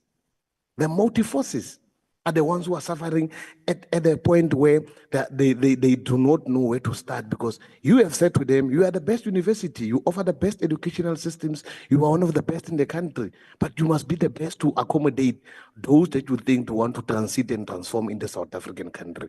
So, Chair, I want to check, can the university rate itself out of 10 on how they are performing on the transformation imperatives, having noted that schools and faculties are led by males only? Must know that. And this university not producing quality PhD female, are they not producing quality female who can take the academic project forward at faculties? I'm raising all of this because in the recent years, the University of Witwatersrand has made significant strides towards the inclusivity and diversity. Now, I want to check the current question. What is the current breakdown of heads of schools by nationality, gender, and race at Wits? How does this compare to the overall demographics of the student body and the university missions to transformation? Are there any specific faculties where the underrepresentation is more pronounced? What factors contributed to these factors? Let me go to the SRC. The SRC effectively highlights the significant financial barriers faced by the students, particularly those in the missing middle. This demographic often finds itself in a precarious situation where they do not qualify for government. How does the university plan to address the financial challenges faced by the middle class? What specific initiatives will be introduced to provide the more necessary support? The call for comprehensive policy and transformation is crucial. And current financial aid policies do not adequately cater to the diverse needs of the students, particularly regarding the debt thresholds that prevent academic registration. What steps will the university take to advocate for policies reforms regarding financial inclusion thresholds? Will the university collaborate with student organizations to push for these changes? Already we are seeing a gap in between yourself, your management, your students, and your unions. Go back, work on your integration of making sure that all issues raised there are going to amalgamate and raise issues into one. And where there are challenges, they should be objectively, not subjectively, because others are above the others and others are employers and others will suffer the consequences of being victimized or patronaged. With NSFAS, the inefficiencies with the National Skills Fund aid scheme significantly impact students' ability to access higher education. Issues such as mid-year defunding and administrative backlogs create instability for many students. What measures will the university implement to support students who face defunding from NSFAS? And how can the university assist the students in the security alternative funding? The other question, Chair, the report emphasizes the intrinsic link between financial stability and mental health. The need for expanded mental health services is clear, especially as students face pressures from financial insecurities and academic demands. In light of the increasing mental health challenges among students, what specific plans does the university have to enhance mental health support services? Will there be any additional funding allocated for this purpose? Curriculum relevancy and your transformation as Wits University. The SRC on curriculum decolonization is essential for creating an inclusive educational environment. One, a curriculum that reflects diverse perspective and can significantly enhance student engagement and success. How does the university intend to implement the proposed curriculum changes? What timelines can the students expect from the introduction of these new initiatives? I want to go to unions, and then before I go to unions, I want to go to housing challenges. The report that we got from the SRC on housing insecurity highlights a significant challenges for many students, safety, affordability. I want to ask the specific questions. What specific strategies will the university implement to increase the availability of affordable student housing? Will there be regulations in place to protect students from exploiting by landlords? The last one, Chair, two, given the 60.8% the university employees are affiliated with unions, how does Wits management plan to enhance communication and collaboration with these unions to ensure that the voices of workers are adequately represented in the decision-making process? Do you have a labor forum? Or how do you manage issues of decision-making? I want also to check. And then, Chair, thank you very much. I'll submit the other questions in written. Thank you. Thank you very much, Honorable Law. You have received the questions from my side. Not to defend you, Dr. Sokwekwe, but I know how difficult it is for the department to hold some of these institutions accountable because of the toothless Higher Education Act that we have in this country. And as members of this committee, we have taken or made an undertaking that we are going to put our hands in that Higher Education Act. It can be, honestly speaking, it can be that for the department to intervene in an institution or for the minister to intervene in an institution, it must, she can only do it under Section 43 and 44 of the Higher Education Act. And even then, it restricts the intervention. It says, Honorable Lonzi, in order for the minister to intervene, there must be a proven governance collapse. So when it's collapsing, you can't do anything. They can't do anything. When you see that it's collapsing, this thing, the department and the ministry can't do anything. Or when there's a proven financial mismanagement, that part that it must be proven. It makes it extremely difficult for this department to intervene when it comes to higher education institutions. And that is where you and I come in. As this portfolio committee, we have made an undertaking that we are going to department. We are going to, or we are studying this Higher Education Act clause by clause, and we will attempt to make changes to it. Obviously, there's a process. We'll have to go and interact with the stakeholders so that it's inclusive, but then that's the work that Parliament must do, and we have made that undertaking. Where I think department, we don't enforce certain things that we can enforce, the DG, is where the Act allows you. For an example, with the University of Limpopo, you allowed a university to act outside of the Act to reject a ministerial appointee in council. That is, where the department should not have allowed it. You literally made yourself a toothless department. You have allowed a university with a university, maybe it's an institutional statute that guides them as their constitution there, to break it, and you allow them to continue. The statute says the chairperson of council, section 26, subsection 28 of that particular university statute says no council chair must serve 3 executive terms. The department that you gazetted, that statute, you allow them to do it. And you don't do anything. That's where the department, Honorable Lonze, I agree with you that they allow themselves to be toothless.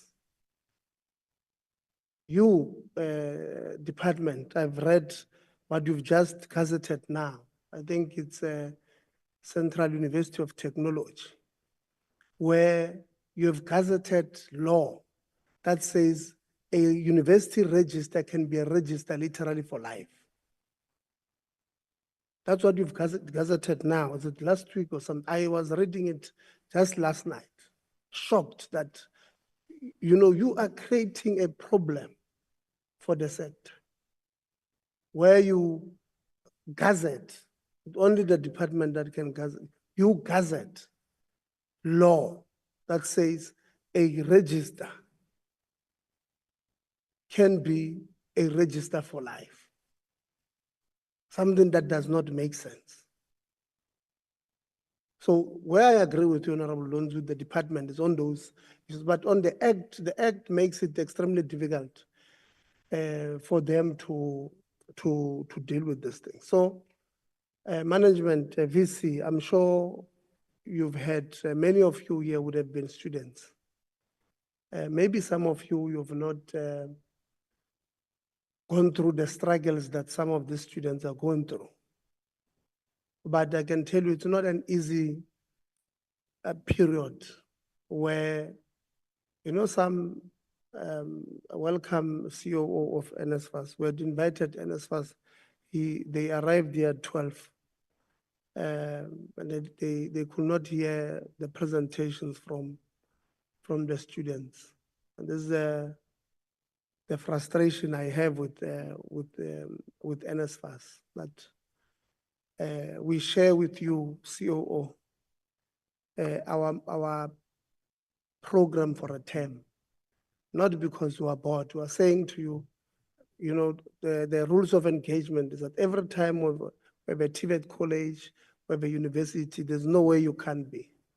You must be there because we know both the institution and the students are going to raise issues about yourselves. An issue has been raised here that you have not shared as NSFAS funding list of Wits University. You can't respond because you will not have had, you're not there. Before we're going to give others to respond, you must find out how far is that funding list, what is the problem, so that once they are done, you are able to respond. Or what is wrong with NSFAS not submitting funding list? You might find that 20% of the students on the picket lines at Wits University were on hunger strike. I've not been on hunger strike. I don't know, President, you guys are strong. I don't think Mina will survive. And I understand why you're doing it. But maybe 20% of the students who are on the picket lines there are affected by you not submitting the funded list. There are a number of students, COO, who your system sometimes comes and say, Teboholite does not qualify because the mother earns more than 350,000. And when we go to your NSFAS and say, show us, because this person comes, they're probably lucky that they come from where these members of parliament comes from, and they know their situation. They say, show us where does this thing says the mother earns more than 350,000 or the father. And your system, when we check there, we sit with you, we check, it says no, the person is not working. But you had communicated to them.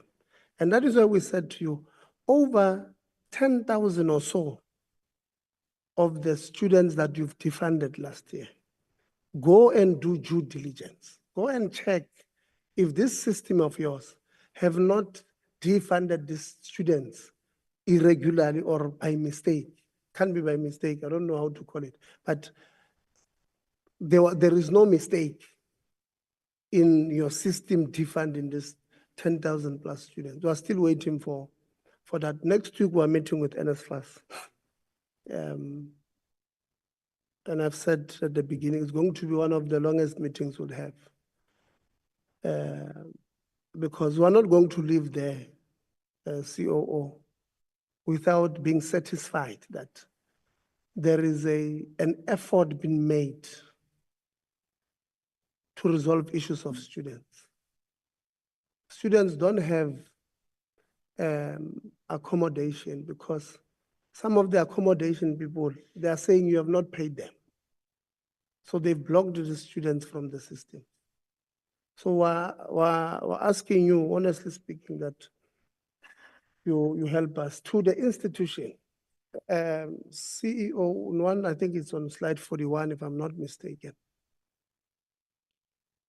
40% of your incomes comes from the state. And about another 40% come from tuition. I don't know what is your percentage, how much, I must try and bring English back. What is the percentage of your students who are on NSFAS? I've made a bold statement before that in South Africa, without the intervention of the state through the subsidies and NSFAS, there's no single university that will survive. I want to make that claim here today. And in fact, your presentation, Wits, on that slide 41 confirms it. That almost half comes from the subsidies. I think it's about 2.7 billion, I don't know. I don't know how much, probably another 1.900 or so, or a million, 1.2 come from NSFAS. So about 4 billion that Wits University had last year came from the state through the subsidy and NSFAS only. And that's excluding government departments, CETAs, and all of that. Right? So there's no university that can survive on its own without the intervention of the state. The students are saying, you do have the 300 beds, you have confirmed it in one of your slides. I think I said it's 57. 300 beds available. The SRC says, Chairperson of Council, I've got, I don't know how many students sleeping in my offices. They're sleeping in the toilets, and then Mandela Bridge, but we have beds available. Can't we really say, out of humanity, student leaders, let's sit down and see, how can we help? It will be clear that it's on an intervention basis. If we try everything, and this particular student whom we have given this temporary bed to survive does not register at the end of the registration period, they would have to vacate. I know that there are costs that, water, lights, but I don't think we can put the price of water and lights over the dignity of, many of them are females. They must go and bath in the morning, maybe Arben Leboto. Let's look at it from a different VC, from a different angle. Let's maybe put, yes, there are cost implications, I agree. But let's put that aside for a second and say, how do we get into partnership with the SRC and look at saving, the situation on the ground? The students are saying they are frustrated. They had a meeting with you guys yesterday. You are declining to postpone registration. Maybe you'd convince us. Why is that a problem? Because, being a former student myself, I know it does not work. Because you'll probably come and say, look, for this semester we have 89 days of teaching and learning. And if we postpone by a week, we'll have 82 or 84, whatever the case may be. We'll have 84 days, would have lost a certain number of hours that we need to finish the semester. But when they do it outside there's no guarantee that you are going to have that period. And by the time you sit down, you would have wasted 7-10 days that you could have saved by agreeing to meet the student and say, listen, we're willing to compromise here, but we can't reach this point with you guys. Compromises, so let's find each other, or let's meet each other halfway.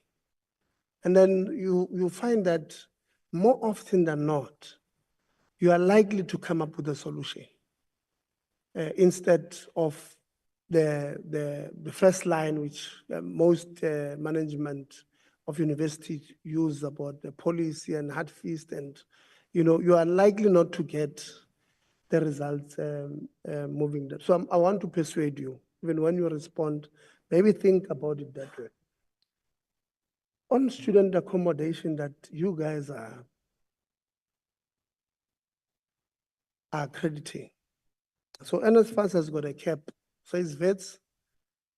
I'm willing to pay, let's make an example. I don't know how much they're paying you, but I'm willing to pay 5,500 per bed.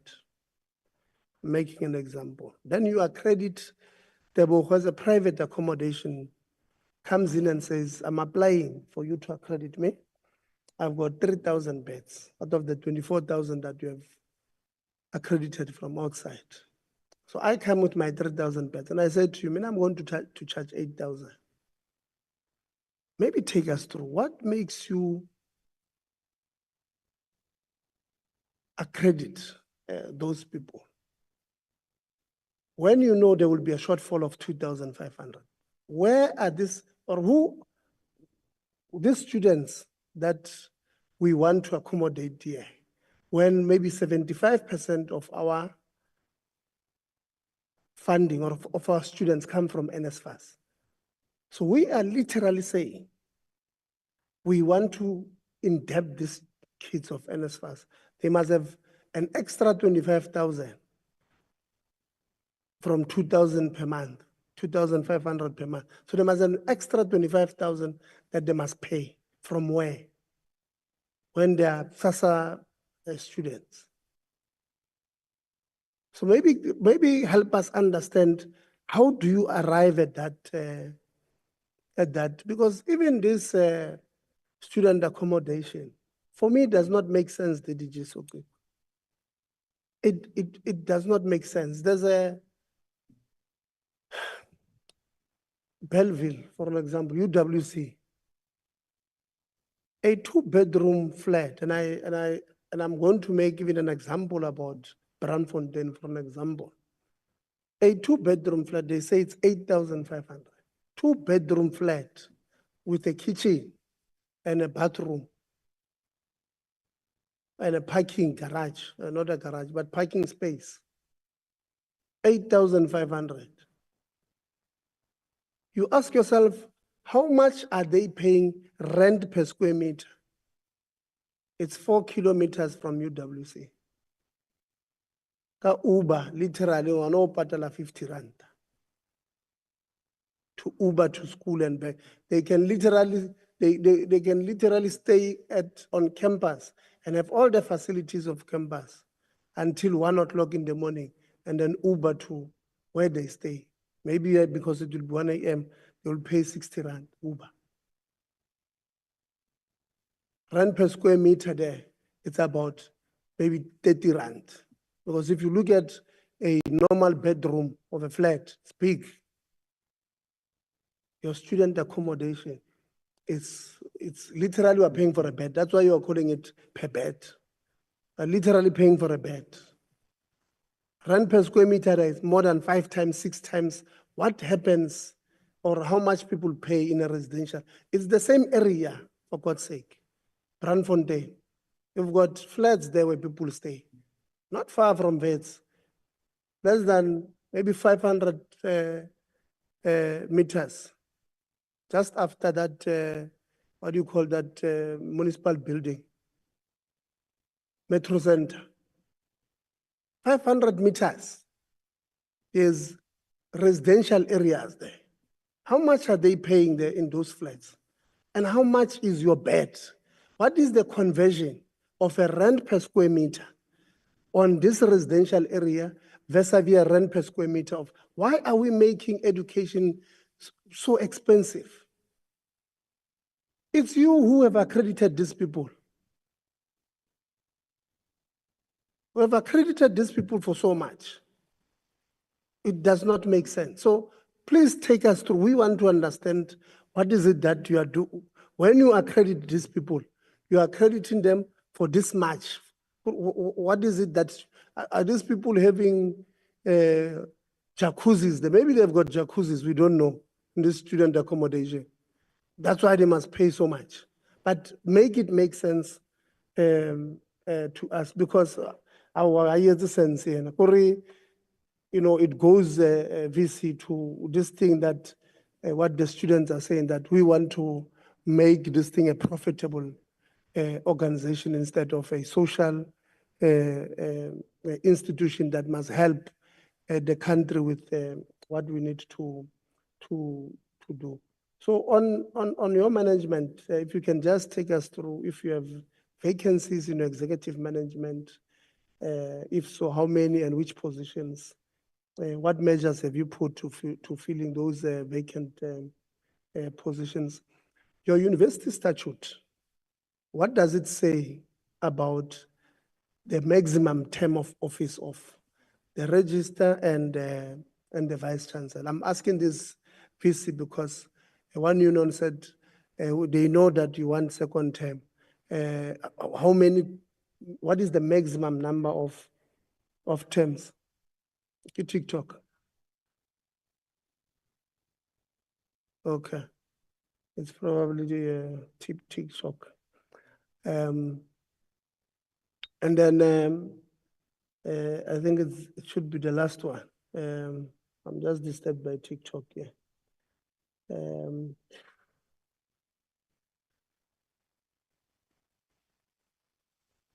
I don't know.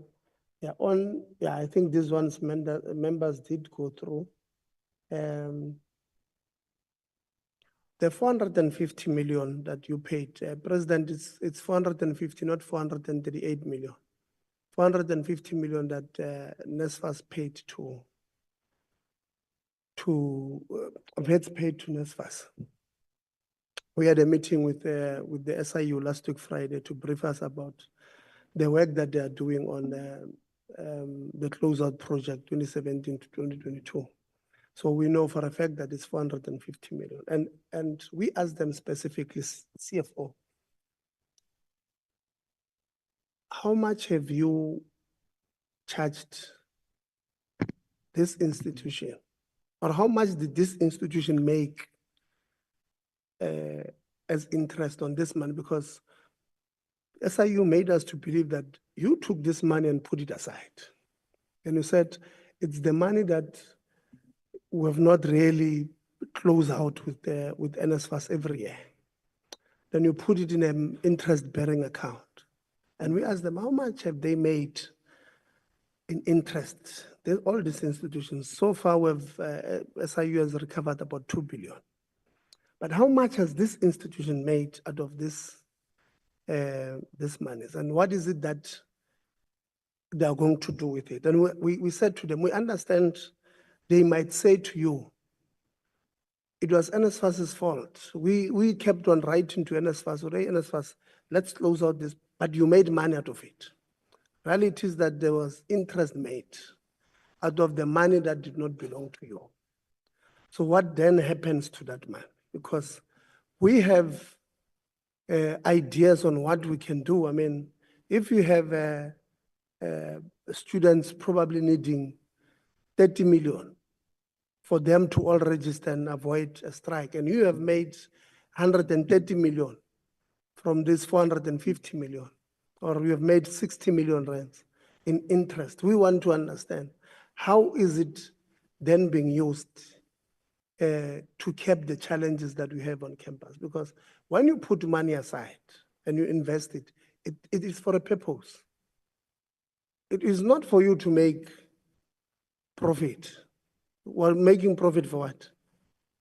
Because if we're making profit, it must help the student, it must help you to take care of your workers if you are due for an increase and all of that. So it must go towards resolving such problems. I know CFO, it looks good when you're a CFO, you arrive and the assets of the university are at 9 billion. When you leave there at 19 billion, it makes you look good. But to what extent?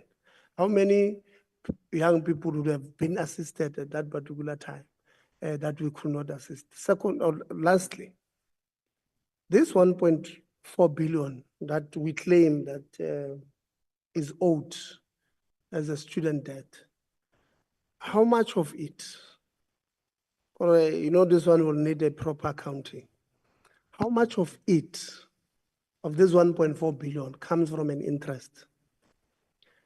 And so how do you get it? You then say, Tebo Kholitsie, who was a student in 2011 till 2015, in 2015, this is how much he owed. So you currently will say Tebo owes 300,000, but in 2015 I owed 195,000. So you have made 105. This 1.4 billion will include 105,000 of interest, right? So if you exclude this interest from this student, because we're not a bank. Why are we charging interest on students, VC, that we have not given them an opportunity to go find employment? We have had a conversation with Yusuf that, Yusuf, when a student owes you, even if it's 30,000, and they finish their qualifications, allow them to graduate. They might be the first ones in their family.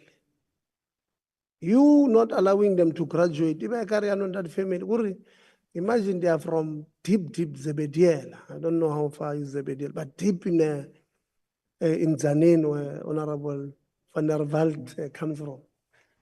Deep. These people are going to think, Baloiwe, they can't graduate in that family. So allow them to graduate. Then you can have concessions with them and say, look, you will write to whoever you want to apply to that you have completed. Will not give you the certificate, but we will communicate. If they want you, we will give them access to seeing your transcript or it gives them an opportunity to go and work. It also gives them an opportunity to come back and pay. You can charge them an interest, CFO, after they found employment, when they start paying. But let's find creative ways of not making it difficult for students to access education. This government, shame, I can tell you on higher education alone, this financial year that's ending, this government put aside 137 billion. It's not enough. Our economy is not growing. but we've put 137 billion. About 40 billion of it goes to you as subsidies, so that you don't charge them this amount that you are charging. We're subsidizing education for them, then we're paying their tuition. So we are literally paying you as universities, as this government, double, so that we make it easier for students. And to sit here and listen to them cry that it's bad, you know, it breaks our heart, because it's like we don't understand the kind of assistance that comes from this government. So university, I'm going to give you first. You will not respond to all of them. Some of them you'll give them to members in writing. Then from there, I'll go to IF. Then I'll go to the students. Then I'll go to, no, before I go to the students, I'm going to give you NSFAS, because I want you to answer them, and when they respond, they must tell you that you are not telling them the truth. Then I'll go to the students after NSFAS, then the department will then close. So in total, we'll have about 35 minutes. So let's go through. VC? I think, Chair, where I cannot fill in, my colleagues will take over. Let me just first, yes, I guess I've got 10 minutes, Chair. Okay, I obviously will never cover all questions, although there were overlaps with others, because, you know, for example, you mentioned the, Honorable Lozi, the how to automate systems. Absolutely, we will definitely, you know, focus on that. I think that will help with the efficiencies, especially given the changes in technology. But on a high level, the question that you asked, Chair, was around the senior executive team. It's a full house executive team. Out of the 13 senior executive members, help me, only one is non-South African, right? And so that is and actually the team was appointed when I became a Vice Chancellor in 2021, and then we kept on, some of them were already there. So therefore, we've got a full team, there are no vacancies. And the term of the Vice Chancellor and other executives, including the Registrar, should I be given an opportunity, and should I accept to continue the second mandate of my term, it will be for 5 years strictly. Okay, then I can go back to my academic work. On the subsidy side, I mean, I did some mathematics as well to understand that from 1980 to 1990, subsidy dropped, right? And over the last 15 years has been on, and I understand that the government, especially with this broad mandate, has other priorities. So the previous minister said that the universities must try to find means of those that can afford, like the University of Witwatersrand does have that element of networks that you can leverage. Now, to answer your question, that how do you use those networks? Every missing middle, and it's not enough, every missing middle student that enters into accounting degree and makes the grade, they get covered, even with wraparound support through a private donor. I'm sure you've heard about that, right? Anonymous donor gave us $1 billion a year, yeah? $1 million a year, sorry. And that actually means that for those professional degrees, and it's a broadly representative number, and most of the students actually come from previous disadvantaged background with qualifying marks. Same with industry that has sponsored us in a lot of engineering degrees, be it mining, be it electrical, and so on and so forth. So therefore, we've had to actually take a mandate from the department to seek support with the industries, with our wealthy donors. Third is for health systems, where we are, we've got 2 big hospitals that we work with the Gauteng provincial government. Given the limited resources, we've had to seek support from across the country, across the world, especially when it dealt with the burden of HIV/AIDS, right? We established the Wealth Health Consortium, which is a 3 billion rand wholly owned company that manages clinical trials. And that played a key role, Chair, in alleviating the pressure, especially with our West Reproductive Health Unit that is led by Professor Rees in Hillbrow, dealing with, you know, sex workers and all the marginal communities there. And obviously now that money has been cut. So again, we need to find means of funding for ourselves, given the kind of geopolitical issues that we've had to contend with. So that gives you the totality of the support and the money that comes into our balance sheet. It is out there to plug in the gaps. Obviously, we need to work with government because of limited resources. On the accommodation, with private accommodation accreditation, I think Dean September can say that, but we always make sure that we get students to be in places that are not too far from us, that we'll have the culture of the university, because the university got strict rules around sexual harassment and so on and so forth and so forth. And therefore we engage. I've met all the service providers that have sprouted all these residences around Braamfontein to actually tell them that, no, these are the things in terms of retail spaces that we need, in terms of the psychosocial support we have for our students. 3, we prioritize in terms of accommodation. I know that I've heard about students who are, on hunger strike, but I don't want to mention names. My job is not to actually throw young people under the bus, but there've been cases of students who've done like a 2nd or 3rd degree. And I had a conversation with the SRC 2 days ago, right, where I said, we'll prioritize every 1st and 2nd year student because they're the most vulnerable. So in a hierarchy, I would call it a triage. You prioritize those actually cannot fend for themselves. So that actually maybe is where things fall the cracks. Where do we stop support? So that is, I think the dean can help me there. I mean, the CFO will talk about NSFAS. Security. Someone mentioned JPMD, GMPD, I think that's you. That 3 years ago, we actually managed to get a permanent station for GMPD to be located not far from Wits, just across the road. However, the challenge is that GMPD doesn't have the power for hard criminals.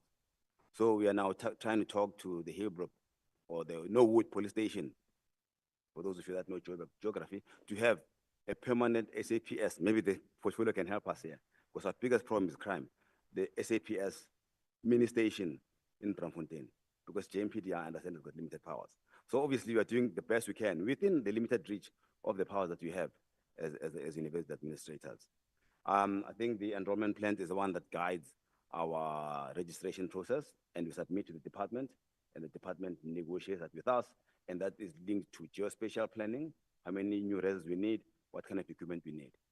And on the money that sometimes is invisible, Chair, 2 years ago, the COO, the Deputy Vice Chancellor for Infrastructure and Systems, had to spend about 80 million rand a year to make sure that our diesels function 24/7 when our levels of load shedding reached the lowest level. So therefore that money was about, over 3 years, was about 210 million unbudgeted. So that is basically the kind of external measure things we have to resort to. And also that latitude allows us as well, when there's an NSFAS breach, we are able to make sure that students are covered whilst we are managing that business part. And again, we've invested a lot in our infrastructure. Those are hidden costs that you don't see, to ensure that every res has water, every res has electricity, even at the height of load shedding. So these are the kind of things that you don't plan for, but they happen, and you go to manage. You cannot say students go home, you don't have water, you don't have electricity. So these are the kind of issues we have. But on registration, I think the numbers are moving quite fast. As I'm speaking now, the registrar can maybe talk about that. But Chair, I think on the issues around the students, the breakdown, I think that we will not give you those details now, but they can be a follow-up conversation, because they require a bit of drip dealing. Because some of the questions that we ask are much more specific. They require us to, drill deeper. So I thought, given the limited time, Chair, I'll give you what I found was a common thread among all the questions. And I'm cognizant of time. Thank you. And maybe my colleagues can fill in the gaps, if that's fine. Yeah, no, it's fine. You can have last 5 minutes. Just 5 minutes for, amongst yourselves. So you'll decide if it's just one. You can decide which ones do you want to answer now, and then the others you'll just write, give them to us in writing. Okay. Okay, thank you, Chair. I'm going to package the NSFAS matters. So the challenge that we highlighted was the late receiving of the funded list. So ideally, we would like to receive it before We start with the registration in January because the health science students are registered at that time. Then there was a question around what are the reasons for students being defunded. The first one I said is the household income threshold as defined by the NSFAS rules or criteria. Yeah, The no, second one, don't answer on behalf of NSFAS. They are here, they will answer on their behalf. yeah, I'm just So why are they defunding students? Okay. So don't answer on their behalf. Just answer the questions that are they related can to the answer. university. So in terms of the number of NSFAS funded students that have not yet registered is 302. It's just the feedback that I got from my team this morning. So the ones that have registered on the 19th by today is 8,657. So meaning that the total funded list has got 8,959.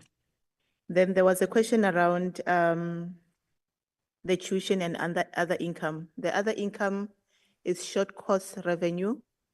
But I must contextualize that the university has established a separate short course company effective from August last year. So from now on, that revenue line will be minimal.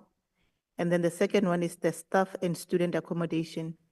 But the major income in that portfolio would be the tuition fee income, which is driven by the number of students that are enrolled and based on the program and the rate at which they pay for the for the programs that they've enrolled for. The issue of the application fee and the rationale around the 50% of the student debt will respond to that in writing. And also the issue around the debt threshold will respond in writing. Then there was okay, there was a question around the student debt of 1.4 billion rand. What is the interest that we've charged? The department did ask that question. I think it was almost 2 weeks ago. The interest is around 10 million rand for a debt balance of 1.4 billion rand. But I also want to emphasize that we do consider the request to reverse interest on a case-by-case basis. Do we write off debt? Yes, we do, in line with our student fee policy. But that doesn't mean that the student will never pay for that account. We're only writing it off for accounting purposes. Then the last one is around the question around the 450 million that we paid, the interest that we've earned. So on our financial statements, Chair, we do provide for possible liabilities in line with the accounting standards. And within our other liabilities or other accounts payable, we'll normally provide a provision what we think we owe NSFAS or NSFAS has overpaid us. So the funds are sitting as a pool of funds. So if they're sitting, let's say, in a call account, we earn interest on that pool, which is a call rate. And then we also have investment where we invest with the asset managers, which brings a better yield. But I'll provide a comprehensive response on that in terms of what are the university doing with the interest that we earned. But as you recall from my presentation, I mentioned under the funds disbursed, there are council funds because out of that 1.7 billion, 20% of that is from internal university funds. I'll hand over to the Dean of Students.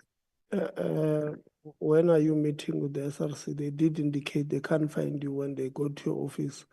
You require a weeks-long meeting. That is me just exaggerating, but when are you going to meet with the students? We are always available as finance to assist the SRC. Obviously, as the CFO, I'm not working alone. There are senior managers that are working with me, that there are managers that oversee the fees and financial aid. So those people are on the forefront as the first point of call. And if matters are not resolved at that level, they can be escalated to my office, which I'll make myself available, provided that there's a explicit request in terms of what are the issues that are going to be discussed.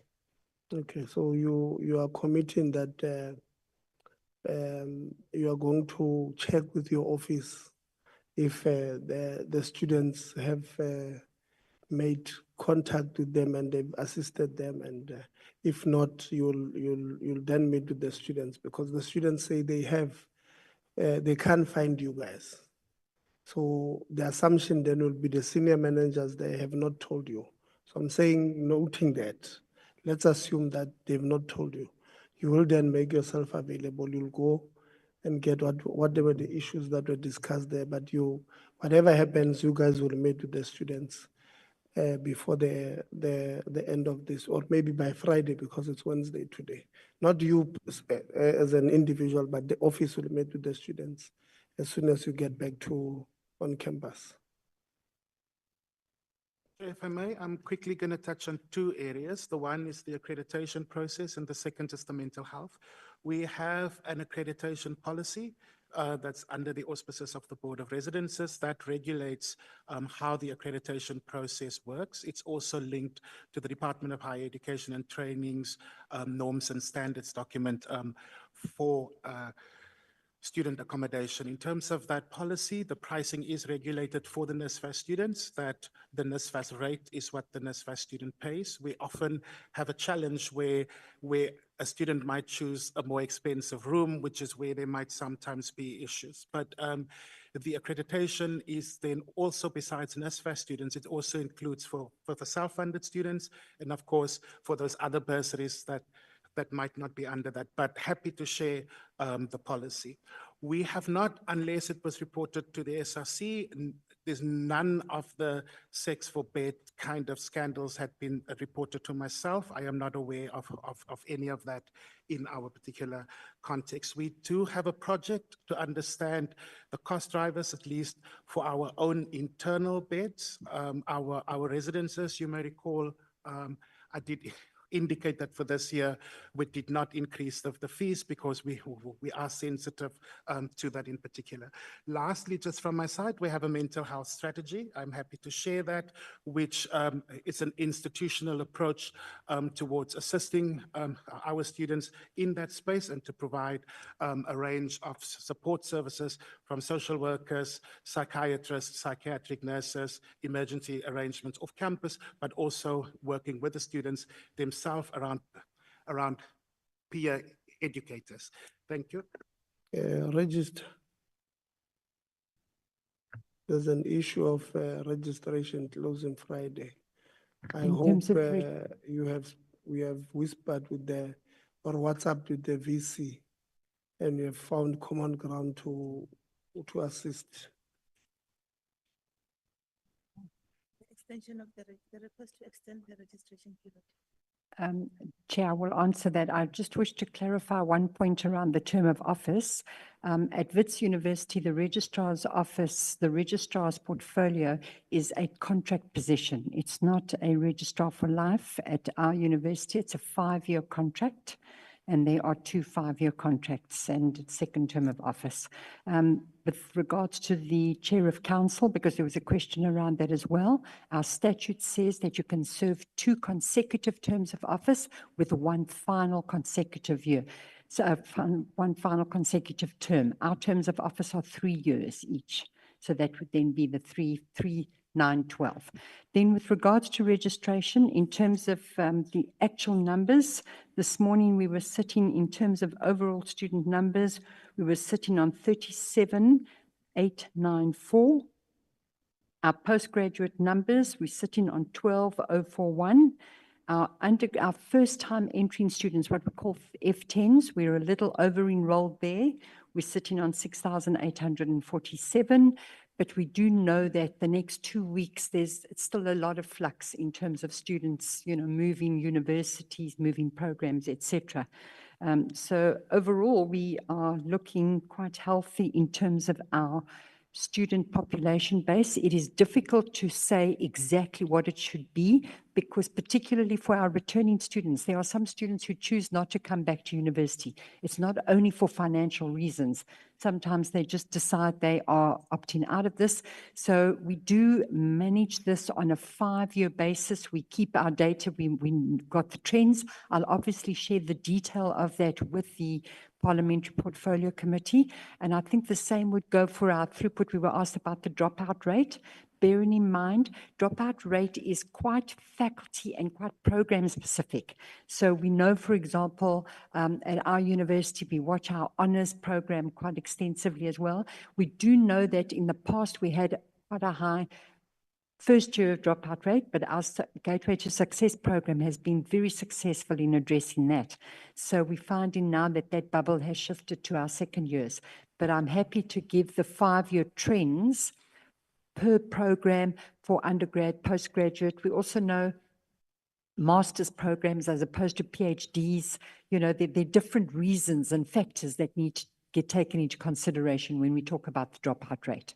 So, Chair, I'm happy to give that kind of data because it's quite detailed, and I'm happy to provide that in writing, Chair. Are there any other questions I didn't address? The registration closing date, what are the concessions that we're making? The registration closing date. Chair, obviously, just for members to know, our term began on the 10th of February. And what faculties were prepared to do is to allow a 2-week period of what they called late registration in terms of allowing students to, for example, change programs, allowing students to fundraise, to be able to make sure that we address some of the hardship queries that have come through. In terms of the allowing of further late registration, I do believe that that's a decision that the academics, the deans would want to be part of in consultation with the Vice-Chancellor in terms of whether we extend that even further, bearing in mind that we are already 2 weeks into our term, and we do then have to be mindful of how this impacts on the academic program. Thank you, Chair. So VC, you will have a conversation with the deans to find a solution, and you are going to meet with the students. When can you meet with the students about this particular issue of extending the registration? But this was a conversation 2 days ago, Chair, through you, with the dean and the students. And it was discussed at the senior executive team. We can hear you. Yeah, this was a conversation that we had with the students, and then we got the list of numbers of students that are not in the system, and we are actually looking at it now as I'm talking to you. But I'd love to talk to the students again because numbers change quite fast. And I did talk to the deans, but you haven't come to any conclusion yet. And with the dean, I mean, with whom I'm engaging with the SRC, we'll finalize that tomorrow. Thank you. Okay, so tomorrow, by end of business tomorrow, you will have a session with the students, and we'll get a feedback both from them and from yourselves. Correct. Thank you very much, workers. There were not really too many issues to the workers, but let's hear workers. Maybe let's start this time. I know you are not raising any issues. You are just responding to issues that affect you guys from members. Thank you, Chair. Maybe as a solution going forward, we're expecting the senior management to address all issues that are brought before them. As I indicated, that there is some kind of corruption, not some kind, because we have tabled that before up until the office of the VC. But at some point, there is appointment of investigations, but we are not privy to have access to those investigations that are have taken place. There are also recommendations made by those investigations. The implementation of those findings of the investigations are not done. When we make follow-up, it's like we are talking to a stone. And no action is taken. In our perceive, we perceive as if somewhere, somehow, there is a link, because it's my take. When the matter is brought to the president of the country in parliament, and if there are serious allegations, an independent body, that matter will be referred to somewhere for a decision or findings to be taken. In our case, that is not taking place. Okay. Thank you. Thank you, Chair. I wanted to highlight that. Okay. Yeah, at the back there. Thanks, Chair.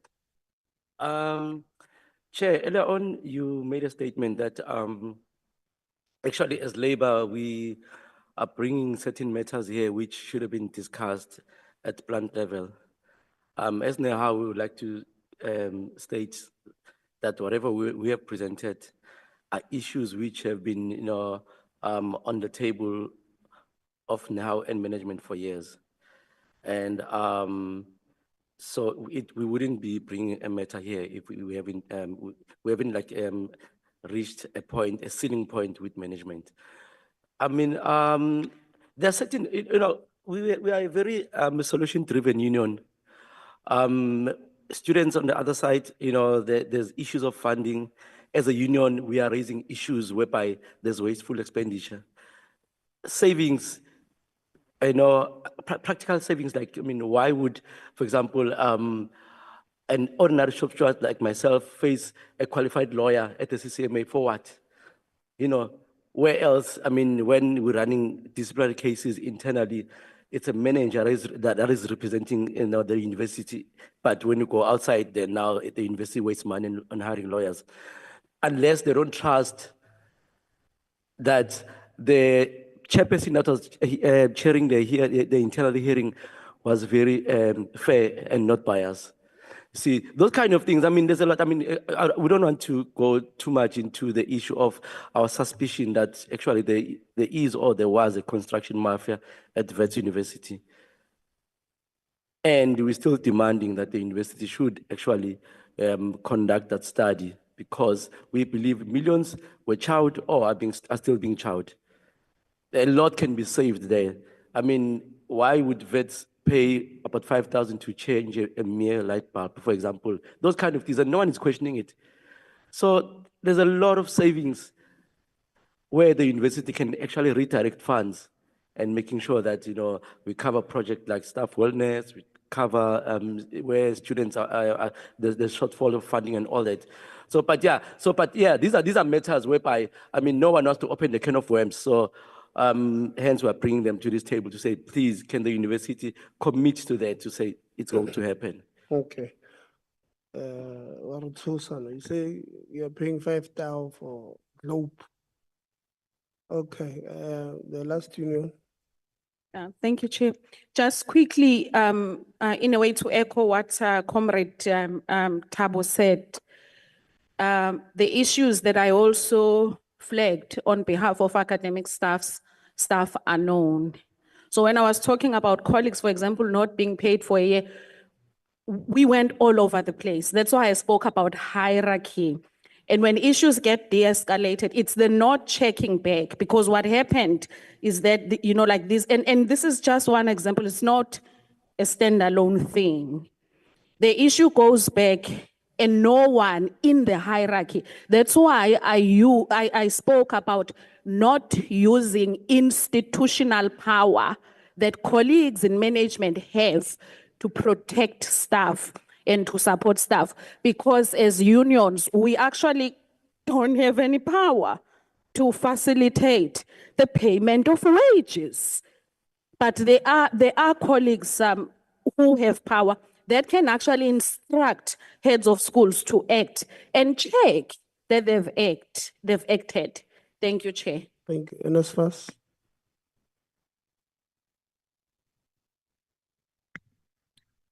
Thank you very much, Chair. Good afternoon to you. Good afternoon to the members, management from Wits University, and management from the department. And firstly, Chair, I would really like to apologize for arriving late. I think there was a mix-up with regards to the invitation, so I profusely apologize. It's not that we don't take this house seriously, we do. And that's why I made it the point that I'm here myself.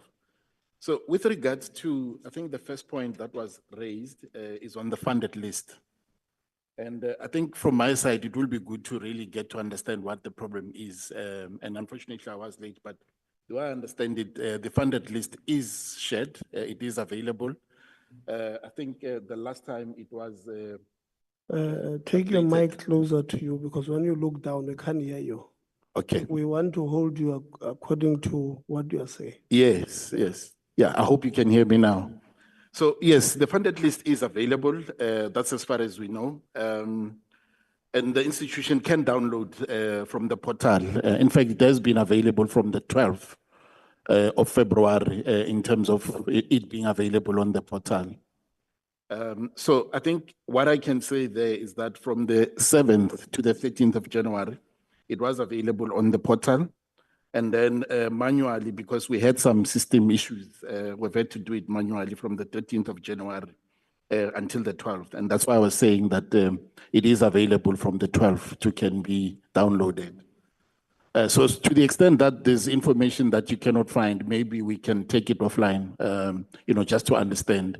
But the way we understand it, it is available, Chair. Students.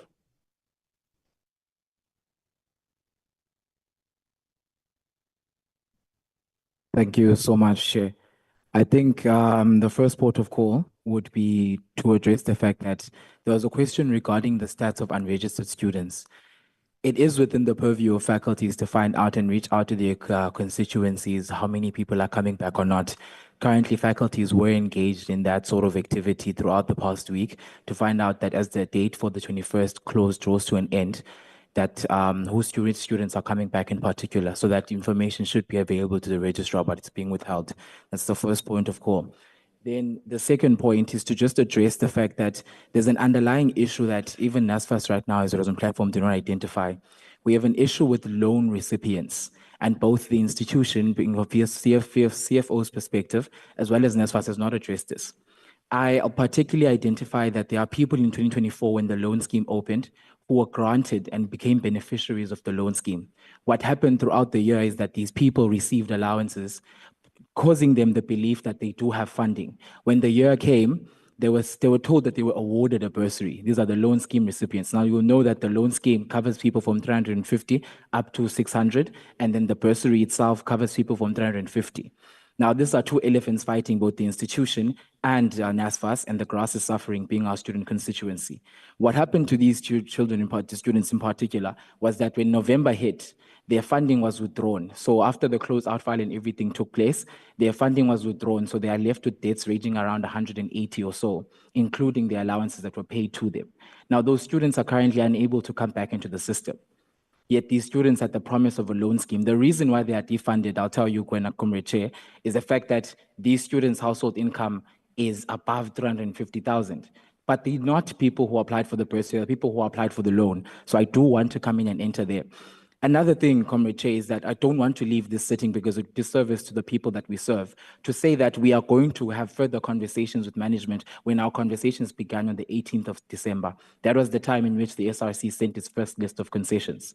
Most of those came back with rejections. The only one that was approved was the unfortunate reality of the fact that a NSFAS student living in a Wits residence, whether you're first year, second year, or third year, you will have debt, and your debt will be above 10,000. It is a fact. It is an undisputable fact. The university praises itself and boasts about its chest with the fact that it has not increased residence fees for this year.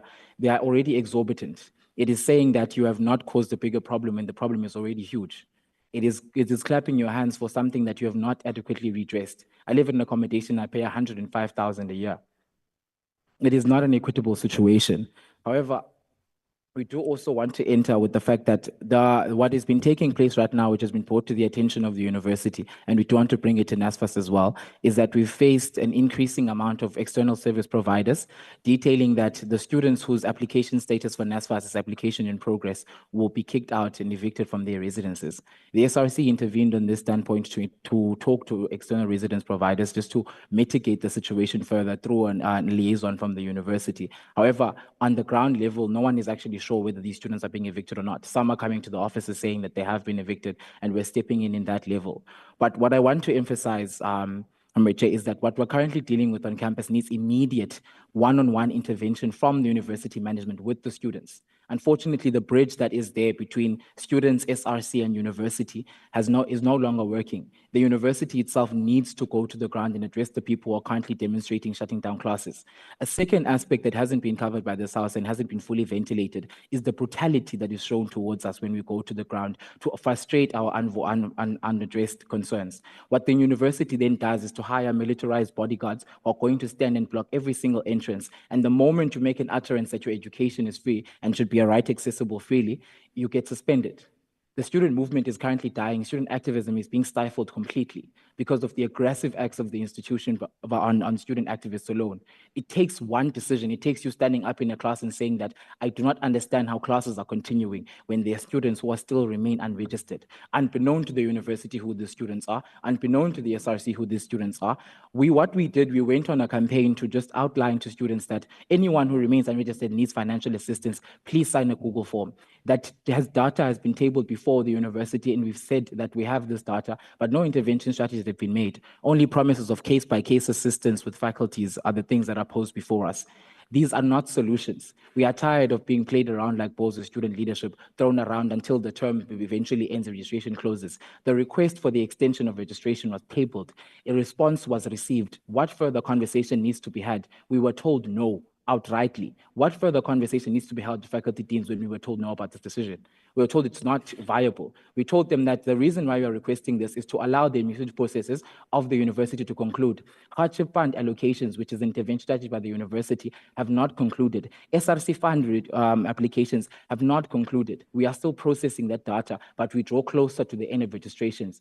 There is a sensible reason as to why students are now demonstrating on campus. It is because of these frustrations. It make logical sense, Comrade Chair. Why on earth would you say registrations are going to close when you haven't even finalized your own internal processes and you've not shown administrative capability in order to make sure that those processes are finalized? I'll hand over to the President. Thank you so much, Comrade SG. Thank you so much, Comrade Chair. For someone who's been listening to many of my interviews, I'm sure they're tired of hearing me saying this, but I'll say it again.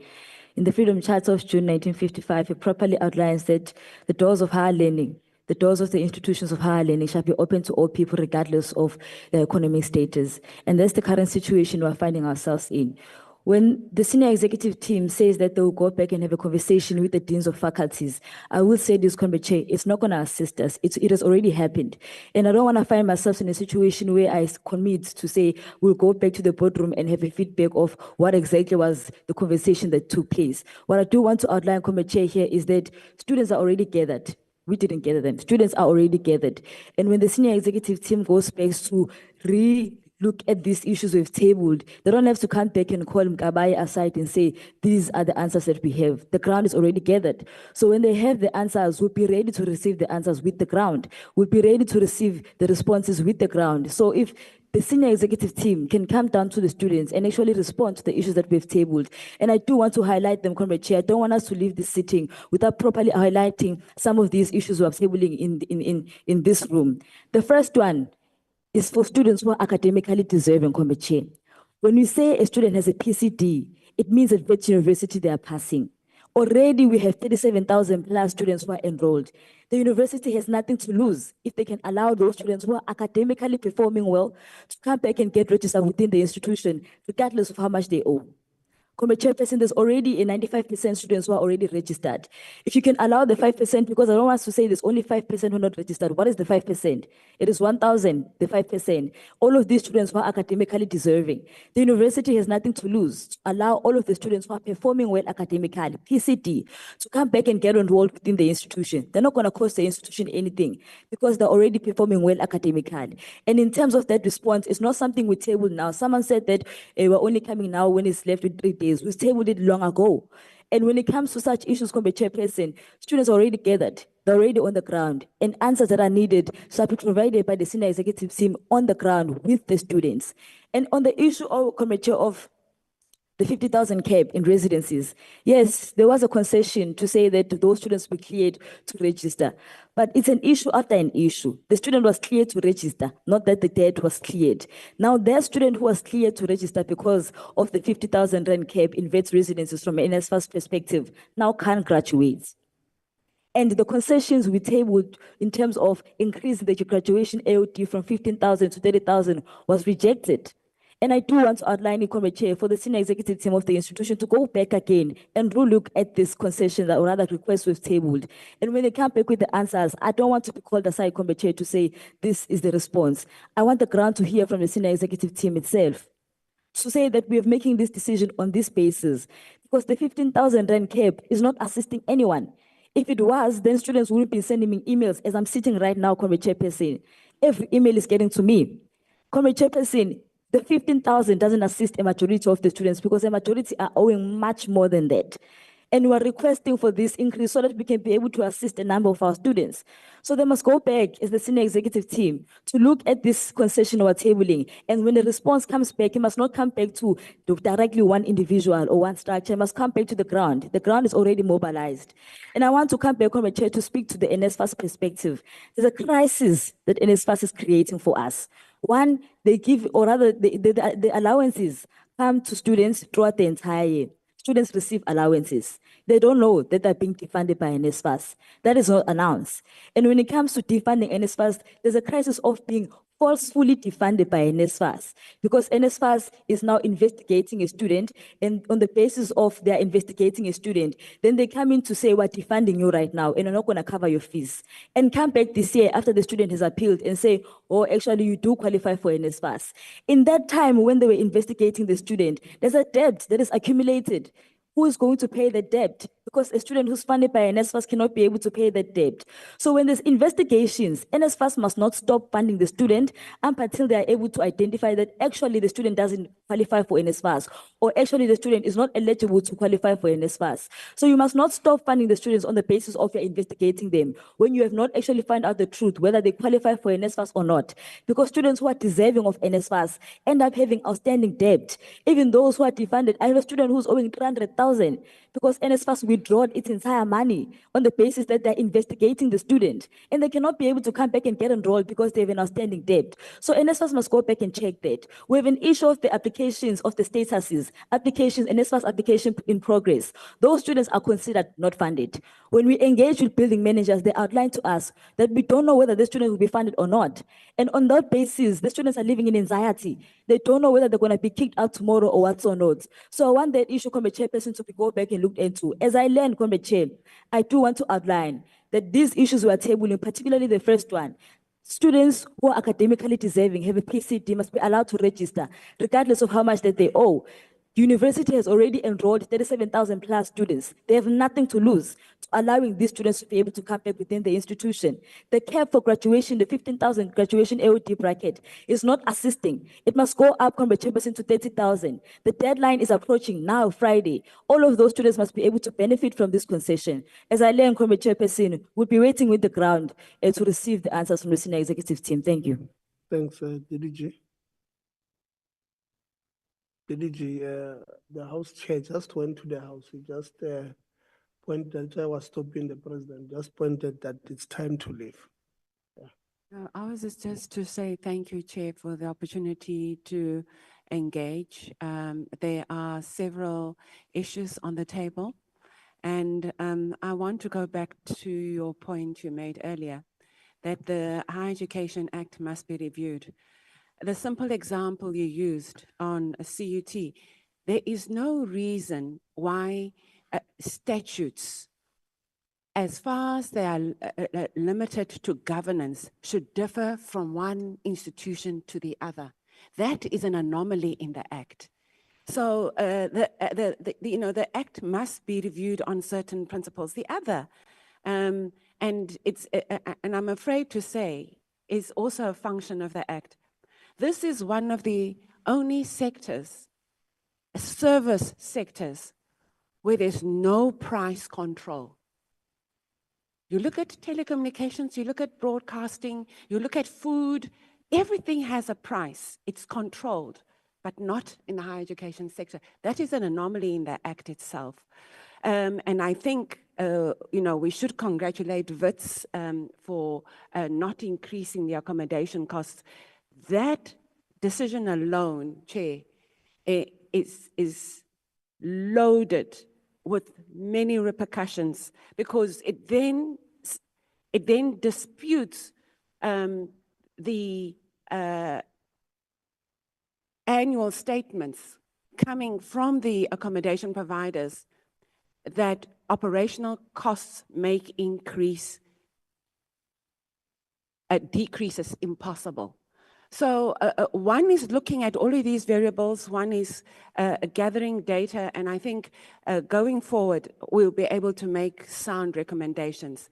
But the basis of sound recommendations at all times, Chair, is sound data. And that is where we rest our case. Thank you very much, Chair, and thank you for the opportunity to engage us all. Thank you for the student leadership for their candid views, and thank you to you for your commitment. Thank you.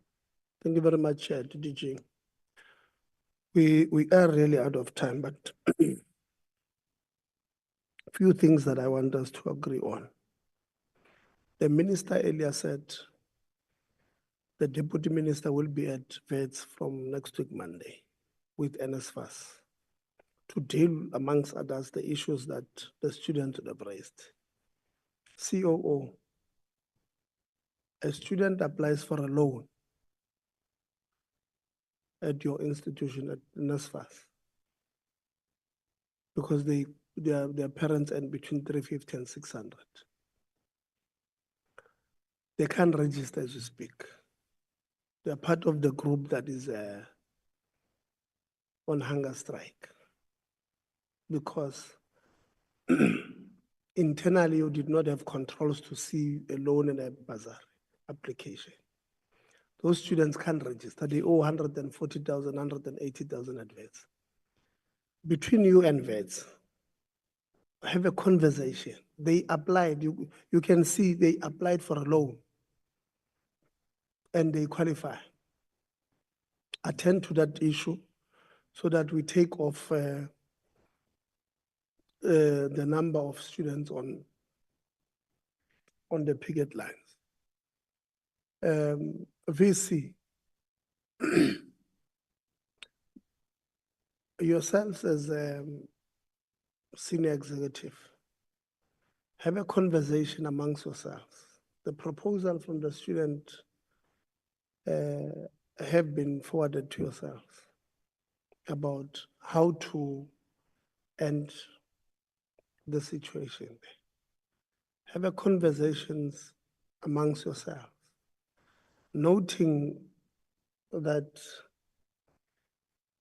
we want a stable Wits University. Of course, we saw the numbers that you presented at the beginning, the top 1% in the world, and 96% of your graduates within 6 months or so, 4 months, they find employment. So you are going to attract a number of students who wants to study there. Some of them, like the SRC is saying, some of them are academically doing well.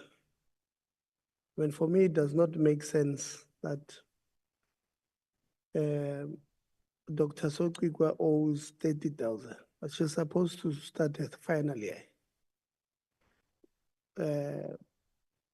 Let's make concessions with her that she'll pay, but let's allow her to finish so that she'll be able to, she stand a chance to pay. Because if you don't allow her to register, the 190,000 that she owes, there's no way she's going to pay it back because the chances of her finding employment are next to zero. But if you allow her to finish, she stands a chance. She becomes part of the 96% stats that you've showed us, that she's likely to find employment and she's likely going to pay. It won't be 190 this time, it will be 320. But you are likely to get a payment on the 320 more than you not getting anything on the 190. So maybe let's go think about it. But as we do, let's think about it in a positive light. Let's say there's a situation on the ground. I am General. I'm from Gauteng, so there are certain things that have been raised. Student support. I think you said when you accredit student, NSFAS students differently. The students are saying your accommodation is expensive, even though you might or you do allow students to register, but they do have debt. So that part we are going to, maybe you must in writing send it to us so that we're able to follow up on the discrepancies there. What we don't want, VC, we don't want to tell you how to run your institutions. We don't want to do so. But we are just worried about us finding solutions for everybody. Sometimes I know it's very difficult when you are a manager of an institution. You must, you must make sure that if it's at this level, it must stay at that level. It competes against X, Y, and Z. So there are different mechanisms that you use to measure yourself, or the different things that you use to measure yourselves. But from outside, we're looking at it and we're saying, there's also the students, there's the workers, there's different stakeholders, yourselves, management. Let's try and find a balance of making sure that whatever happens, everybody else is going, gets to benefit from this. So we're appealing to you, VC, that the registration on Friday, if NSFAS and the minister are coming on Monday, it will not make sense. So it will mean that the department and NSFAS, they will just go there and do wasteful expenditure. They will resolve these problems and students will not be registered because you would have closed the registration. It does not, for me, seated here, it does not make sense. It means you must say to the minister, Deputy Minister, why are you going to Wits? Because they would have closed. NSFAS, why are you taking people there? Because they would have closed. So go think about it. Probably tomorrow, release a confirmation, a statement to say, look, having met with the stakeholders of the institution, we have decided as an institution to extend, to allow process X, Y, and Z, so that we're able to, one, to calm the situation down, but also to assist the students. Mental health, there are serious people who probably are left with the four courses to complete. They are the first ones to graduate in their families if they graduate, if they finish this year. So the mental health that they might be going through, mental health challenges, is immense. It's huge. They don't have anywhere to sleep as we speak. So go and think about how do we utilize the 300 beds that we have now, Chairperson of Council, to help these students to have a roof over their heads. It was raining the whole of last week and the beginning of this week in Johannesburg. I'm just asking myself, where are these students sleeping who don't have a roof over their heads? Where are they washing their laundry? When it's so raining the whole week and all of that. So let's just put ourselves in their feet. Unfortunately, Chair of Council, I'm going to give you just 2 minutes to say something, and then we're closing because we really need to rush to the house now. Just 2 minutes, Chair of Council. Esubaba wendlu, ukuzivalela from Wits University side.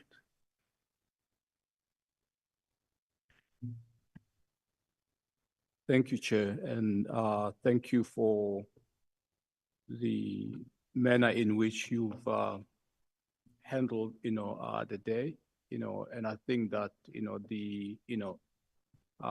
some of us who are, at Wits, we're there because we do believe, Botu, we need to have kind of like, compassion.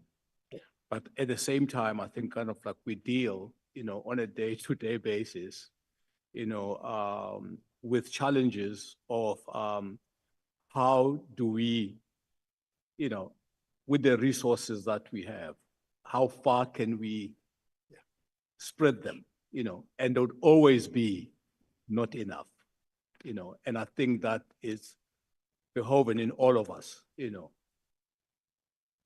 You here in terms of the work that you're doing, and what NSFAS, it's doing,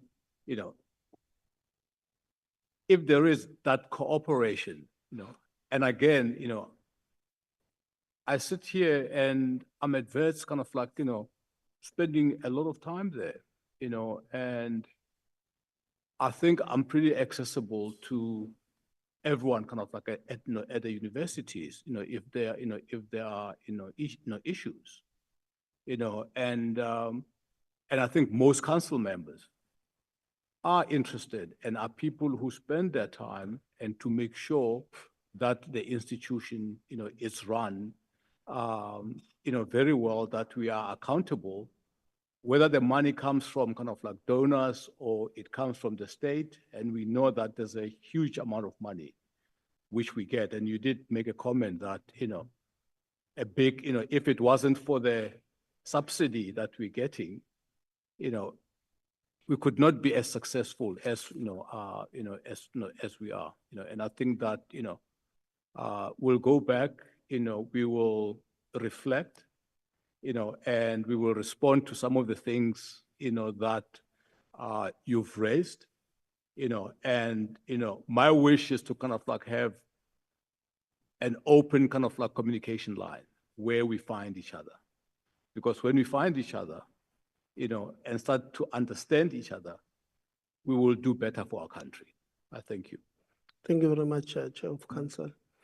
Like I said, those who are in Gauteng, we must, there was an issue about collaborations with maybe government in Gauteng. I think they must play a role in making sure that, because as government has got a responsibility to make sure its citizens are safe. Just outside of, including the students, just outside of a university space. And I think VC, we must try and find ways to make sure that Wits University has relationships with both the provincial government and Johannesburg municipality. And it's something that we're committing that will try and help where there are problems, because that must happen. In making sure that our students are safe there.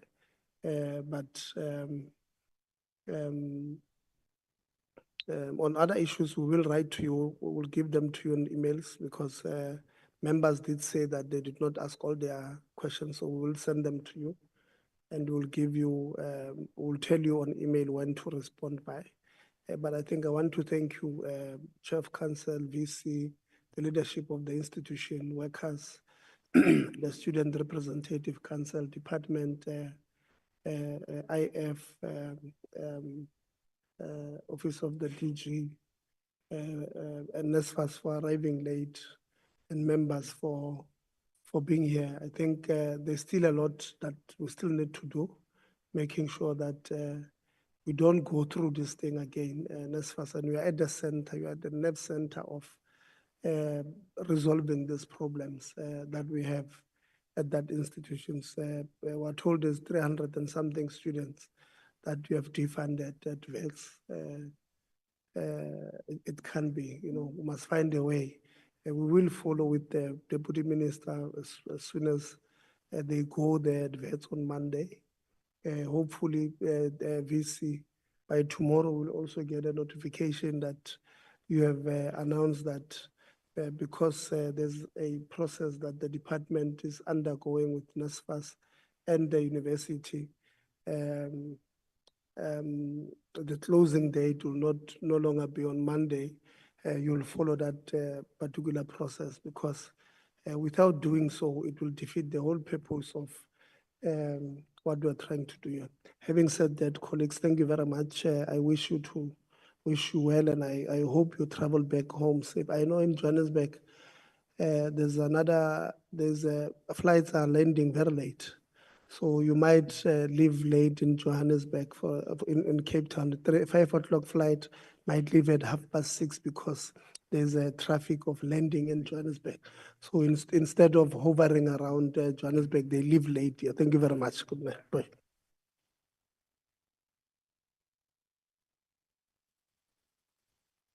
Thank you, Chair.